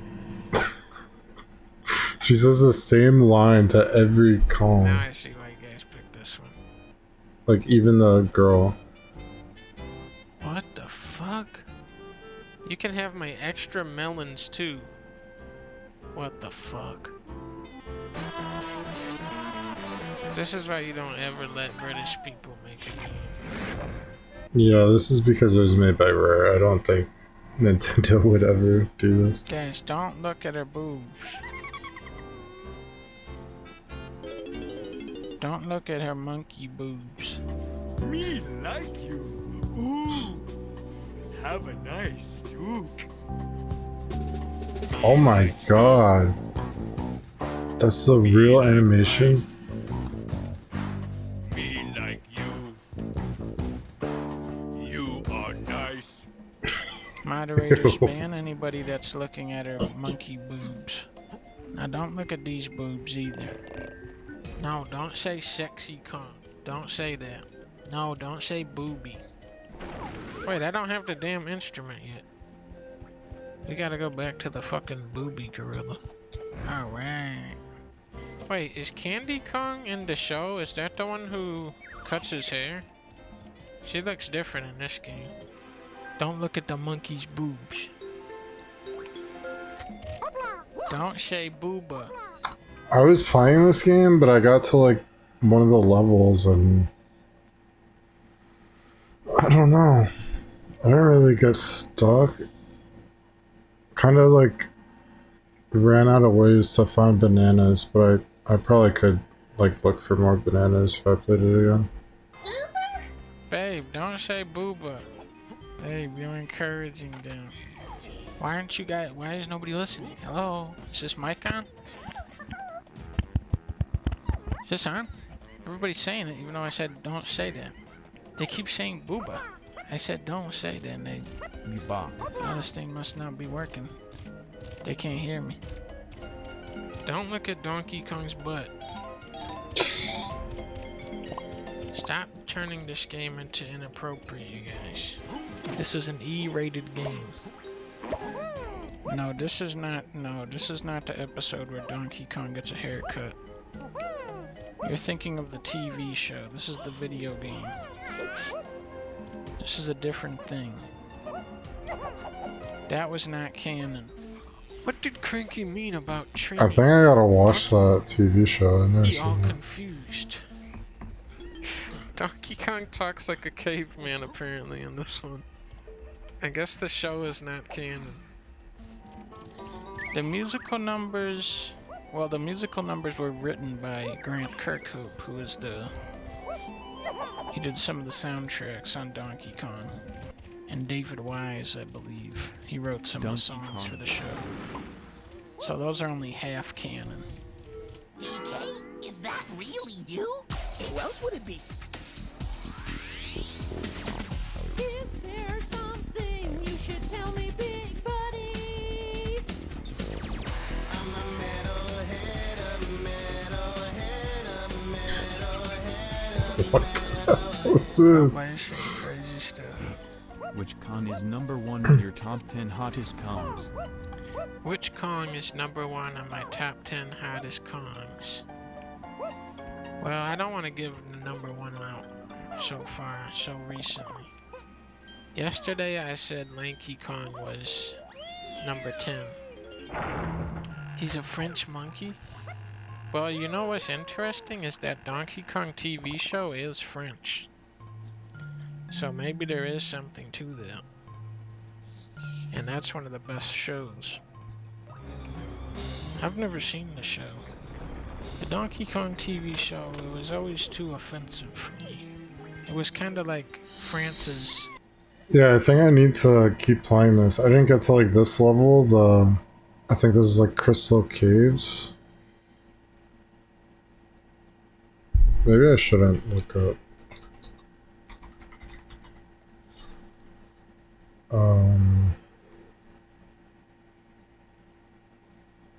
I feel like some of the levels get better. Because I was playing Gloomy Galleon. The fuck is this? Fatty Kong? Fatty Kong is a Kong from the hood. He likes to eat cats. He's ugly as shit.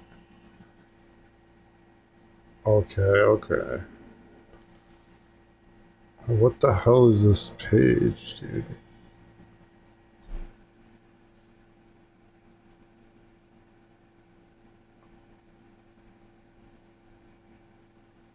Kinda got stuck in this level, I think.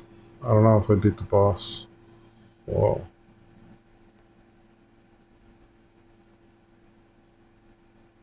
Damn. So I was only in this section. I didn't know there was this many. Or no, I was in this section, I think. Okay. Answer to South Park, in a way. Does that make much sense to you? If she really doesn't want me to? When she says yes, yes, yes, it means no, no, no. When she says yes, yes, yes, it means no, no, no. Yes means no and no means yes. It should be rather obvious. If you ask, she will say nay. A swinging bachelor, you will stay. The Kong that I identified most with is Chunky Kong, because he is in the least Donkey Kong games, and I'm not in any Donkey Kong games either. That's why he's my number one. He's not dead. I mean, Lanky Kong.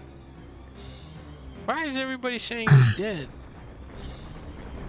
He's alive. Whoa. There's a lot of false info out there about Chunky Kong, and I don't want anybody to listen. Please don't say Chunky Kong has dead. I don't know why I was like shaking in the caverns. Something was gonna happen.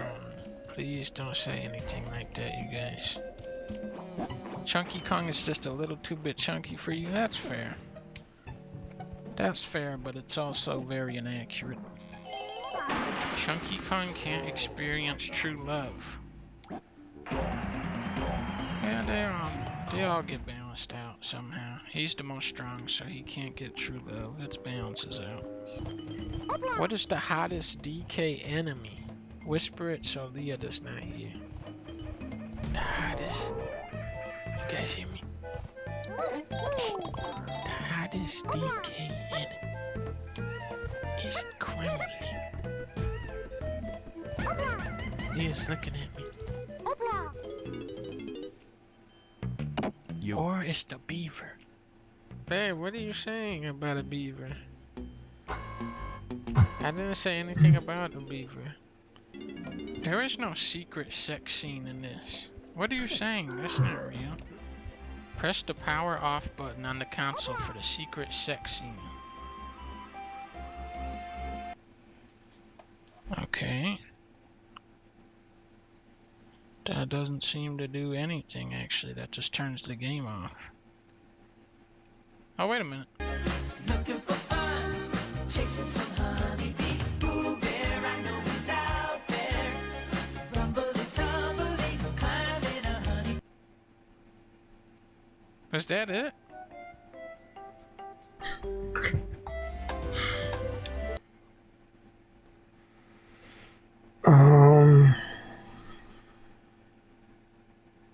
I've seen this. Nintendo is being sued. Welcome to today's episode. We've got a fascinating story unfolding in the gaming world. Nintendo is being sued for bricking Nintendo Switch consoles. Really?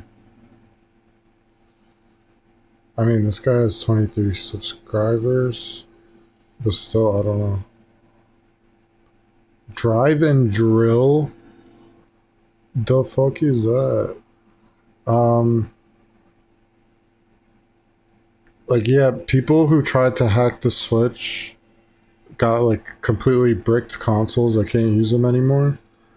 And to me, I just look at that, like, it just seems like such a... It's like a waste of hardware. Like, you just have these consoles, all this, like, tech in it and stuff, and it just doesn't do anything. It just doesn't work. Like, Nintendo should, like, at least be able to, like, take it back and, like, remove the bricking and then, like, sell it again or something as, like, used. You know, like, do something with this hardware so it's not just, like, a waste. You know? One that dives deep into consumer rights, corporate power, and future of gaming consoles. If you're a Nintendo fan, a gamer... But they just, like, really don't want people to hack the Switch too, and I mean, obviously they're going to. It's gonna happen, but I'm not saying I would do that. I didn't hack my Switch 1. I didn't do anything like that. Or just someone who is interested in how tech... Because I play, like, online games. I play, like, Smash Bros. Online, and I would not like hack it because I want to play Smash online. And maybe the Switch one will be bricked. I don't Technology even and know. companies interact with their customers, this episode is definitely for you. Today, we're talking about a controversy that has rocked the gaming community, Nintendo's practice What the of fuck? breaking consoles. Now, I'll be honest with you, for some reason, I thought this was the same thing as like the Red Ring of Death from Xbox, but What is this? There's like it's like stock market stuff long at the story short, bottom. the legal battles that have followed and That's how interesting. consumer protection agencies, starting with Brazil, are stepping up to the challenge, one of the biggest companies in the industry. From celebration to controversy, shall we begin? So, I don't know how you could sue. It's like Nintendo owns the console. Like they can do whatever they want with it, right? They sell you it, and then like you void the warranty. You like hack it. Kind of makes sense that, like, yeah, it's like pretty extreme to like brick the console so you can't use it.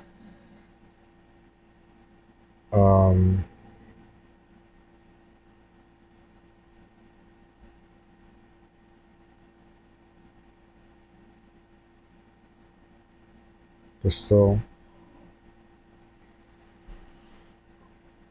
how could you sue on this? I don't get that. long story short, what exactly is bricking? In simple terms, it's when a device here, a Nintendo Switch 2 console, is rendered completely unusable by the manufacturer. So imagine if you tried to jailbreak your iPhone and your iPhone was stuck on the Apple screen forever. That would suck bulls. If your console gets bricked, it won't turn back on, or and crucial features like online play will be disabled, and there's no way to fix it. You're screwed. This is more than just a technical issue, it's a power move by Nintendo, who has the ability to remotely deactivate consoles if they believe consoles have violated their terms of service. I'll be completely honest with you, I find it to be very interesting how they put a fail switch in a video game, and I'll be honest with you, I will never buy a Nintendo product until the day I die because that sounds really stupid.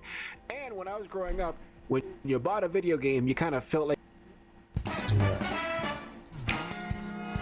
Years of throwing blue I don't understand, like, why do people who aren't Nintendo fans like feel the need to like make so many comments? I've been seeing this a lot. It's like some posts online like, oh, I got the Nintendo Switch 2, but like there's no games on it and it sucks. Like, why did you buy? Like, you're obviously not a Nintendo fan. Like, you don't like it. Why'd you buy it in the first place? Like, why? I don't get it. shells and slipping on banana peels, and you had no idea about the secrets hiding in every Mario Kart track. Well, it's time to fix that. Hit that like button, subscribe to the channel, and turn on notifications. Oh, this is Mario Kart 8 Deluxe. I don't care. You're not seeing it for the 25th anniversary, and potentially that the merch and everything else that we're seeing is just rolling out anyways because the project has already been axed. This is something that I hope, pray, is absolutely not the case. It would be one of the most demoralizing things that could happen to the FF brand right now. So let's go ahead and take a look. I don't know why that hit me. So this guy's just like, I will never buy a Nintendo product until the day I die. Why are you commenting on it? Why are you making a video about it? Why are you talking about it? See what was said. Like, so Nate was asked about Final Fantasy IX Remake on Reset Era, and this is what he had to say. As of my last check, it remains in development to my knowledge, but I need to do a fresh check and see what a more current status is, as I did hear a month or so ago that it was in trouble and possibly canceled. I only had one source on the cancellation possibility and need to verify the info further. So the potentially good news here is that maybe it's just this one source that Nate had got this information from, and if he verifies it further, the game is not it's canceled. like So the energy is like me buying a game or a console that I have no interest in so I can like talk shit about it. Like why would you do that? I don't get it. I don't understand that. Like I wouldn't do that. Like but even still, like you don't even own the console. Why are you still like talking shit about it? Like you don't own it. I don't know. It's Whether weird. it's canceled or not, And it's something I've been seeing like a little I'm bit. not 100% convinced yet. Apparently, neither is Nate, as he needs to verify this information with more sources in order to confirm it. However, what I do believe is that the project probably is in trouble. Remember, it was first revealed in the Nvidia leak in 2021. 4 years later, we've had all of these leaks about the game. We even know what some of the pre-order bonuses are going to be for Final Fantasy IX Remake. We've had multiple industry insiders say that they've actually seen it. This has by far been one of Square Enix's worst kept secrets. Everyone knows this thing is out there, and it's a large reason that so much of that 25th anniversary merch is rolling out. Again, if this game has been canceled, this is one of the most demoralizing things that could possibly happen to the Final Fantasy brand right now. We were already dealing with the sales outcomes of Final Fantasy 16 and Rebirth, so if Final Fantasy 9 Remake is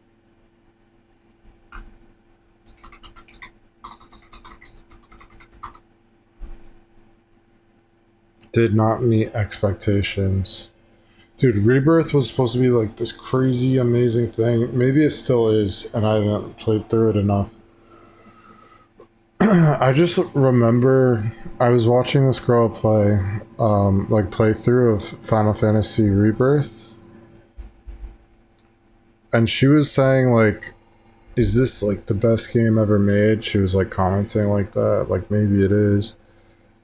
And I just like looked at her like, what the fuck? Like, you think like this is the best game ever made? Like seriously? That's like a thought you had?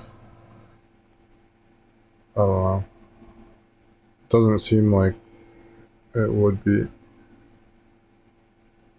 Maybe if they put like all three of them in one and they just made this like crazy amazing game, but I don't know.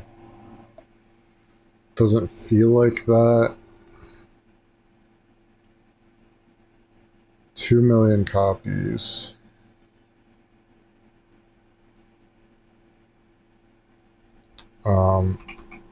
Like it's good to hope for that. And like maybe you might think that that is your favorite game. 2.5 million copies. How about 15? How much did 15 sell? 10 million. I thought 15 was really good. Never beat it though.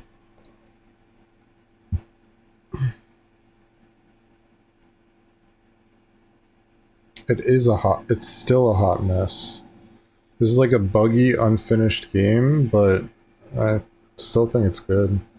FF15 is not coming. This is a really, really bad blow to the brand, to Square Enix, and something I absolutely hope is not the case. However, there are a few points of speculation that we have to bring up because they're so important for analyzing the potential of this happening or not. But first, a word from our sponsor, Instant Gaming. Instant Gaming is an authorized reseller that brings you games at a much cheaper price. These are games that you are going to buy anyway, so don't overpay for them. With Steam codes available for almost every title you can think of. And every month, they allow this channel to give away a free game of your choice. All you have to do is smack that orange participate button and you're entered to win. So be sure to check them out with a link in the description below. So ironically, I talked about this tweet in my very last video about Final Fantasy IX Remake, but again, it kind of makes sense a little bit with what we're seeing.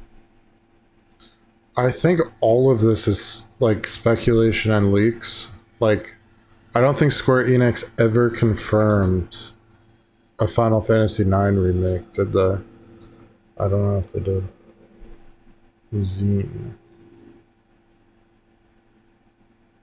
I mean, yeah, I want that, and that would be amazing. Was there an announcement?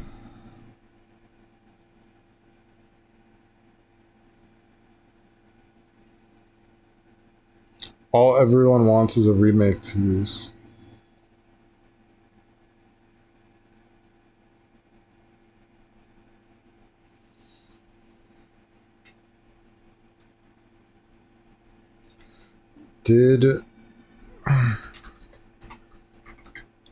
Did Square Enix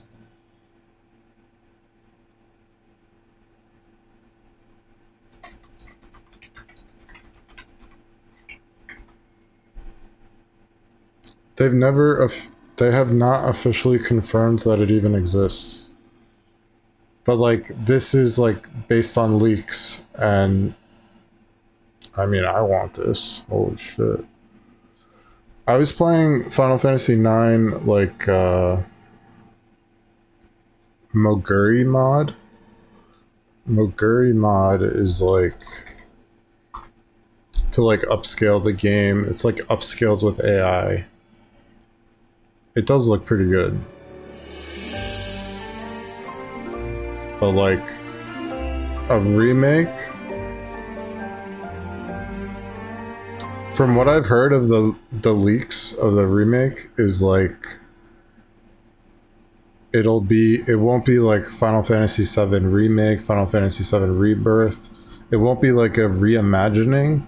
It'll just be like a remake, which is, I think, cool. But this is like a game that I saw my friends, like my older friends playing when I was little. And I was like, wow, that's really cool. But I didn't play this. I might have like tried it, but I didn't play it until I was like older. So I still need to play through this game.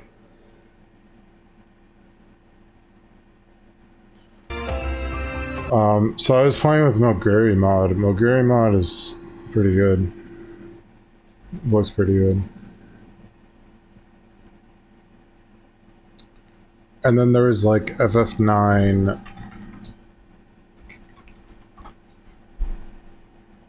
remake possibly canceled. It's so weird to like think like this. Whoa, dude, canceled, but it was never announced in the first place, so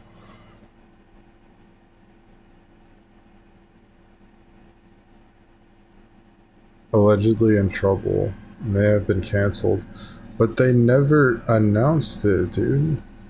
So it's so weird to even say this. Mod on the Steam Deck. So I saw like a reimagining on YouTube of Final Fantasy IX, but I don't think it was playable.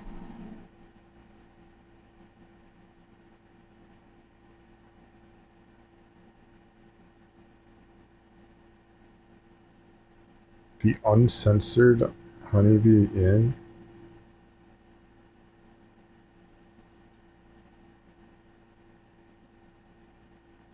I think I know what this is. It's about like that dude's underwear. You can like find this guy's thong or something.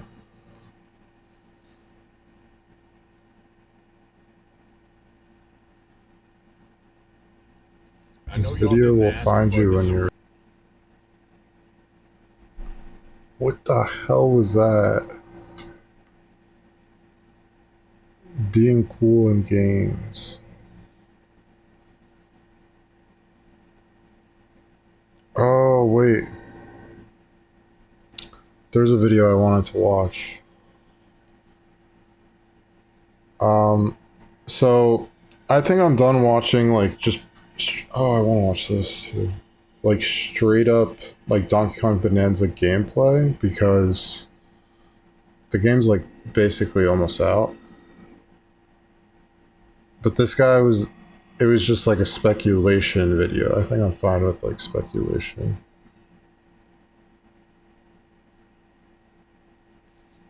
Why is this an hour of Virtual Boy? I watched a Scott DeWaz video on Virtual Boy, and he was just playing like all the games. And I think it just looked not good. The tragedy of Mario Kart World. I watched this.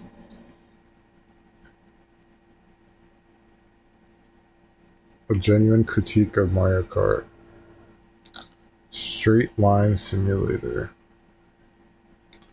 Oh yeah, Perfect Dark got canceled. Like there was a Perfect Dark remake coming out. And I don't know if I cared because Perfect Dark Zero, I didn't like that game. But they even like they showed this game off. Gameplay reveal. New Perfect Dark game. Your target is in possession of a radioactive device. Stop Carrington's attack at all And costs. I remember hearing that Perfect Dark was like a spiritual successor to GoldenEye, like N64 GoldenEye. That was like, what the hell? There's Xbox VR? I didn't know that.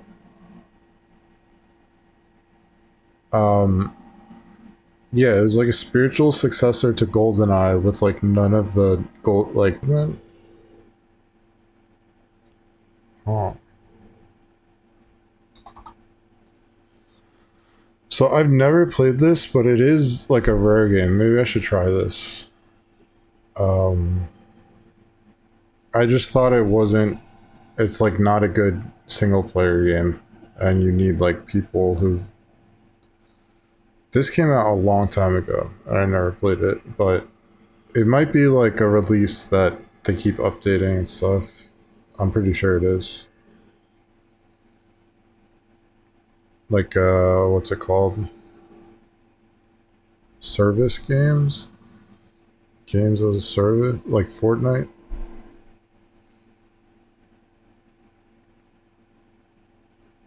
Because, like, what has Rare been doing? I guess they've been working on this game.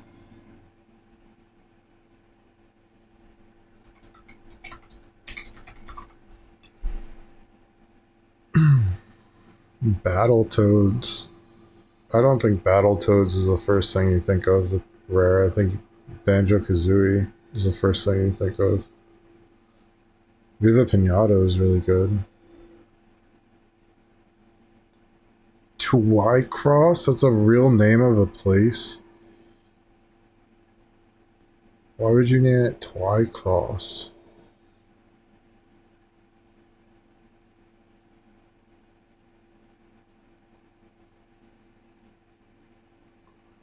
It doesn't sound real.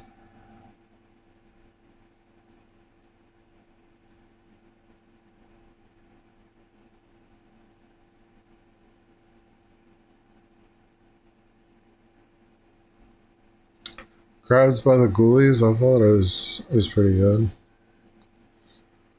Connect Sports. Dude, this is like, imagine getting bought by Microsoft after making like one of the best platformers like ever made, Banjo-Kazooie, and like all the Donkey Kong games they made. Like that's what Nintendo had them working on.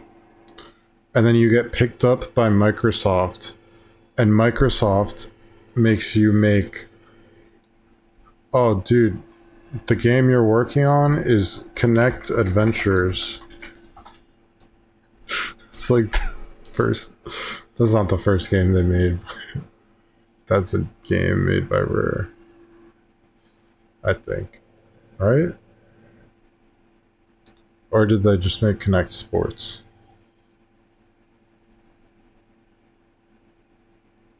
I think Connect Sports was actually good. Connect Adventures was not good.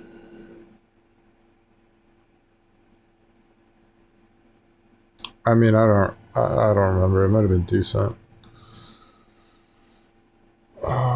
Developers Rare. Like Microsoft's like, yo, you're working on Connect Sports. So dumb.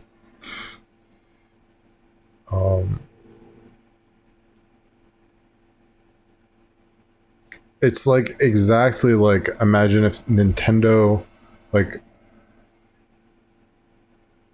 I mean, this actually sounds like a good thing when I put it this way. It's like Nintendo hires Rare and they're like, oh, you're working on Wii Sports. That's like the game you're working on. But That actually sounds like a good thing. Connect Sports, though. Oops. What did I just do?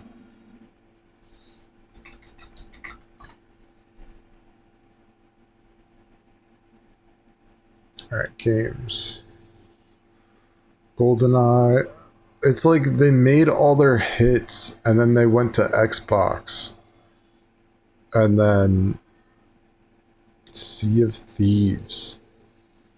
Dude, Sea of Thieves. I don't think it sounds very good. It's a live service game. That's what it is, right? So Xbox like puts them. I mean, they might have they might be able to say like this is what we want to do, but it seems like Microsoft is like, yo, you're working on a live service game now. After, I mean, it did win a lot of awards, I guess. I've never played this.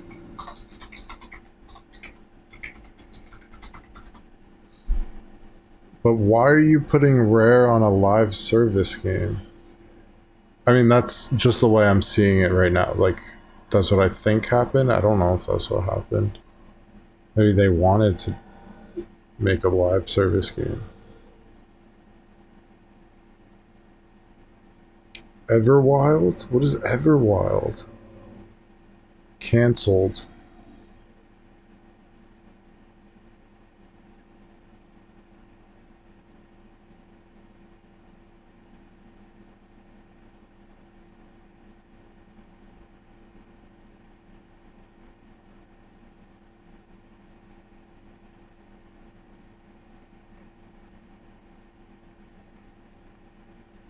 Because Rare was like pumping out like some of the best games.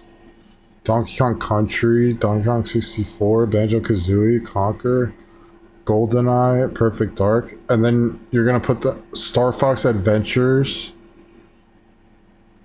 What was the other one? It was Dinosaur Planet first. I think Cameo was good. I like hardly played this though. Killer Instinct. I never played this.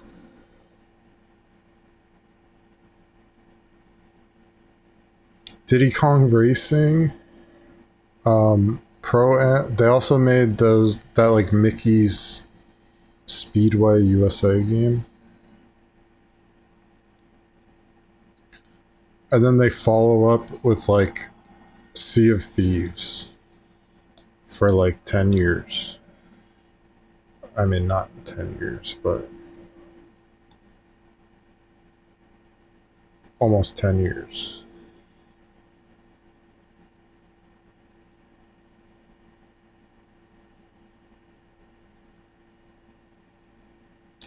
Microsoft just took Rare and they killed them. They just killed the company. And maybe they'll do that to Bethesda too. That's like what's happening. Maybe. I don't know. Like the Oblivion remake. Was that even made by Bethesda?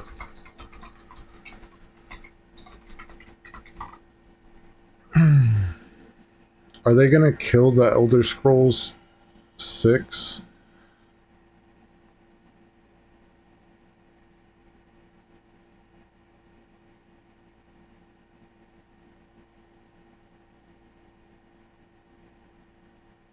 Who was this made by? Co-developed by Virtuos, okay. I don't know, dude. Microsoft just has all this money and they just like swing it around.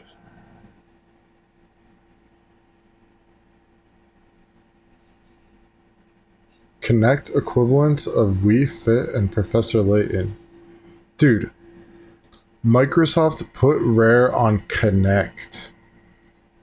What are you doing? Like, discontinued line of motion sensing. What are you doing with Rare? Black Widow.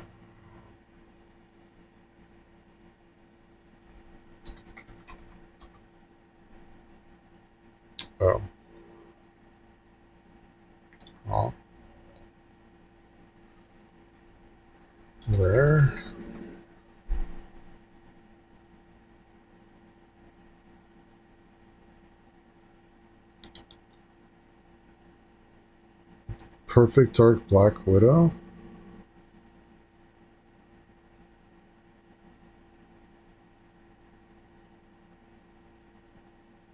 Victory for the Chuds.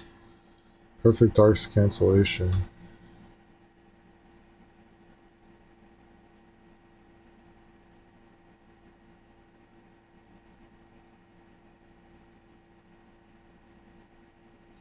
Tailwind CSS.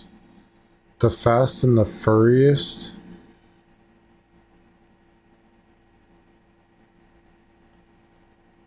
What is the Fast and the Furriest? Cancelled. Oh, why are there so many canceled games?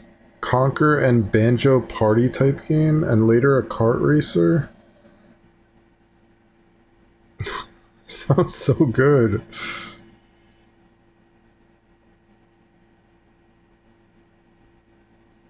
The Fast and the Furriest.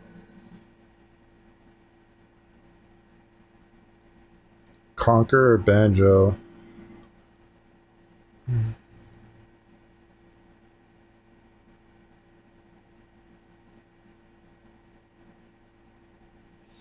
I gotta see the prototype. The Fast and the Furious prototype.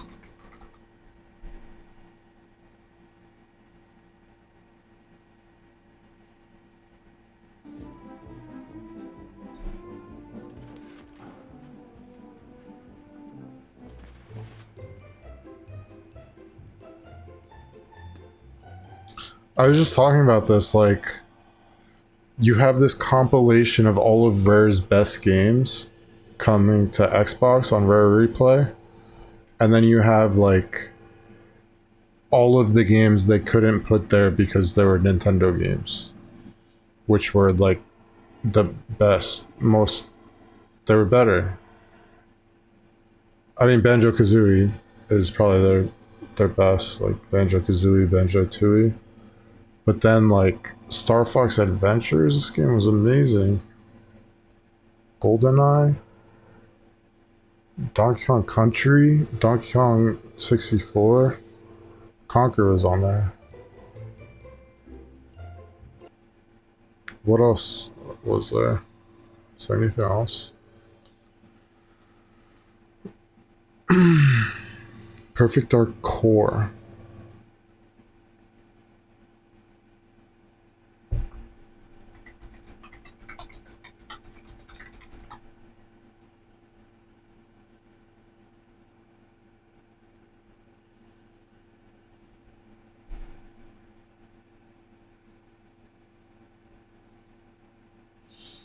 So I really like the humor, right? In a Rare game, it's always like good humor, good writing. Not always, but like Banjo-Kazooie, for example, Banjo-Tooie, even Nuts and Bolts.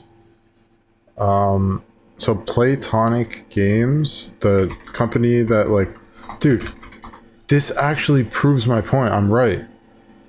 Dude, like, Rare had developers that were pissed off in Microsoft because Microsoft is like, oh, you're working on Kinect. And then the developers left and they started Playtonic Games so that they could work on like a Banjo-Kazooie successor because like Microsoft didn't want them to. Like, what are you doing with Rare? Why did you buy Rare? Seriously, why did you buy Rare? Like, they made Yooka-Laylee, like,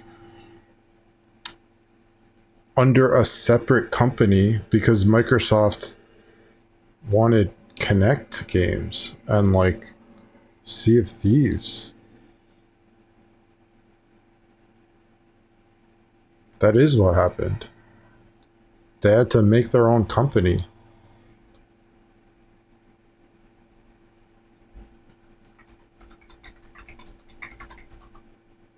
But, like, you can see the humor there in Yooka-Laylee, is what I'm saying. They wanted to make another Banjo-Kazooie so bad that they made their own company and used none of the Banjo-Kazooie stuff.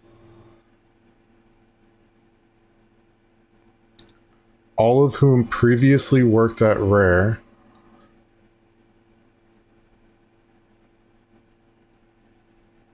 And when was Connect Sports?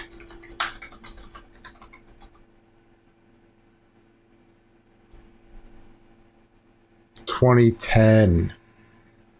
So yeah, like in 2010, Microsoft is like, yo, you're working on Connect Sports. You can't make a new Banjo-Kazooie.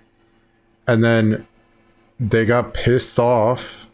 They left the company, made their own company with like less resources, like basically an indie game dev place. Because they're like, what the fuck? We want to make good games.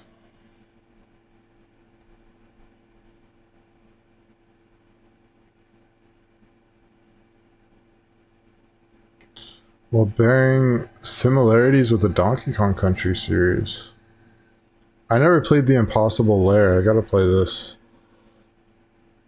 I'm not saying Yooka-Laylee is like amazing. I don't think this game is that good.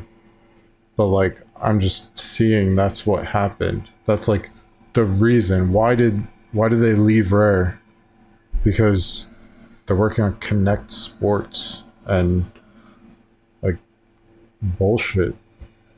Microsoft just like puts them on bullshit.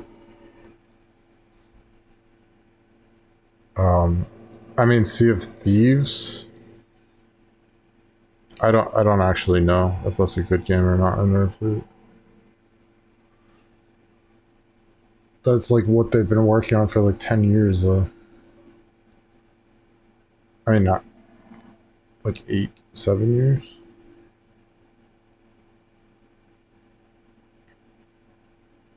(2018 to 2025), 6-7 years.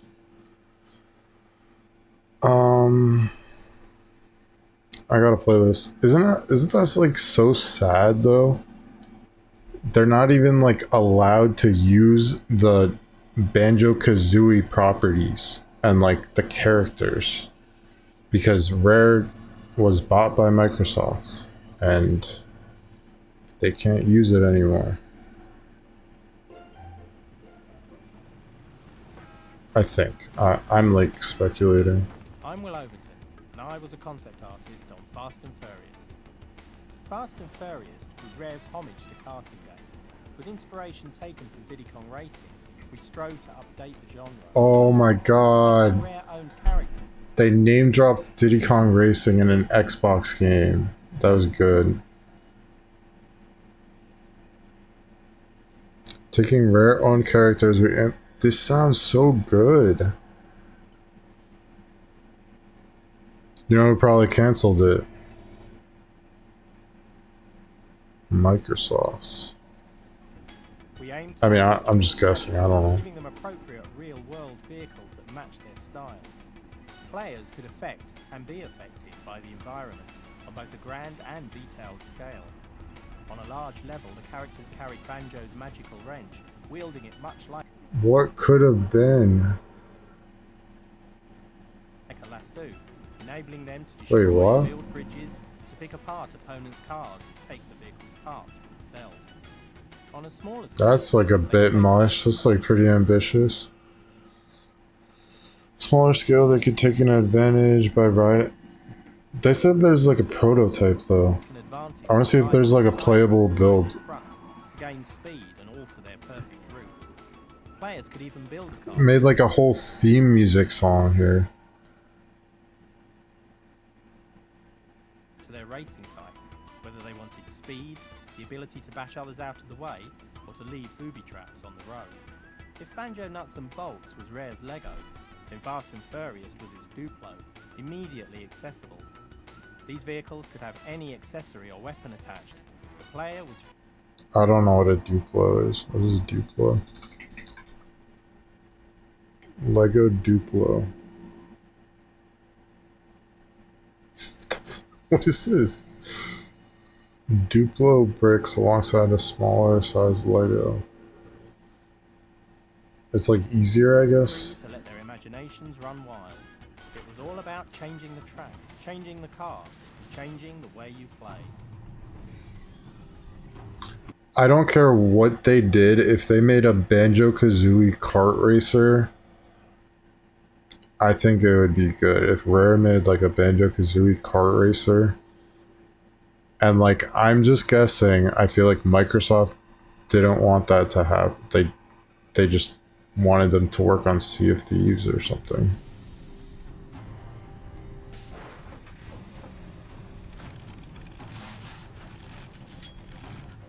That sounds awesome.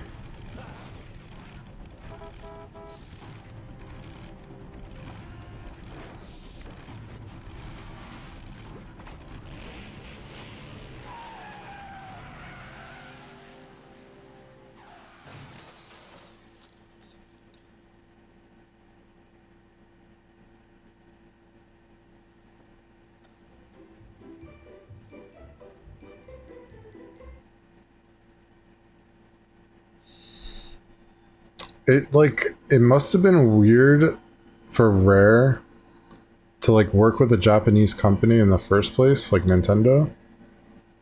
You know, this is like a British company and a Japanese company working together. But somehow the games were like much better.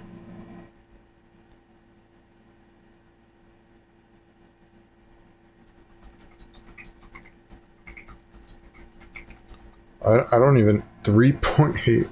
I mean, out of 5. This game is amazing. Maybe it's good. I don't think it's a single player game though. And I don't have anyone. Like, I've been wanting to play Sea of Thieves ever since it came out, but I didn't even like know anyone who like wanted to play with me.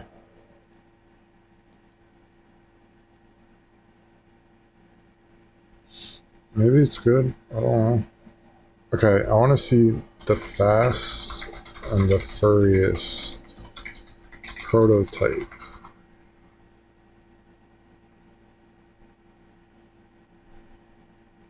On a stormy night, Mr. Meow, the heroic cat, is on duty.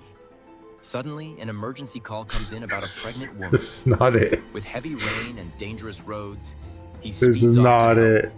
Navigating the treacherous streets, he keeps his cool and focus. Finally, he arrives at the woman's house, heart racing. Inside, the woman is in distress, but Mr. Meow reassures her. With quick thinking, he prepares for the journey to the hospital. They race against time, the rain pouring down harder. At last, they reach the hospital, just in time. He rushes the woman Thank inside, God. his heart pounding with hope. Why is the cat pregnant? Why is the cat pregnant now? After a tense wait, the baby is born, safe and sound. Did it turn into like a tiger? Cats have like fangs like this? The grateful family celebrates, and Mr. Meow Think so. is I don't hailed know. a hero. With a heart full of pride, he knows he made a difference tonight. Mr. Join Meow. Mr. Meow on his next adventure. Who knows what awaits? On a stormy night, Mr. Meow. What the Conquer the Fast and the Furious. Oh, it was a Connect game? Don't tell me it was a Connect game. What is... No. No. Never mind. This does not look anything like the other one, though.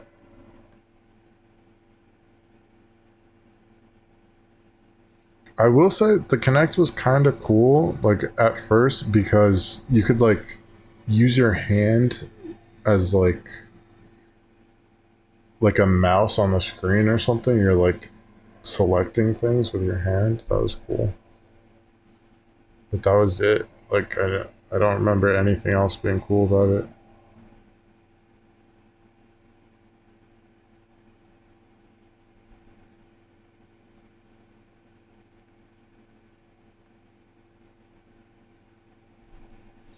Weird Al's secret NES game feat Weird Al Yankovic.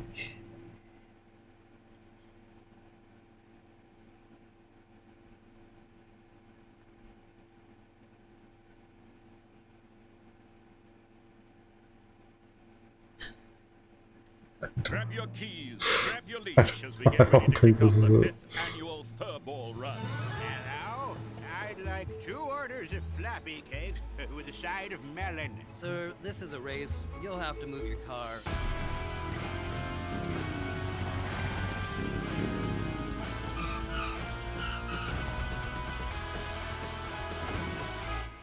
Bang. Why aren't we moving? I can't reach the pedals. Okay. This is Wurtzley's mom. My Wurtzley is sick and won't be Brain. Cancel my appointments. I'm heading to the race. I sure hope we don't accidentally bite the same piece of spaghetti. Chuck, are we even going the right way? Oh, you're hitting the wrong buttons. Okay, I don't think I'm gonna find it. Animated. That was a movie.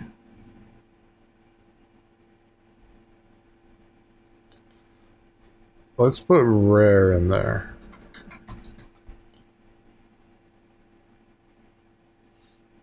Rare Nintendo TS. Around 2008, Nintendo had to make a decision between the new 3DS Portable or the TS.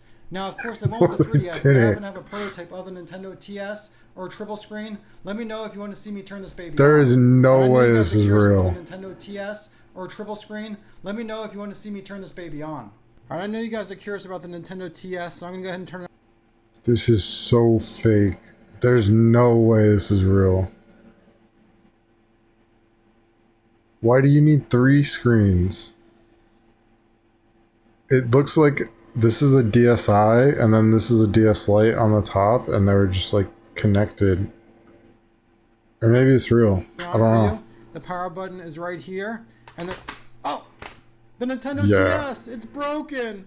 Around 2008, Nintendo had to make a decision Oh between the my new God. 3DS Portable I can't or the believe TS. I believe that Hey, for a did you know second. about this unreleased ultra rare action game for the original Nintendo Entertainment System? It's called Weird Al, the video game. And, well, you play as me. I'm Weird Al Yankovic, and this is my favorite super gaming secret. Okay, so this secret game takes place during various stages of my career. Level 1 is where you record your very first...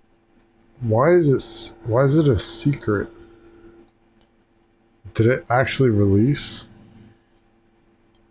Oh, it's on Newgrounds? Hey, did you know about this unreleased ultra rare Oh no.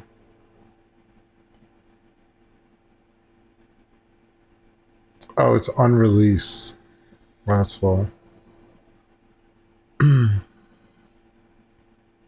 single in a public restroom. You have to mash the B button as fast as possible to finish recording the song before a bunch of angry guys with bursting bladders bash down the door. Level 2 is inspired by my Eat It video. Here, you fight other gang members by throwing Spam and tuna casserole into their mouths until they literally blow up, and for some reason drop library books. Level 3 is loosely based on my movie UHF. You play as Rambo Al, running and gunning, battling your way through RJ Fletcher's Channel 8 henchmen who are throwing spatulas at you while poodles fall from the sky. The boss fight at the end of this level is Conan the Librarian, who'll try to take you out with his giant broadsword. Just make sure to return all those library books you got in the last level, or you won't let you pass this one. Level 4 is all about the Saturday morning kids show I did back in the 90s. It's kind of like Donkey Kong, where you have to dodge all of the network. I think this is just fake. This is just like an advertisement.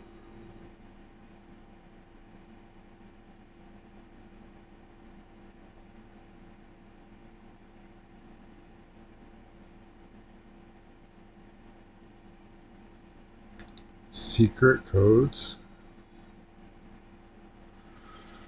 I don't know. I think that's just like a joke.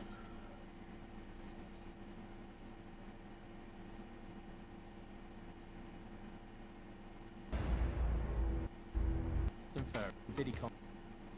Opponents.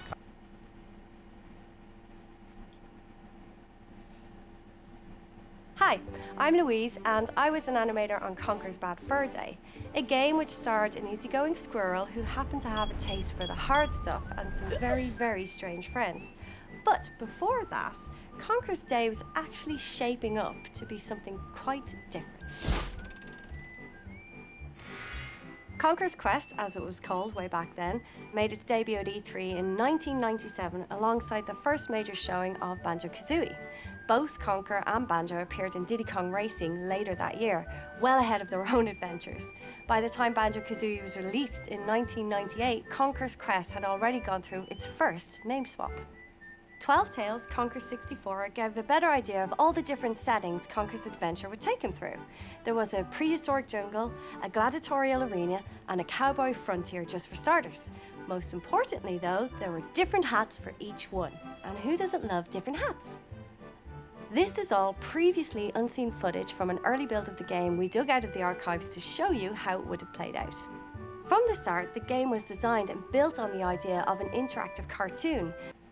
I've seen like this, or like the prototype of this game on release.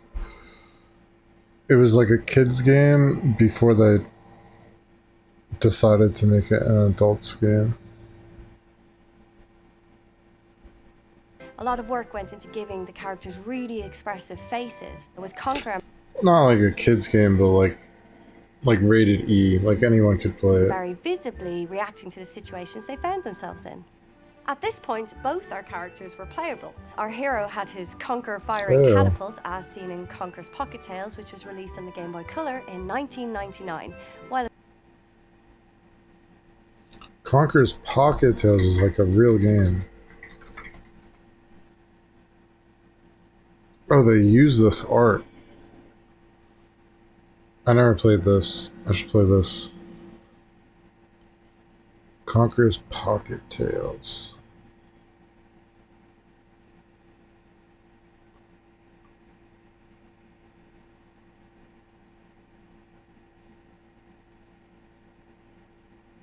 This game's rated E for everyone.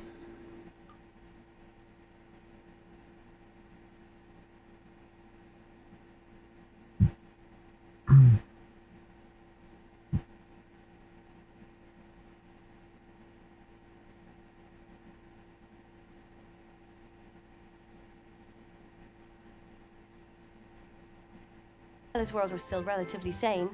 As the more hands-on character, Conker also had other tools, including a lasso, a kite, a rocket, and a unicycle. Because why not?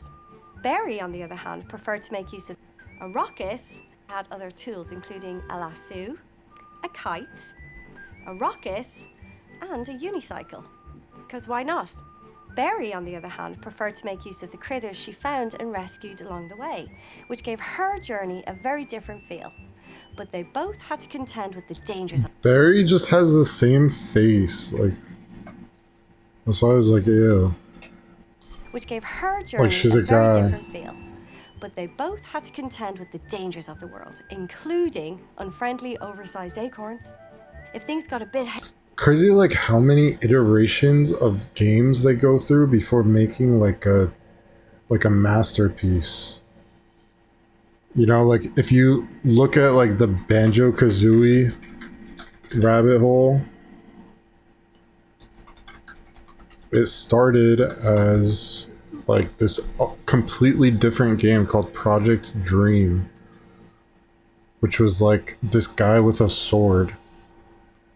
Like they went through all these iterations of the game to end up like this was Banjo-Kazooie on the Super Nintendo. And I wonder if these prototypes are like playable, because I would play that. Early N64 build of Dream.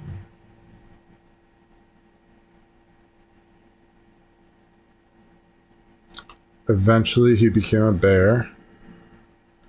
And then it became more 3D. Whoa. Banjo-Kazooie.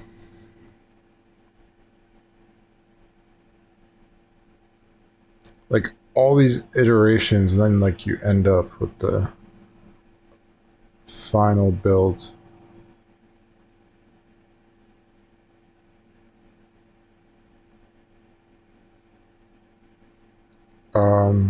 Is there like Project Dream playable?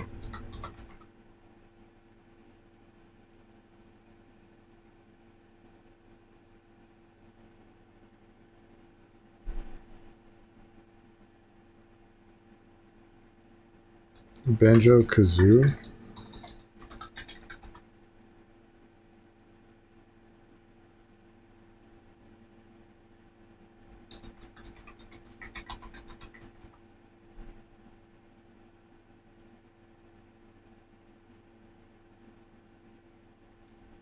Okay with it, but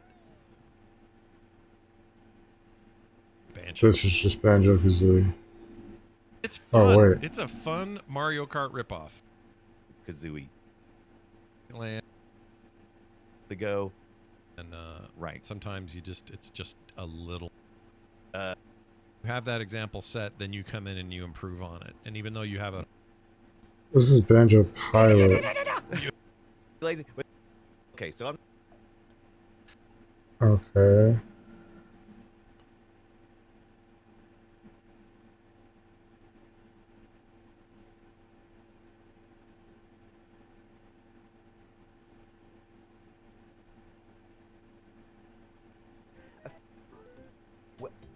Is that the power and tails of the enemies? So what are we playing then? War. Steal these odds meter from Lego games, the Persona. What the fuck is this? What am I looking at?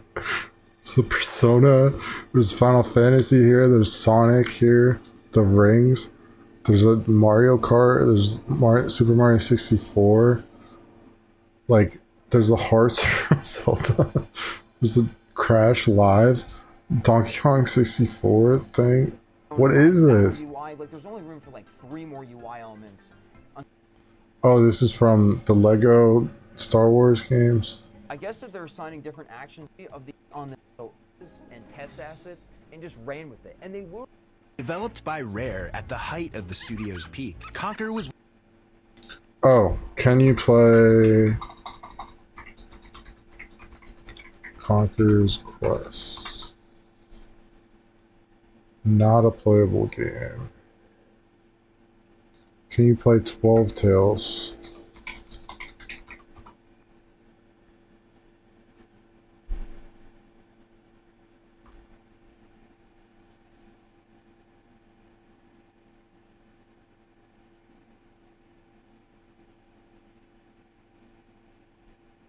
So there's footage of it, but can you play it? That's my question.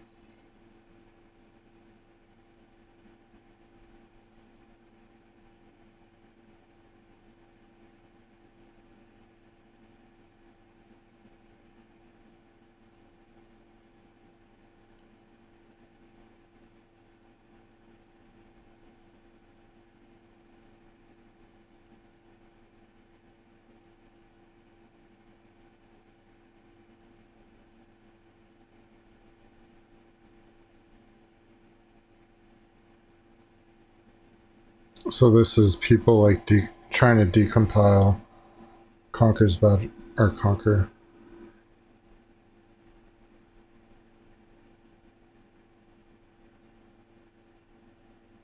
Rare's co-founder Tim dies, or maybe just randomly has the idea to pass down his valuable prototypes.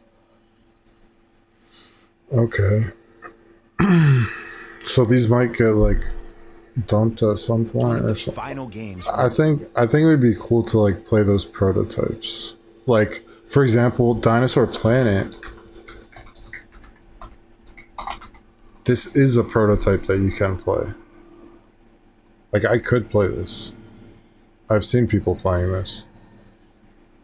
Dinosaur Planet is what became Star Fox Adventures. Like, just like these other games, there was like multiple iterations until it became. This is a cool box art for Japan.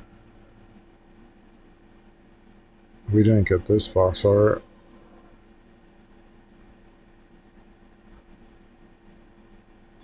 But I mean, our box art wasn't. It was good too. It was this one.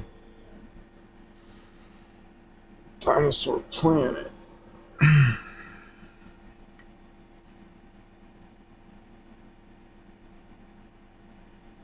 released for the 64 in March of 2001. At first glance, Conker is a cutesy-looking 3D platformer, but don't be fooled because it's wrapped in a blood-soaked, vulgar, and hilarious package. And it happens to be one of the most technically impressive games on the Nintendo 64. And even crazier, it somehow has fully voiced dialogue, all crammed into one 64 megabyte cartridge. I am the great mighty Pooh. Believe it or not, Conker wasn't always this obscene. Bad Fur Day actually began development as Conker's 12 Tales, which would have been a standard, wholesome platformer, more in line with Rare's previous titles. Until one day they said, forget all that, and they just flipped it upside down and made essentially a parody of the genre that they themselves had near perfected. I don't know why this prototype stuff is so interesting to me, but it is. Like Conker's 12 Tales, I think you can see footage. 30 minutes of 12 Tales gameplay. Conker's Bad Fur Day, 12 Tales Live Reloaded.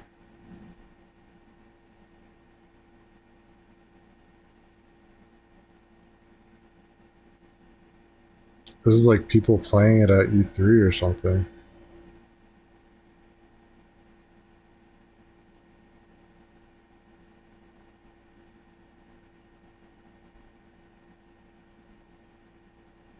Beta windmill.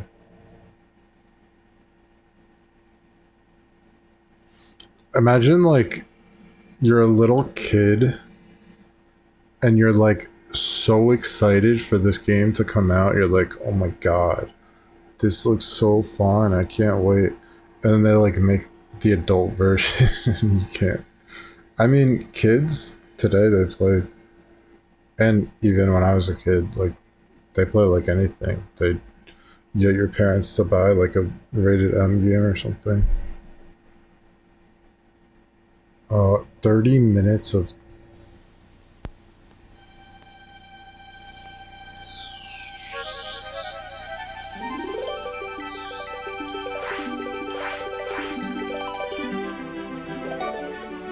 oh my god.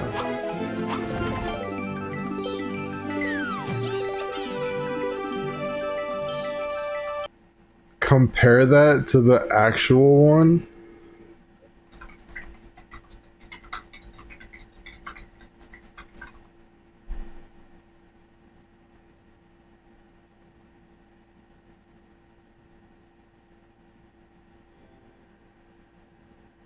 No, that's intro. This is the actual intro.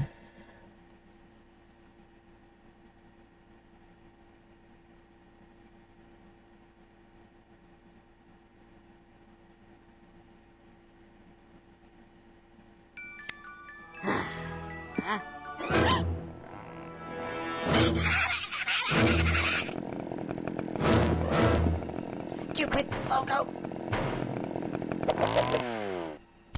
Yeah, that's better. You can get it.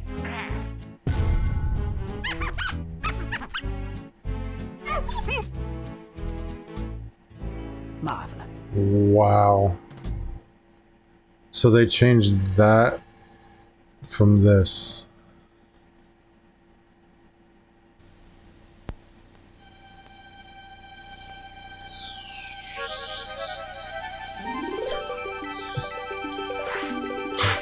It's like rainbows. Wow.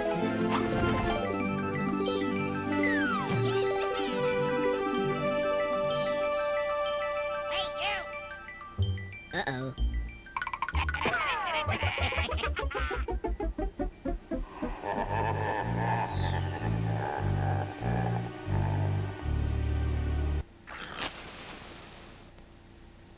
That was kind of creepy.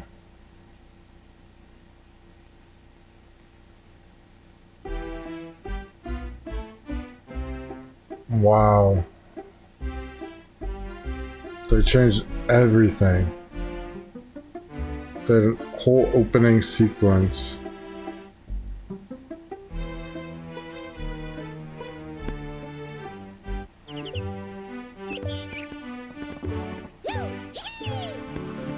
Why does that look like a cross?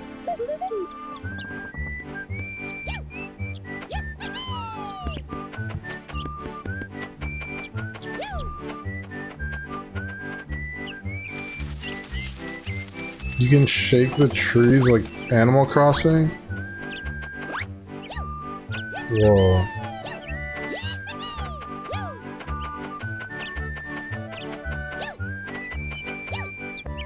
Maybe the only reason I want to play it is because you can't.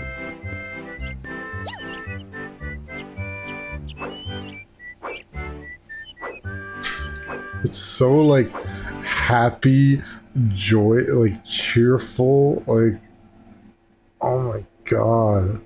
I wonder like when they were just like this needs to be like dark and this needs to be like rated M.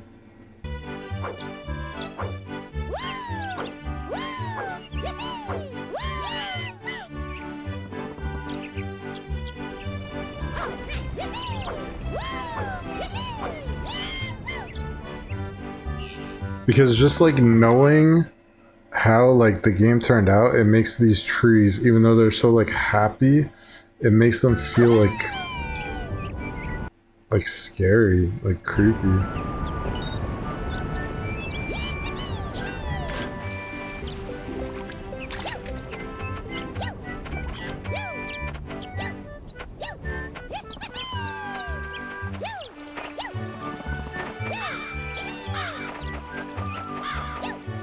Oh my god. This is the Scarecrow guy. The Scarecrow guy in the other game is like an alcoholic and like...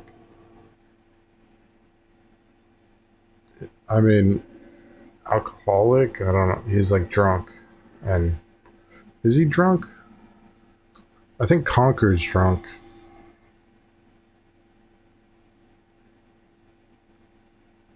You need to like give him drugs or something. There's something like very off about him.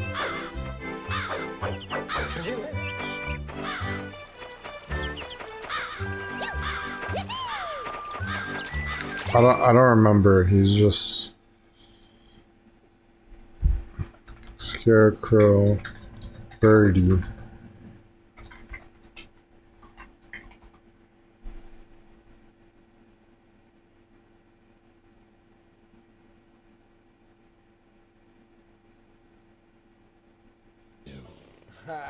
Oh, hello.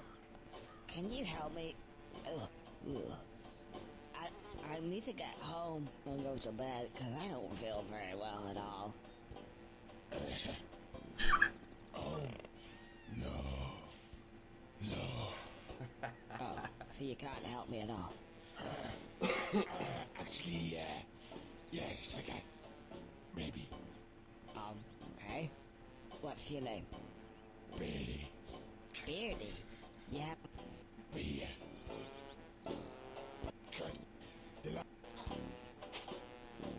You have to like give him a beer.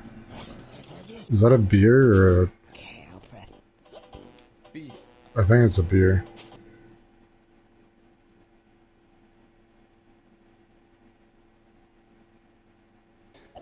I don't know, he seems like drunk. Scarecrow that gets drunk. This is too good. What does that mean? It means context sensitive. Is sensitive to context. So like that Scarecrow there became that.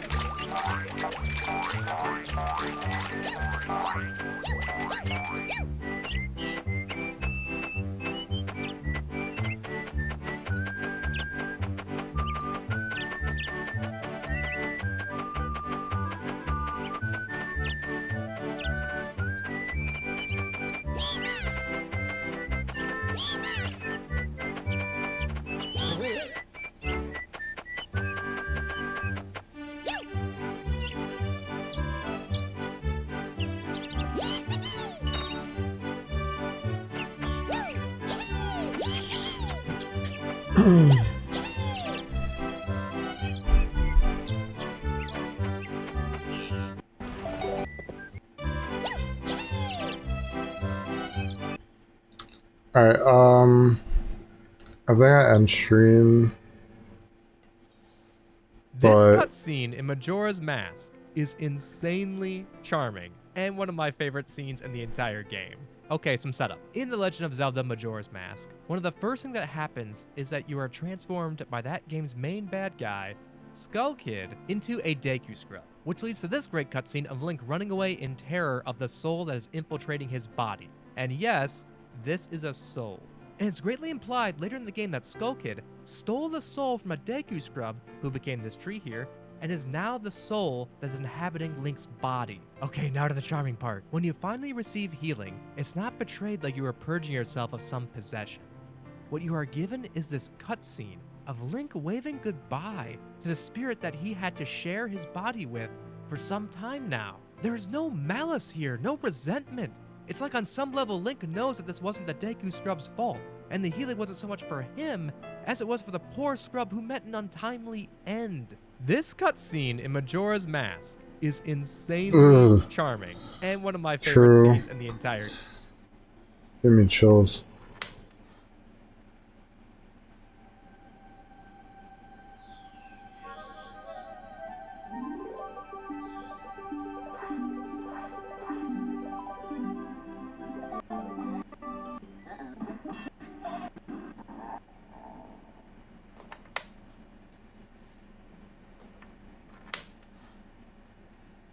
Oh, this is the Tim guy. Right?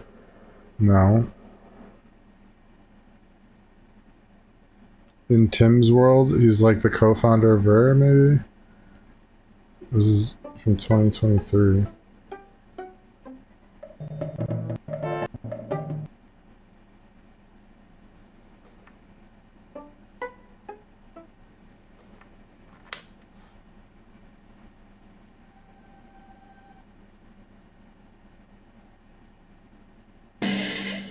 Arr, so it's true then.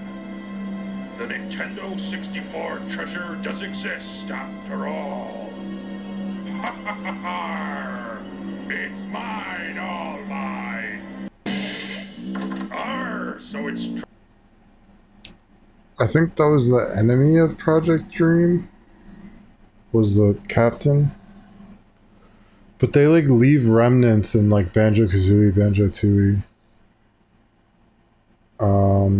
Harry, Conker could also get some distance by running on all fours, like a proper squirrel. Even though this was still early, multiplayer was already built into 12 Tales. In co-op, one player could play as Conker's little owl companion, or you could even play 4-player split-screen deathmatch, but without the death. The game went into hibernation when the team decided it needed to take on a new angle in order to compete with the growing number of 3D platformers that were emerging on the market, not least of which was Banjo-Kazooie. Some elements like the speech bubbles, the scarecrow, the arena, and the windmill were kept in one form or another. But when it finally re-emerged in 2001 as Conker's Bad Fur Day, things were very different. And the innocent little fella from Diddy Kong Racing and Conker's Pocket Tales was all grown up. But that's a tale all of its own. Alright,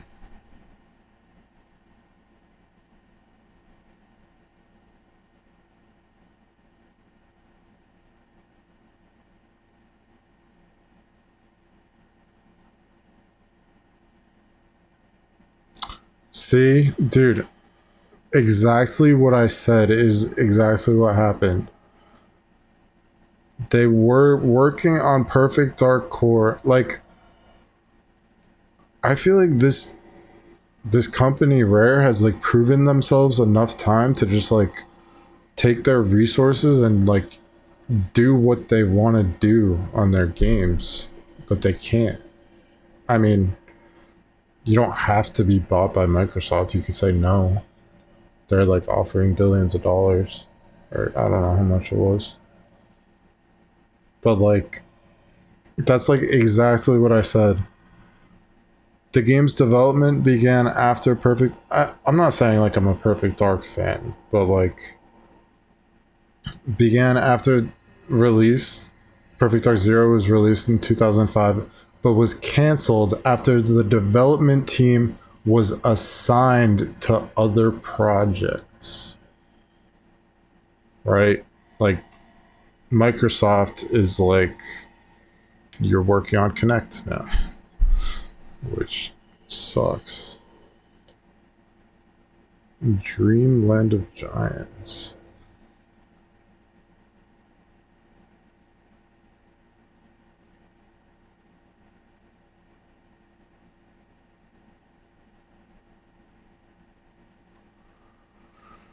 Um, 3S Green. It brings Xbox matching controls edition. A sleek.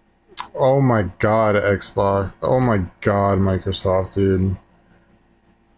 Microsoft doesn't make their own handhelds. They outsource their handheld to, like, what did they do? Didn't they do like ROG Ally Xbox? And they're like, this is an Xbox, this is an Xbox. No, dude, you just didn't make an Xbox. What is this? You just outsource your Xbox to ROG Ally? What is this? And then, like, oh, Microsoft's VR. No, dude, that's just a MetaQuest. That's just a MetaQuest. 3S Xbox Edition. No. So you don't want to make VR then? You're not going to make your own VR with... Not going to make your own handheld? My god.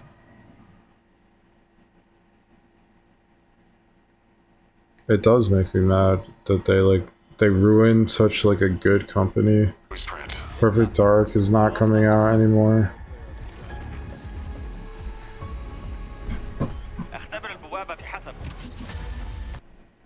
How about I just Google like companies ruined by Microsoft?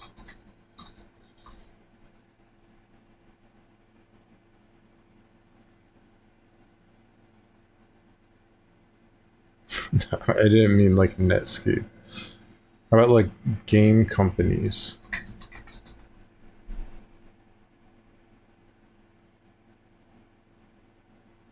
Layoffs at Rare. Closure of Arcane Austin, and they like buy companies and then just like shut them down or something.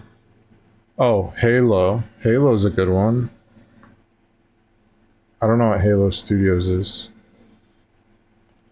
Dude, how you know like Xbox is not doing anything right is like they can't even get Halo, like their like own flagship thing, like their own thing that they care so much about. They put like Cortana in the PC.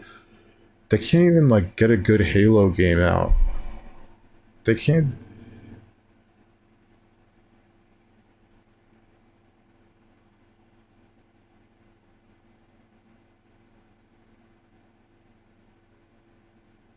I'm just like shitting on Microsoft. They're just like not doing anything right though. ZeniMax Online, what am I looking at? Layoffs. They laid people off after buying them.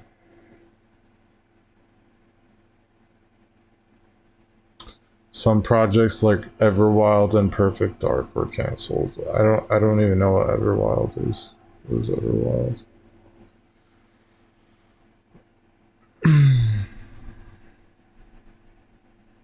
Brand new world in development at Rare, where unforgettable experiences await. Canceled by Microsoft.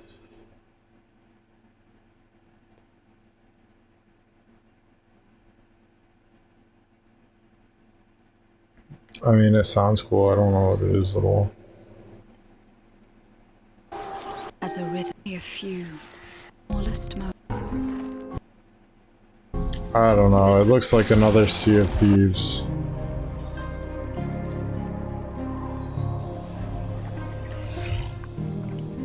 It teaches us to look beyond the expectations.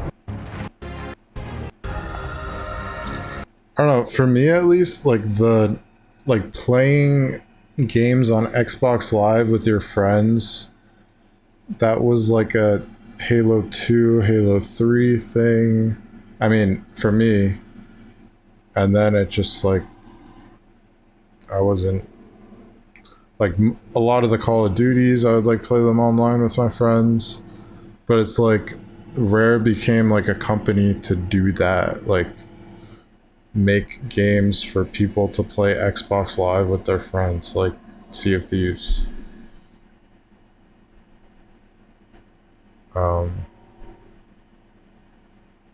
I definitely stopped doing that after when I went to college. I think I stopped.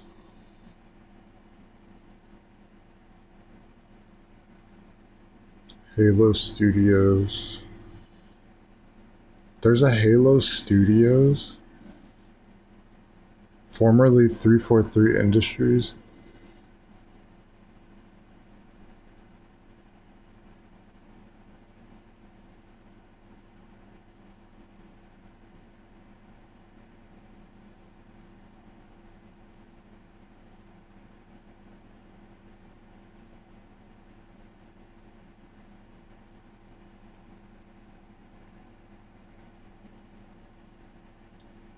And also, to be fair, I haven't played, I don't own an Xbox Series X, so there was like an Xbox game I never played. I forget what it was called.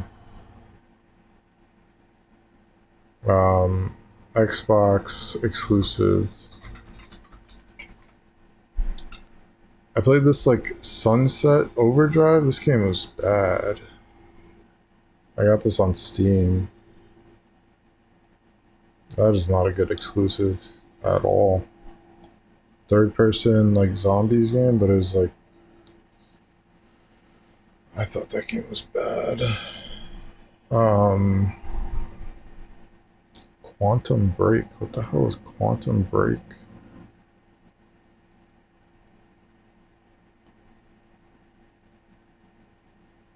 Third person action adventure shooting game. It's supposed to be like an Uncharted.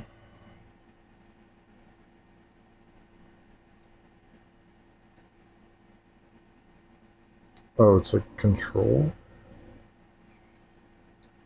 Yeah, I've never heard of Quantum Break. But there was one. There's a recent one. You can't say Ori and the Blind Forest is exclusive. It's not an exclusive. It's on the Nintendo Switch. I mean, maybe for 4 years it was. I never played that game either. It didn't look very interesting to me.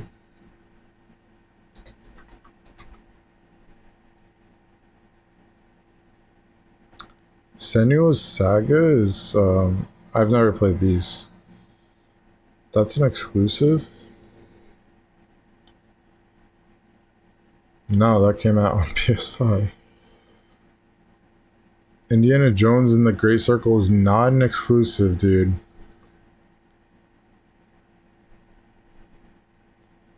None of these are exclusive.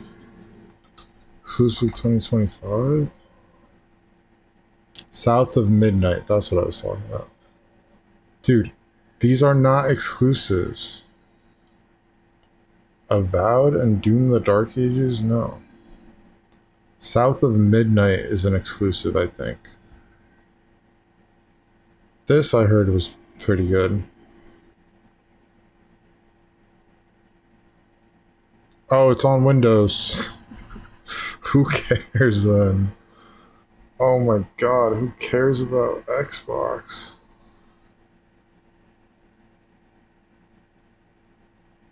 Why is it like...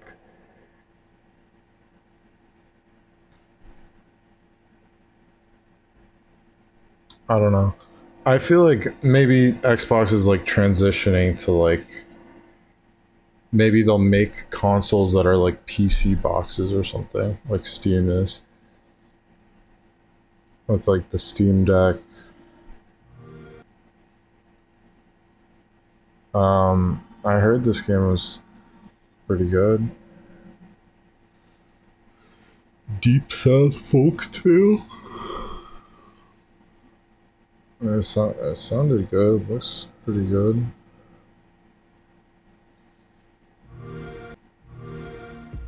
There's a fine line between mercy and justice, ain't that right, Hazel Flood?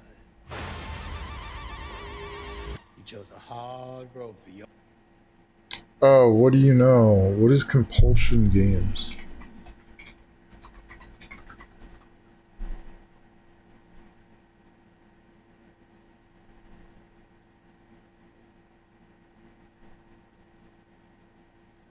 Darksiders, Dungeons and Dragons, Arthur Christmas Elf Run? They made Arthur Christmas Elf Run?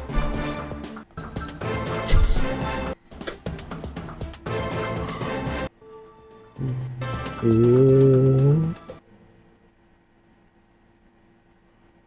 What? Basically, what I'm saying is they outsourced their game. I don't know what I'm trying to say. Like, they should have their own, like, Microsoft Game Studios, right? And, like, make games.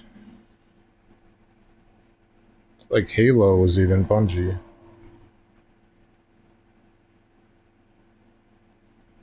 They have studios under them making games, I guess. And they're, like, the publisher. I don't know. Find a way to make good games. Don't cancel Perfect Dark. That's like something that sounds like a good thing after like how many bad things.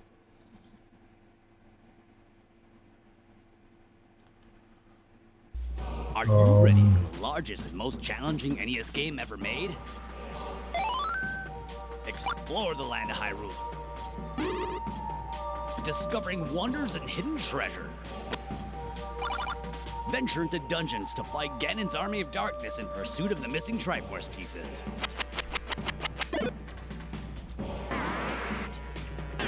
Danger lurks around every corner. Can you rescue Princess Zelda before Ganon can enslave all of Hyrule?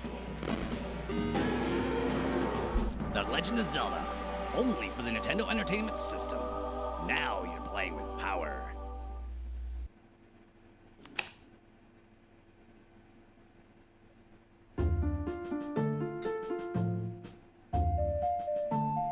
Alright, this is an N64 song. Like, can't be.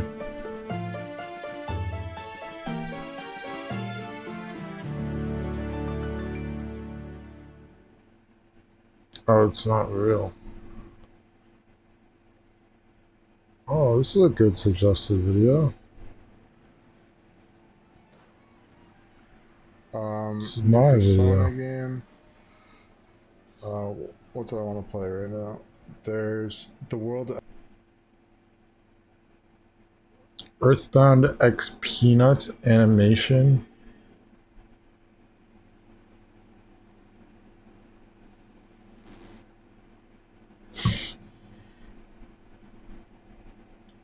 I added enemies to my hand-drawn Zelda 1 remake. Oh, yeah, okay. That was Minish Cap. Oh, this looks pretty good. I gotta play Zelda 1. Klungo saves the world.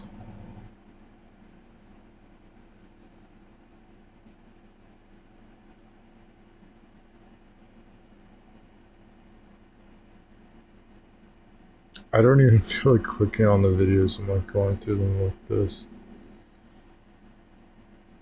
I don't know enough about Earthbound to get this, but maybe I'll watch that. Wario dies in a car crash after spilling coffee on his lap.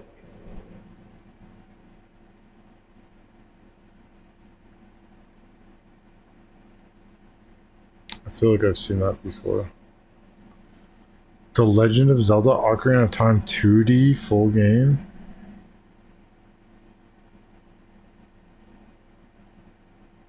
That sounds kind of good.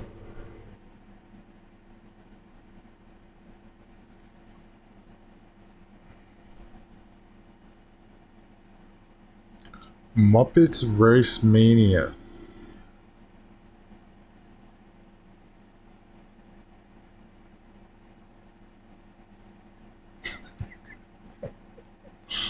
That looks kind of good. This is like a full stream though. FF7's Honeybee Inn has everything. A bunch of buff dudes, beautiful women in bumblebee costumes, Reeve's dad, a pushy hostess who calls you Pooh. Wait, what? Why does the honey girl in the lobby call you Pooh? Is it just a weird translation quirk? That's a logical conclusion, but no, it's not the reason. As it turns out, the answer can be found in the room above. Badger the honey girl on the left enough times and she'll come up with a nickname for you. Pooch. This nickname is what the honey girl in the lobby begins to call you after you walk in, only to bite her tongue and address you more politely. But hold on, that doesn't make sense. You haven't been given yet. And even if you had, how could the hostess in the lobby possibly know of it? What you're witnessing here is just one of many holes left over in the Honeybee Inn's final implementation. Believe it or not, FF7's retail release includes only a small portion of what the developers originally programmed for this section. Once you realize this fact, you'll begin to notice just how disjointed and incomplete the whole segment feels. Think about it. You walk into the inn only to be hounded by a woman who demands you pick a room. There's no sign of any other customers, and no staff to greet you and explain the nature of the establishment. And that's because those NPCs are all on the first floor. Ever notice the Honeybee Inn's exterior is clearly 2 stories tall? When you enter the building in the game's final build, you actually enter on the 2nd floor. That's right, the entire downstairs has been scrapped from the story, along with half of the inn's unique field maps. Today, we're going to show you those maps, and all the crazy events that take place on them. Welcome to the uncensored Honeybee Inn, FF7's single largest chunk of cut content, and a treasure trove of lost lore. We've got Honey Girl Tifa, we've got Wedge's lost brother, we've got Palmer and the Shinra middle manager, we've got Zack being a terrible boyfriend, we've got Cloud begging for women's underwear, and much, much more. We've got Cloud begging for women. I am a pervert. I long for your scent. No way. What anything but that. Women's underwear, and much, much more. But before all that, a little begging for women's underwear, and much, much more. Let's get those But before clothes all off. that, a little bit of background is in order. Long before It does feel like the Honeybee Inn is like cut. It does feel like it's like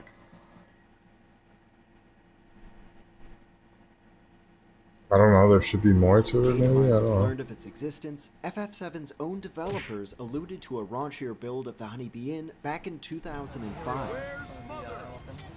In an interview for Studio Bentstuff's Ultimania Omega, director Yoshinori Kitase and scenario writer Kazushige Nojima got to talking about scrap scenes that didn't make the final game. What I remember is the Honeybee Inn stuff. The events there were created by Toriyama, but at first the content was even more extreme and everyone was saying it was overkill. Was it really that over the top? Pretty much. For example, Palmer would emerge from the inn saying, "Ah, that was refreshing." Toriyama would often come up with these surprising, or maybe I should say problematic, events which had to be fixed on many occasions. For instance, there was this scene on the station platform where Biggs, Jesse, and Wedge from Avalanche would face each other and try with all their might to fuse together. Followers of our channel will by now be familiar with Toriyama's antics. There's this scene on the station platform where Biggs, Jesse, and Wedge from Avalanche would face each other and try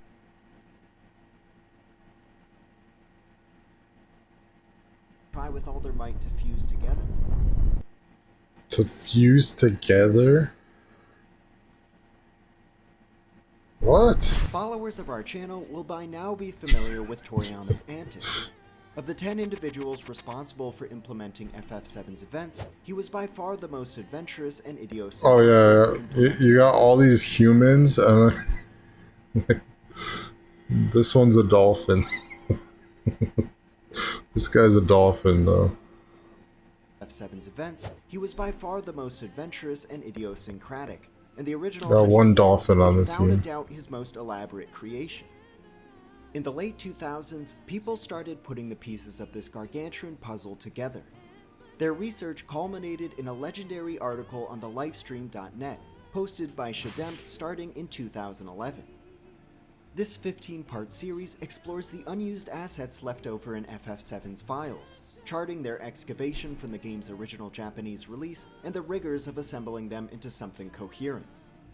It would be many more years, however, before modders had the tools and understanding to implement the uncut Honeybee Inn in its entirety. Okay, so they created now, it. with the Shinra Archaeology Cut mod, we can experience this content as Toriyama originally conceived it, fully translated and playable in English.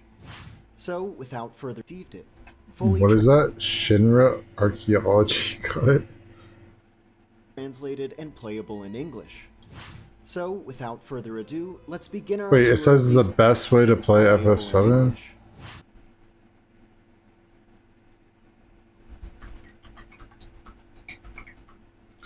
Like I didn't want to try it until they said like the best way to play FF7. Why?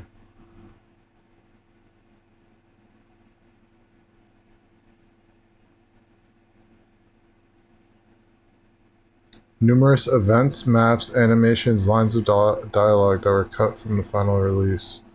In 99 cases out of 100, this content has been mined from the original game files themselves or reconstructed.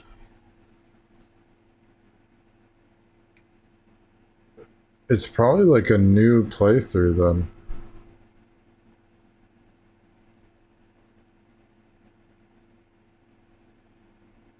I mean, like new dialogue and stuff. So, without further ado, let's begin our tour of these spicy I don't think I'll scenes try and that. see how they compare to the final cut. We start outside of the actual inn, on a map called MRKT3. In the final version of the game, the entrance to the Honeybee Inn is blocked by an older-looking man and a bouncer in a suit, meaning you can't enter the first time you visit. The older man informs us about a new girl named Tifa, but mentions she's gone off for an audition at Don Corneo's mansion. This interaction updates the plot progression value to allow players to proceed with the main quest. In the original implementation of this map, however, the man in the suit was either absent or positioned in a different place, meaning we could enter the inn immediately. Like what I'm trying to say is like, it's always felt like the Honeybee Inn was supposed to be like super raunchy, like stripper place or something. It seems like a brothel, as they're saying, but like,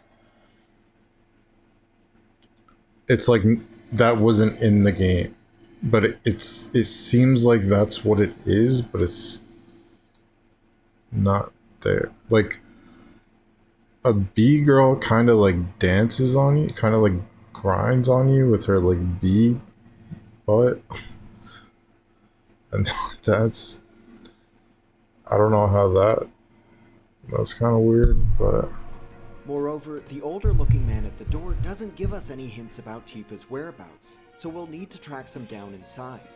Upon heading for the inn's entrance, Aerith will split off and chastise Cloud for wanting to go in.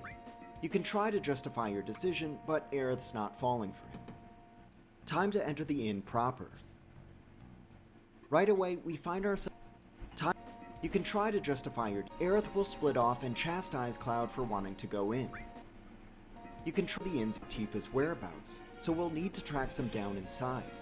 Upon heading for the inn's entrance, Aerith will split off and chastise Cloud for wanting to go in. You can try to justify your decision, but Aerith's not falling for him. Time to enter the inn proper. Right away, we find ourselves in an unfamiliar area. Welcome to the Honeybee Inn's first floor. It's home to 3 maps, 2 of which were cut from the final game. We start in the lobby, referred to internally as Onna 1. To the left is a dressing room you'll recognize from the retail version, called Onna 2, while the right-hand door leads to a guest lounge called Onna 3. The lobby is a bright and colorful room with tons of flashing lights and ample signage, all of which uses Japanese characters. Needless to say, this map strikes a much stronger first impression than its upstairs neighbor, and immediately evokes the gaudy feel of a 90s Japanese love hotel. On the left wall is a collection of headshots advertising the Honey Girls customers can currently request. Most of the text beneath the pictures is too low res to read. Wow. We can just make out Today's girls.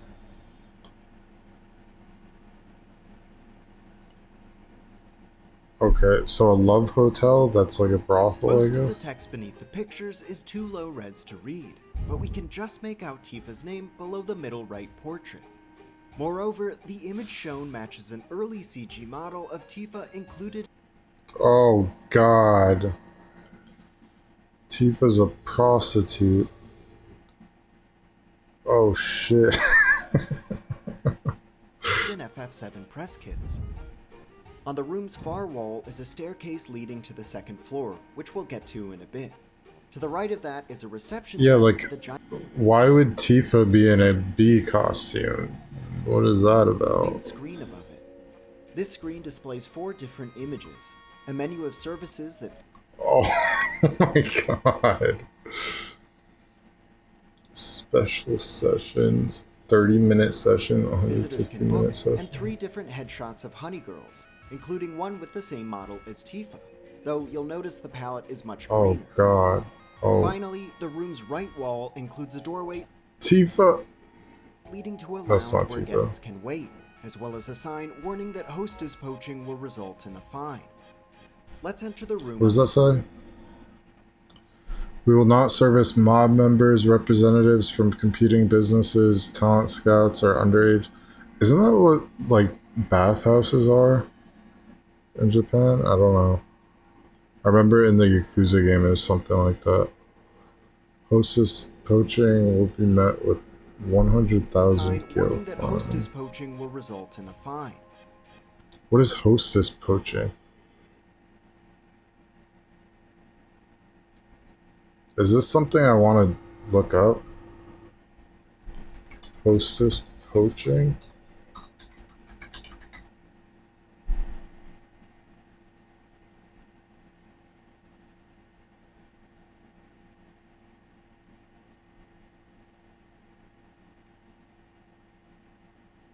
Okay. It's like taking their girl Let's for enter the room your on the own left. business. As in the final game, we see 3 Honey Girls refreshing their makeup and resting between shifts. Almost all of the dialogue here is the same as it is in the final version, with 2 small exceptions. If you talk to the Honey Girl on the right 2 times, she'll have a third unused reaction to Cloud's response. It's possible this would have been triggered by a different second dialogue choice. Next, if you come back after choosing a room on the second No, the floor, girl like stings you with her stinger. the Honey Girl on the left will apply makeup to you. In the earlier implementation of this room, a text window would display which type of makeup you received: harsh, natural, or bold. The final version of the game only hints at this. Like, that's also weird about the Honeybee Inn. If it is, like, in the remake, I think they made it into like a... It's like a dance. Is it like a cabaret club? Like a dance? Like, the Honey Girls are like dancers on a stage. Maybe it's like a strip club, but they don't really strip. I don't know what it is. But like, that is weird about the original game. Like, there's these girls, there's a changing room, but I don't think there's like a dance floor or anything like that. There's just like rooms. So it's like confusing like what it is. And it seems like it's like bad, but they like cut that all out of the game, I guess. With different sound effects. Finally, it's worth noting that even in FF7's retail release, the door through which you entered will show the Honeybee Inn's first floor lobby. Let's return to that lobby. Walking through the door on the right-hand side leads us to another scrapped room. The first thing to note is the television in the middle of the far wall. It cycles through 6 different images of field maps from the game.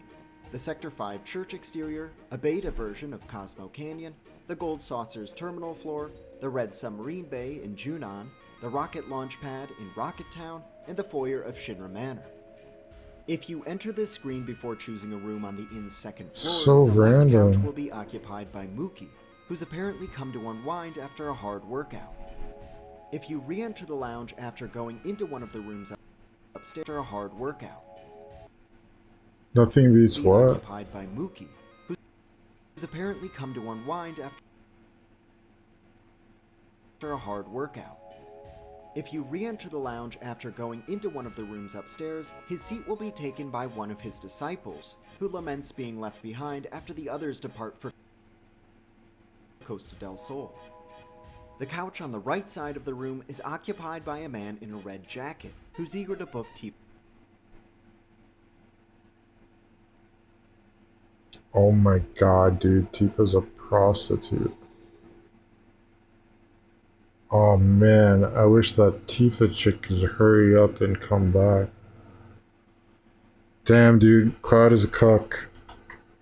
Damn. Services. He asks if Cloud has Cloud's a cuck. She's a prostitute.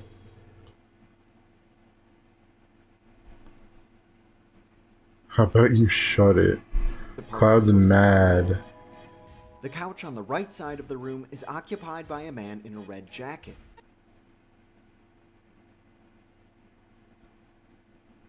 Hurry up and come back. Dude, and it also makes sense. The guy outside of the Honeybee Inn knows Tifa. Like, he knows who Tifa is. That kind of adds up now. Tifa's like who's eager to you book know. Tifa's services. He asks if Cloud has heard about the newest Honey Girl. The player can inquire further or choose to end the conversation. If the former, the man in the red jacket will relate some unsavory rumors about Tifa. The player Oh can then god. choose to agree or relate Oh some god. unsavory rumors. But that's a small pond for a fish like her. For a big fish like her. Lately, she's casting a wider net looking for men further afield, if you catch my drifts. Rumors about Tifa. The player can then choose to agree with the NPC or point rumors about Tifa. The player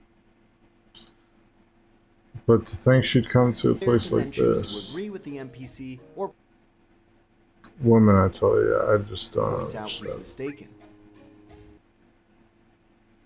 I don't need to shout, I'm just telling you. So Cloud gets mad because he's a cuck. Last but not least is the portly NPC in overalls.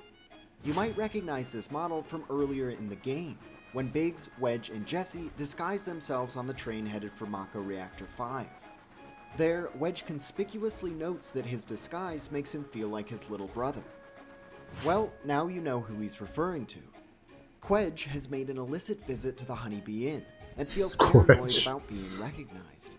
He can't bear the idea of Wedge finding out, especially when his big brother is off doing nobler things like saving the planet. It's time once again to return to the lobby. Yeah, this is like a whorehouse. What if Big Bro finds out? I wouldn't be able to look him in the face. I'm such a schmuck letting the planet down. Why would your brother's name be Quedge if your name is Wedge? Visit to the Honeybee Inn, and feels paranoid about being recognized. He can't bear the idea of Wedge finding out, especially when his big brother is off doing nobler things like saving the planet. It's time once again to return to the This is a lot of cut content. Holy. lobby. We've entered the inn looking for a clue to Tifa's whereabouts. The NPC They really who will focus on provide this. one is the man with a rat tail standing next to the wall of Honey Girl photos.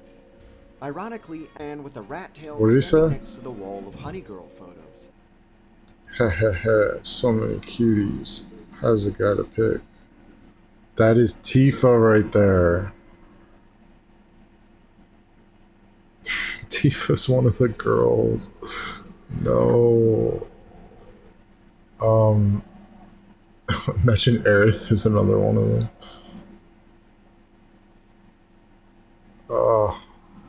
That also kind of looks like Tifa. I was gonna say, like, this dialogue is interesting, but like Final Fantasy VII, I think it's that type of game where like the dialogue is just like good. Like all of it is interesting and like kind of fun to read. If he knows a girl named Tifa, won't elicit the information we're looking for.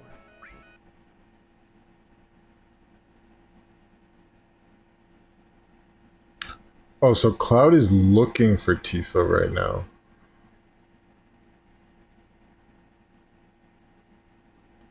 Maybe like the story was different because in the story, like Tifa was like disguising herself to like break into this place so she could like get information out of the guy Don Corneo. But like maybe she just worked here. If you ignore the allegation and ask about Tifa again, the rat-tailed man will make some... She's the inn's newest girl. Arrived just this morning by way of Sector 7, and boy is she a cutie. About the Stacked up upstairs, and curvy as can be. inn's newest hostess, but withhold any hints about where we can find her. And that's also like Don Corneo, the guy who like owns us. Does he own the Honeybee Inn, or he owns the mansion? Actually, he like chooses between 3 girls, but I don't think that happens here. Alternatively, you can flip the accusation back on the NPC and find her. Alternatively, oh, you're struggling too, huh? Anyone you recommend? What the fuck? You're gonna ask a guy like, which girl which girl have you... alternatively, you can flip the accusation Hey, you sure know your stuff. I'm guessing you're a regular here. back on the NPC, who will start talking about his girlfriend. Hi, mind your beeswax. I'll have you know I've got a girlfriend, and our relationship is as pure as can be. And their wholesome relationship.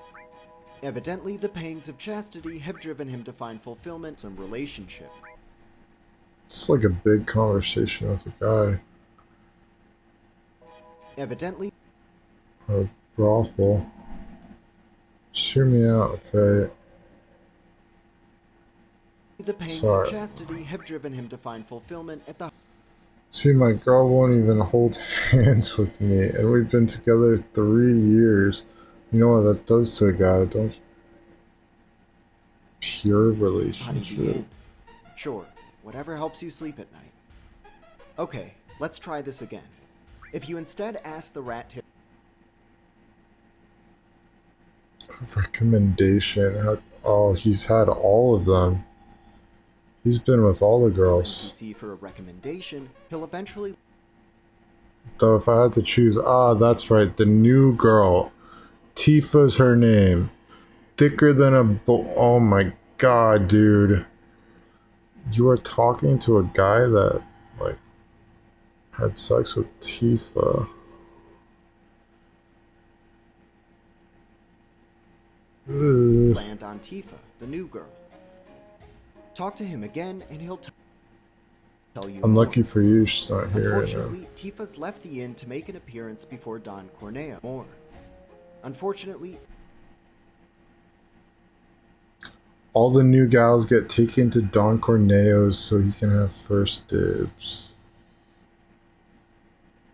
Wait, what?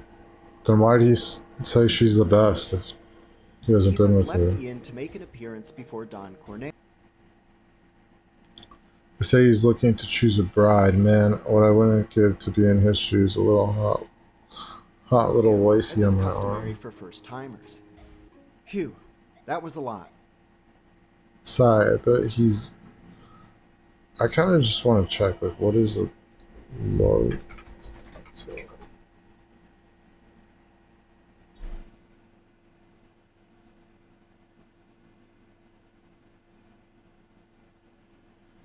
Okay, a love hotel is like a... I guess it's just a hotel for, like, couples.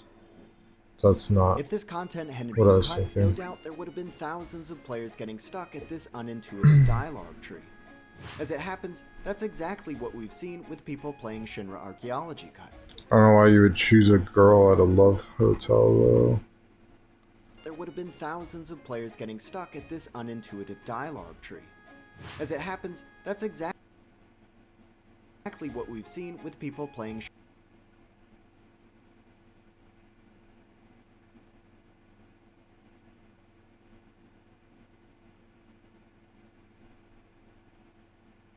Shinra Archaeology Cut.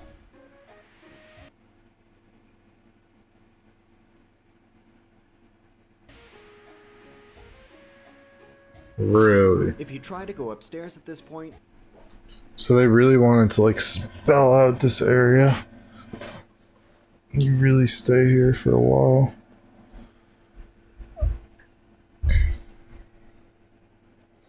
Okay, this is a long video. I think I just end it, continue this tomorrow or later. There's like 20 more minutes left. I do want to finish it. I do want to keep watching this though. Damn. I want to watch this too. Hey y'all, Scott here. Ever since the beginning Mario Kart Double Dash. Okay.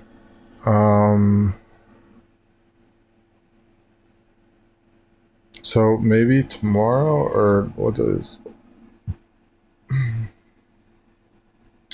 Maybe tomorrow I'll play Hero of Law. And what was the other one? Conker's Pocket Tales? Maybe I'll play Conker's Pocket Tales. Alright.